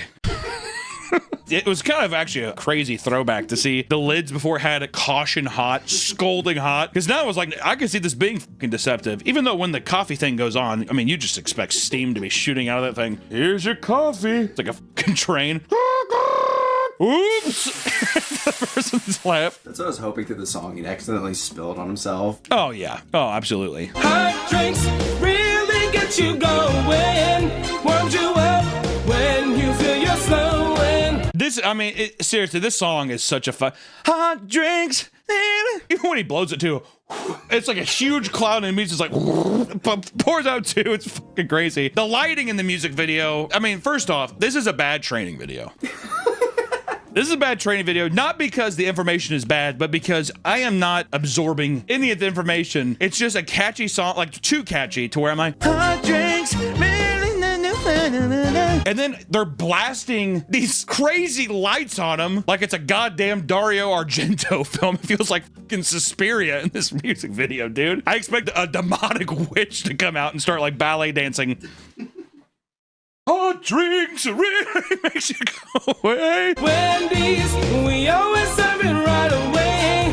And a smile and have a nice day. This motherfucker's just full of charisma, dude. I love it, dude. The spins and stuff, and especially like going, have a nice day. You know he killed it too. It was one of those days when he drove home, he like buckled up his seatbelt and shit, and he was like, yeah, I mean, he just knew he fucking killed it. Grab a small cup when you're making hot cocoa. Pour the packet and then you add your H2O. I've never had so much fun watching somebody make cocoa. Grab a small cup and grab some cocoa. Use a clean spoon and stir it till it's all mixed up. Toss the spoon out and put the lid on the cup. Things are really looking up.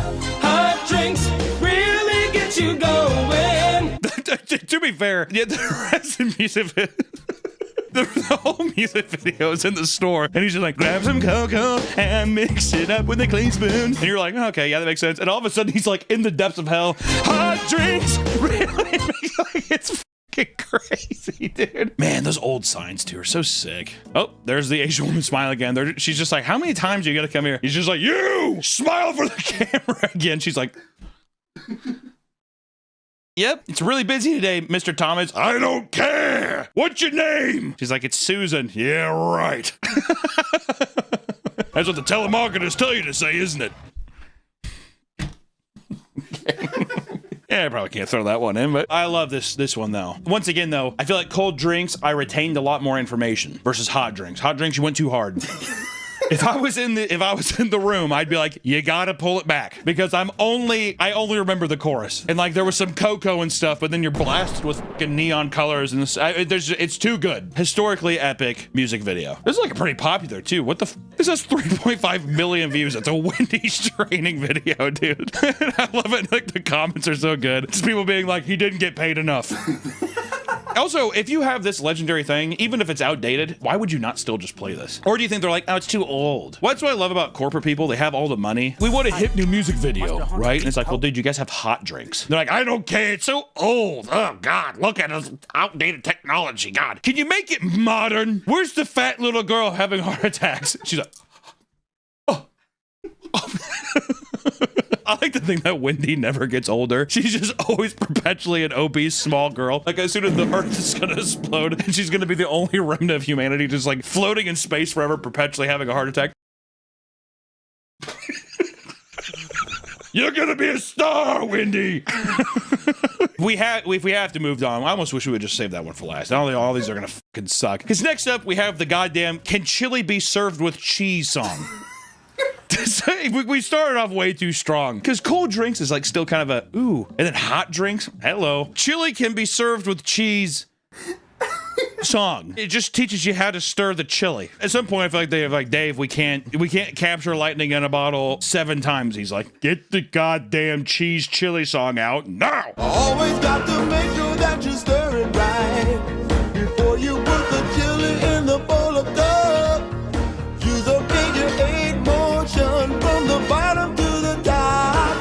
Arguably not that bad of a song. There's just something, I don't know why, there's something kind of disgusting to me about just B-roll of chili. Like B-roll of chili being scooped and like... Also, I kind of miss the personality I got out of the guy singing the hot drink song. This is just a nameless, a faceless man singing to me. For a small serving, get the 8-ounce ladle fulfilled to a habit from the top of the cup or bowl. This one's the most boring, like least creative. This is definitely the most least creative one, which is a shame because, once again, they're like, we did another song for you. And he's like, I can't pay for the lights again. I can't pay for the dancer. I can't pay for the perform. I can't do it. Just show chili. And it's just a guy with the camera, like, and the person's like, Make sure that you stir it right before you... Do you really need a whole song for chili, dude? That's the thing, they split it up. It's about Frosties and then cookies with milk. The rest of the song. So they include Frosties and cookies with milk in the chili video. Dave, how does that make sense? You know it was Dave too. He's like the cornerstones of Wendy's, the chilies, the Frosties, and of course the cookies and milk. Do you have any questions? Like the burgers and fries? Hello? He's like, no. God, it looks disgusting. It really does not look appetizing. Does this look good to you? No. Chili can be served with cheese. Fill a third cup apple with the grated kind. You go to I worked at McDonald's for probably like 3 months, or I worked there very briefly. It's a goddamn war zone. Acting like somebody's gonna be using like, oh, this is my little cheese cup. Yeah, fucking right, dude. They're gonna have a fist that Velveeta cheese bucket. They're gonna like, stir it with their fingers real quick. Wendy's still on the floor. The chili is just Wendy's empty colostomy bag. They lift it up and they just squirt it out. She's like, oh. Pump her up! Sprinkle on the top and then put the bowl in the middle of the tray every time. This is insulting. It's like, scoop the chili out, put it in a bowl, and throw some cheese on top. Did you need a whole fucking song about that, dude? Who the fuck are they hiring? We only hire aliens from a different galaxy who have never used a ladle. That's it. That's the Dave Thomason way. Lift the arm and fill the cup. The frosting should be thick and creamy. Milk and cookies if you please. But yeah, halfway through the song, you can't just start talking about Frosties, milk, and cookies, dude. It doesn't make any sense. I got a fucking weird taste in my mouth talking about it, even watching it. It's like hot, and then all of a sudden I'm like, oh, it's like red meat with milk or something. I don't know why. It just freaks me out. But we're moving on here because we have to talk about the king, the pinnacle, the emperor, the god king of the Wendy's training videos. And it's a 15-minute long, dare I say, odyssey. Epic, as if Homer himself wrote it, scribbled it onto stone. What is it known as? What do you hear people chanting from the Colosseums? That, my friend, is grill skills. This is the iconic Wendy's training video that has become a cult classic on the internet. You might have even seen it yourself. I don't care, I'm still talking about it, bitch. The video is all about teaching new hires on how to cook Wendy's infamous square patties using the 4-corner procedure. Because they're square patties. And you'll find out why they're square patties in just a second. And it starts off, this is my favorite one too, because it starts off with our boy Dave Thomas creeping out of the corner of the walk-in freezer to awkwardly touch the burger patties and to teach us how to make the best hamburgers in the business. In the business. Which is also AKA Wendy's old-fashioned hamburger. A Wendy's old-fashioned hamburger. Him mispronouncing that word fucking drives me up a tree, dude. Dave doesn't say words properly, and I know I fuck up some words to say especially. I know it's especially, but I get in the groove, dude. Maybe it's just his groove. He's like, I'm a leader in business. Then you get him talking, he's like, business. I cannot emphasize how much joy Dave Thomas has given me in such a small time. From him, very awkwardly, like a giant turtle. You ever see that show, My Best Friend Franklin? Oh my god, I love that. He looks just like the parents, the old-ass parents. That's Dave Thomas, him creeping around. It's why it's the best old-fashioned hamburger in the business. He doesn't say words properly. He keeps his ugly daughter off the screen. Get her out! And he doesn't look at the patties. He's like talking about him, and he just keeps he misses it. Him missing the burgers there is as awkward as like somebody reaching for a high five, and then you you kind of miss it, or you come up and you're like, oh, do we do it again? Like, no, we got the idea, I guess. It feels like that. Also, I just want to say too, the Wendy's walk-in freezer looks like either a fucking Guantanamo Bay cell or a part of the set of the movie Hostel, Eli Roth's Hostel. That's what it looks like to me. Creepiest walk-in I've ever seen. And it's only frozen meats in there and ketchup. Dave Thomas just makes it an alluring, just murder pit. From the day I opened the first Wendy's, my goal has been to serve the best hamburger in the business. A Wendy's old-fashioned hamburger. He sounds like Christian. Yeah. The thing I liked about when I ordered the first Wendy's was that I liked the square burgers. So, I started with the freshest beef I could find. Oh, Dave, just look down before you grab it. I don't want to do any more takes. One and done. Right, Wendy?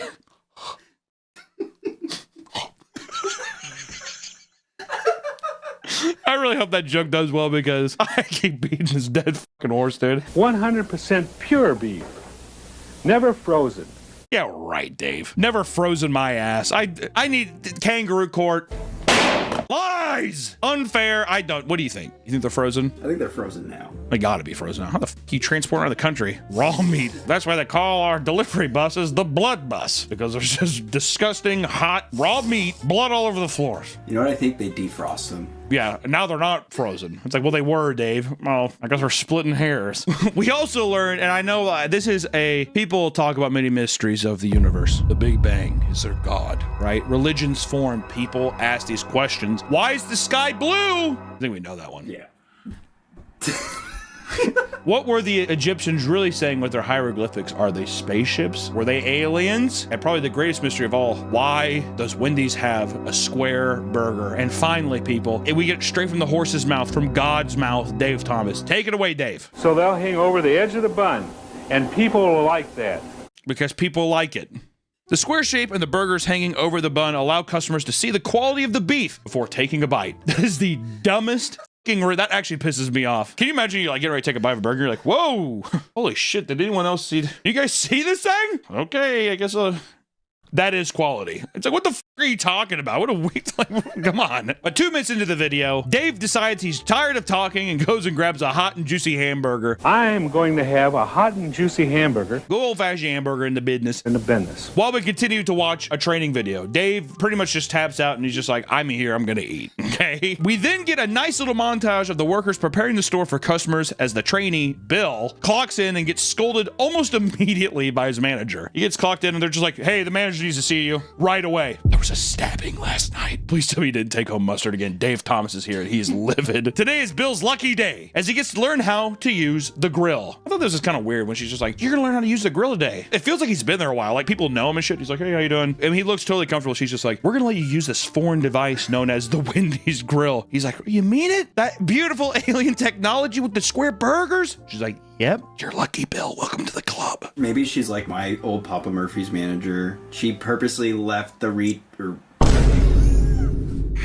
She thought she was dumb in the back for like 6 months. Never really? making pizzas. Yeah, I don't want you to be out front. I don't want you touching the pizzas. Then instead of Mary teaching him how to cook very quickly, because there is nothing going on in this kitchen, could not be a slower day, Mary just has him sit down and watch a training video inside the training video. I'm watching a training video of a guy watching a training video. The tape is put in and almost immediately like dark magic happens. The screen starts to smoke and shake violently. And eventually it opens up a wormhole where a floating head comes out and sucks Bill into a grill dimension. You know, people like to decipher the ending of The Sopranos. Did Tony get shot? The TV malfunctioned, exploded, and Bill died. And this is what purgatory is. It's being sucked into the grill dimension. And this is where the song starts. 4 minutes in the training video, we finally get the song to start. Couldn't we have just started in the grill dimension? Why did we have to have the build up? I feel like Dave was just like, I want to be on screen. And for the next 2.5 minutes, we have Grill Master Funky Fresh rocking out with a golden spatula and teaching us how to finally grill some patties using the 4-corner technique. And goddamn, is he good. Which, the 4-corner technique, I mean, it's just pressing each corner of the patty down before you flip it. Bit lackluster. Well, you gotta make sure the grill is wet. It's true, you gotta make sure the grill is wet for all the juices. He also teaches us how to space the patties evenly and not to dump a pound of salt on them, which I will say he has a little that's a beautiful pepper and of salt there.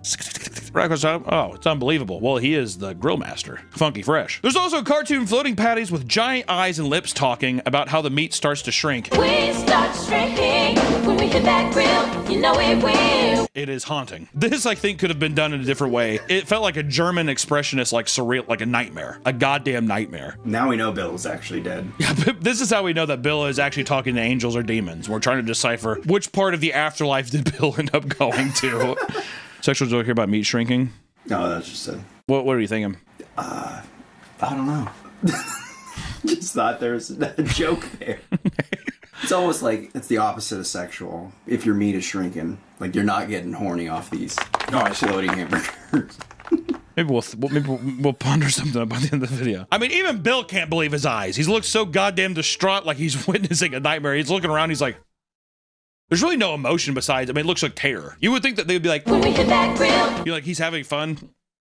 Not Bill. Bill is truly seeing the actual horrors of the cosmic universe happening right before his eyes. We also get disgusting shots of the grill master draining the meat on the side of the grill before serving it on a plate. I don't understand that. You have to drain the meat, so you take the spatula and you have to hold the patty up against the side of the grill, and it's just like oozing out liquid. And he's like, "See, there you go." Yeah, I mean, it's just a fucking kind of a gross shot. I don't know. All the burgers look disgusting in this. The burgers are extremely unflattering. That's why we know now when you see burgers on TV, they're like covered in like glue to make them look like perfectly you know what I mean? The cheese isn't even real cheese, it's like plastic that they melt, and because the real shit's just like, yep, doesn't it look great? Dave Thomas is like, it looks perfect. These fucking gray sculptures just falling on and dripping disgusting fluids. Oh, and you know what makes my blood boil is Bill says, where do I start? Right after the song gets done. Don't be afraid, I think you're gonna be hot. Where do I start? What do I do? It's like, Bill, no wonder you deserve to be in hell, because you're a moron. You're a bad man, Bill. But he hasn't paid attention this whole fucking time. You know what? Let him roast. Dave Thomas is the devil, and Bill is here to do his bidding. So then we get a recap of everything we just learned, but this time slow down thanks to Bill, because he's a fucking moron. Even Funk Master Fresh is like, what do you do? Skippity-doo. Yep, see, right, Bill. Good God. He's like, fold it up, flop it down. Not too little, not too much. With the little finesse, I think I'm getting the touch. Hey. You're like, off, Bill, you worthless bastard. There's a great moment where the grill master gets pissed at Bill and grabs his hands, telling him to start choking up the spatula. He's like, hold it up here. And Bill's like, hold it up here? I see a deer. In a way, it does feel like whitewashing a culture a little bit, doesn't it? It's like a guy like repeating the rap back, and he's like, huh, rhymes are fun, aren't they? Is this the rap and hip hop I've been talking about? And the Funk Master's like, yeah, sure. And they also drain the meat again, and it makes me wonder, how are the patties getting so filled with liquid, even if there's fat in it? It is just such an uncomfortable amount of liquid pouring out. He's like, you have to pour them out. If people bite into this, they're gonna get real sick, for real. Then on to song 2, which is putting cheese on the patty. Lay down the cheese in a juicy spot, but don't leave it too long or it'll get too hot. Tool it up, lay it off on the meat, do it right. Keep it neat. You gotta have a whole song about that. You'd think it'd be just taking the sliced cheese, put on a patty. No, no, no. Gotta have a full song. Which they say if your burger is gross or if you mess it up, then you can just dump it in the chili. Chili with cheese. The chili with cheese, remember? With your tiny cheese cup? Which I was like, oh, if you split the patty, sure. But they're like, oh, if you can, it kind of made it seem like drop it on the floor, throw it in the chili, give it to all our chili fans. And it's just like a really random, almost Jacob's Ladder-esque scene. Put those patties in a chili pan and save them for all of our chili fans. There's a part in Jacob's Ladder where he sees the guy in the back seat and his face is like, and that's like where that effect became popular from. I sort of think that Jacob's Ladder stole it from the Wendy's training video. I understand it's probably trying to be like when you're cold outside, you want chili. Play on words. Chili is in cold. I don't like it, Nick. I don't like it, and it scared me. It's also black and white. It's like the beginning of Antichrist. It's like a Lars von Trier film. All our chili fans, and it cuts out like this nightmare. I feel like if you just had that on loop with like me, people would be like, this is unnerving. Lastly, we get another segment of burgers with giant lips talking about the cooking stages for the burgers. Stage 4, I'm hot. I should be done. Looking good like I should so you can serve me, son. I'm stage 5 and I'm still alive. There's too many stages, okay? I feel like Dave Thomas is just like, more. We need more horror. Dave, this is getting kind of scary. Stage 4, I'm hot. I should be done. You hear that, Wendy? They're scared. She's like,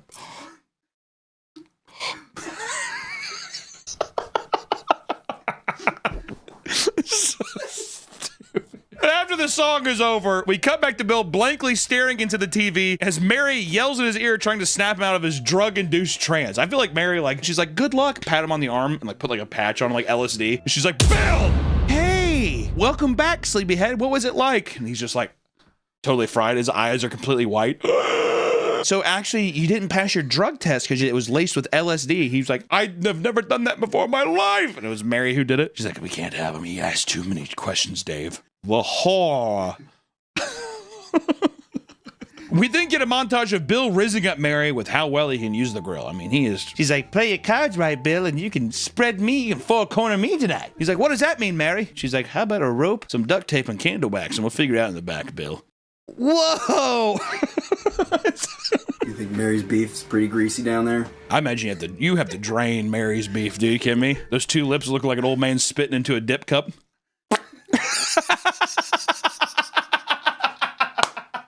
Now, Mary, I forgot to drain it. It's okay, Bill. You're on stage 6. Keep going. After Bill cooks up a mean burger, one of the other Wendy's staff members hands it off to our boy Dave Thomas, who apparently has been waiting in line this entire time for the burger. Dave, you own the place. You know, you can just come out. He's like, I'll wait in line like the rest of the people. One of them old-fashioned hamburgers. Beating it. In the business. We had 3 cooking segments, and only now Dave is getting his meal. Which, what does that say about the service? We've had all of this time grilling stuff, and Dave has just been in line. That Mad World rendition Gary Jules did for Donnie Darko's playing. All around me are familiar faces. You know, it's an old-fashioned hamburger. It's an old-fashioned hamburger. Just like this one that keeps our customers coming back to Wendy's. But cooking and pressing our hamburgers isn't easy. It requires a special talent, which takes some practice to develop. Take some practice to develop. F off, Dave. He's like, good luck trying to decipher this crazy monolith you just discovered. It's like, wow, I pressed it 4 times, Dave. He's like, how on God's green earth did you do that so quickly? But the video ends with one last song, the titular Grill Skill song, because it's a goddamn bop. And he's like, I paid for it. We're going to blast it as many times as we can. Do you ever think that they played this over the speakers in the restaurant? Oh, yeah. He's like, I paid for it. We're using it. And then someone's like, probably came to work with a gun. And he's like, if I hear Grill Skills one more time, I'm shooting up the place. He's like, put on hot drinks. It's only ever Grill Skills. Put on hot drinks. The guy's like, hot drinks. Really makes you want to. He's like, which is a montage of people doing the air guitar on spatulas and cooking some good old-fashioned hamburgers. The cast of characters in the montage is something else. We have the Crypt Keeper. JFK makes a cameo from the dead somehow. You're also in it too. I'm in it. It's actually unfucking canny. That is unbelievable. Editor, try taking out my beard. That's actually fucking crazy. And then to have you in it as well is fucking... That is haunting. If you had a mullet without your glasses, you would look just like that. This is I wonder in a weird way if whoever watches the video, if you actually see yourself in it, it changes every time. The first time I watched it, I didn't see myself. It was just there. The Wendy's training video is a Japanese horror. It's like The Ring. It's a Ringu. There's like a well and like a little girl crawls out of it. Wendy comes out of it? Yeah, exactly. Wendy. And the final Wendy's video is actually not a music video at all. It's so much more confusing. They did a full court case trial called When Clowns Go Bad. Surprisingly, this 20-minute long video about Ronald McDonald dying in their walk-in freezer is about what to do to close the store at night. Which I want to say, the beginning of it is visceral. The video opens up with a Ronald McDonald-like clown, it's fucking Ronald, threatening an ex-employee over the phone for betraying them and working at Wendy's next door. I thought this was kind of manipulative. You know what I mean? So you worked at McDonald's, well, you're here now. They're evil, and we're good. Isn't that right, Wendy?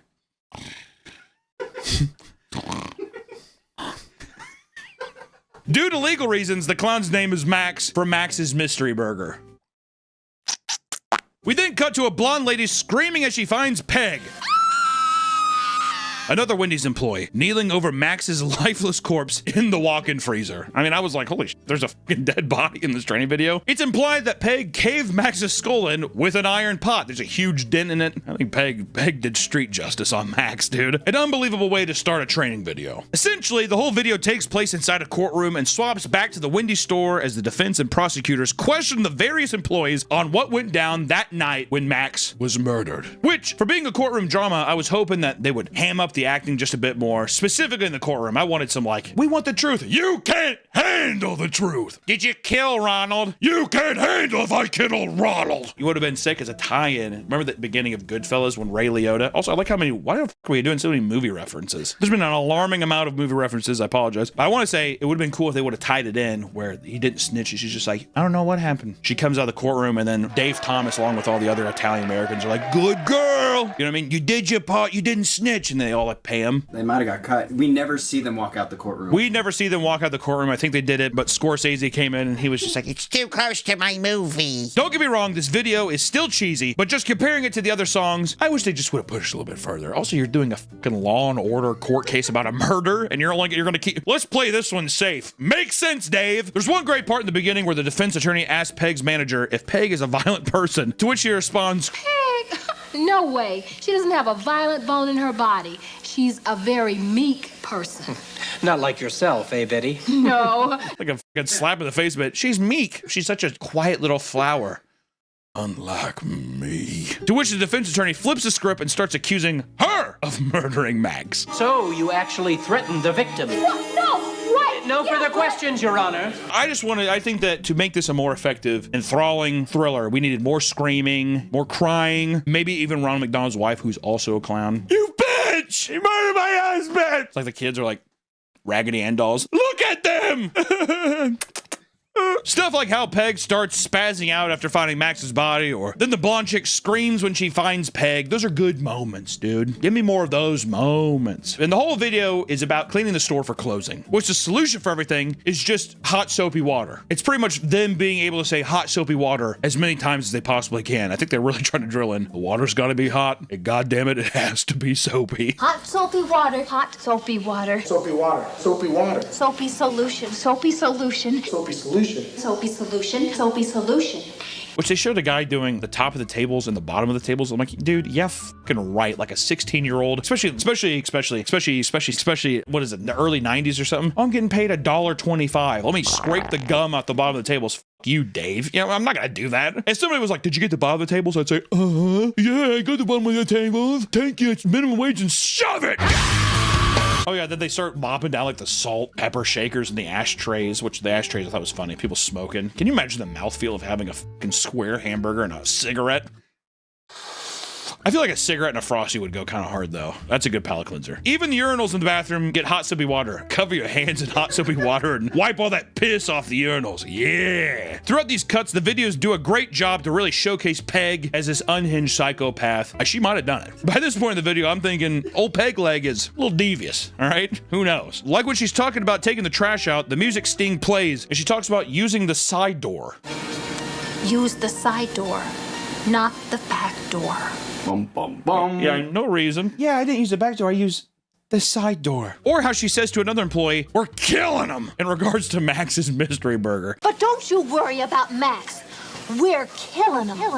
Which I like that too, as if people are like, did you see the sales? We're doing way better than McDonald's. Dave's like, they talk like that. I've heard it before. They talk like that. It's like, that's only you, Dave. He's like, she was even a former employee and had her last paycheck held for leaving his restaurant, and that she was so mad at him that she could have killed him. Yeah, you quit there, you don't even get your last paycheck. Unlike here at Wendy's where we pay you in gold. Dave Thomas found all that pirate treasure. He doesn't know what to do with it. He's like, that's why I made the old-fashioned hamburger. My deep sea travels. Do with the film grain too, like all the artifacts does legitimately make this a pretty horrifying. Have you worked in this business before? I used to work for Max Mystery Burgers across the street, but they don't concentrate enough on cleanliness, and that's why I left. I bet they were sorry to see you go. But they were sorry to see you go. All right, have a good night. And he goes into his car and he drives home and he's like, so the new person at work is a complete and total fucking psychopath, by the way. They didn't focus on cleanliness like I do, like Wendy's does. They sound weird, huh? I gotta talk to the manager real quick. I'm putting in my 2 weeks right now. Sorry wasn't the word for it. The clown was so mad at me that he kept my last paycheck out of spite. She's doing this like the Kubricks there the entire time. Keeping my last paycheck out of spite. The guy's like, yeah, dang them. You know what? You're justified too. Gets in his car, never comes back. I was so mad at him. I could have killed him. Damn, Peg! Easy down! Also, she gets way too excited in the bathroom talking about the toilet paper and how to clean the bathroom. God damn it. Soap looks okay. How about the TP? Plenty. Good. I feel so bad for this guy who's like with her. He's like, cool, so you ran over and you peeked in the urinal like a complete psychopath. That's how we clean it here. He's like a pager. 911, 911. Yeah, oh, you're crawling on the walls. We cook cheeseburgers here. I hope you just know that's all the job is, so. Okay, hotshot, play it back for me. No problem. We clean the walls and the stalls with a window cleaner. Why is she kind of bad, though? Huh? I don't know, dude. I'm a little perplexed, dude. I feel like I'm watching Hocus Pocus or something. This old bitch is casting a spell on me, dude. Good Lord. Got that hair all pulled back. As soon as that hair comes down, you got a wild child right there. God damn. Outside of the urinals and toilets with paper towels and a soapy solution. Inside of his face. She's like sitting there trying to eat her own face. Yeah! Yeah! Sam! He's like, do you think there's ever been anybody hired at Wendy's who's like, when do we get to meet Wendy? Oh, yeah. There's got to be some crazy chick like this. So when do I get to meet her? People probably think that's a joke. Yeah, and they're like, things are not looking good for her, and she seems as guilty as can be. Can you blame the court? Can you blame the court at this time? Even her lawyer is having a hard time defending her. Even he's just like, she's like, if you don't fucking get me out of here, I'm gonna eat your face. He's like,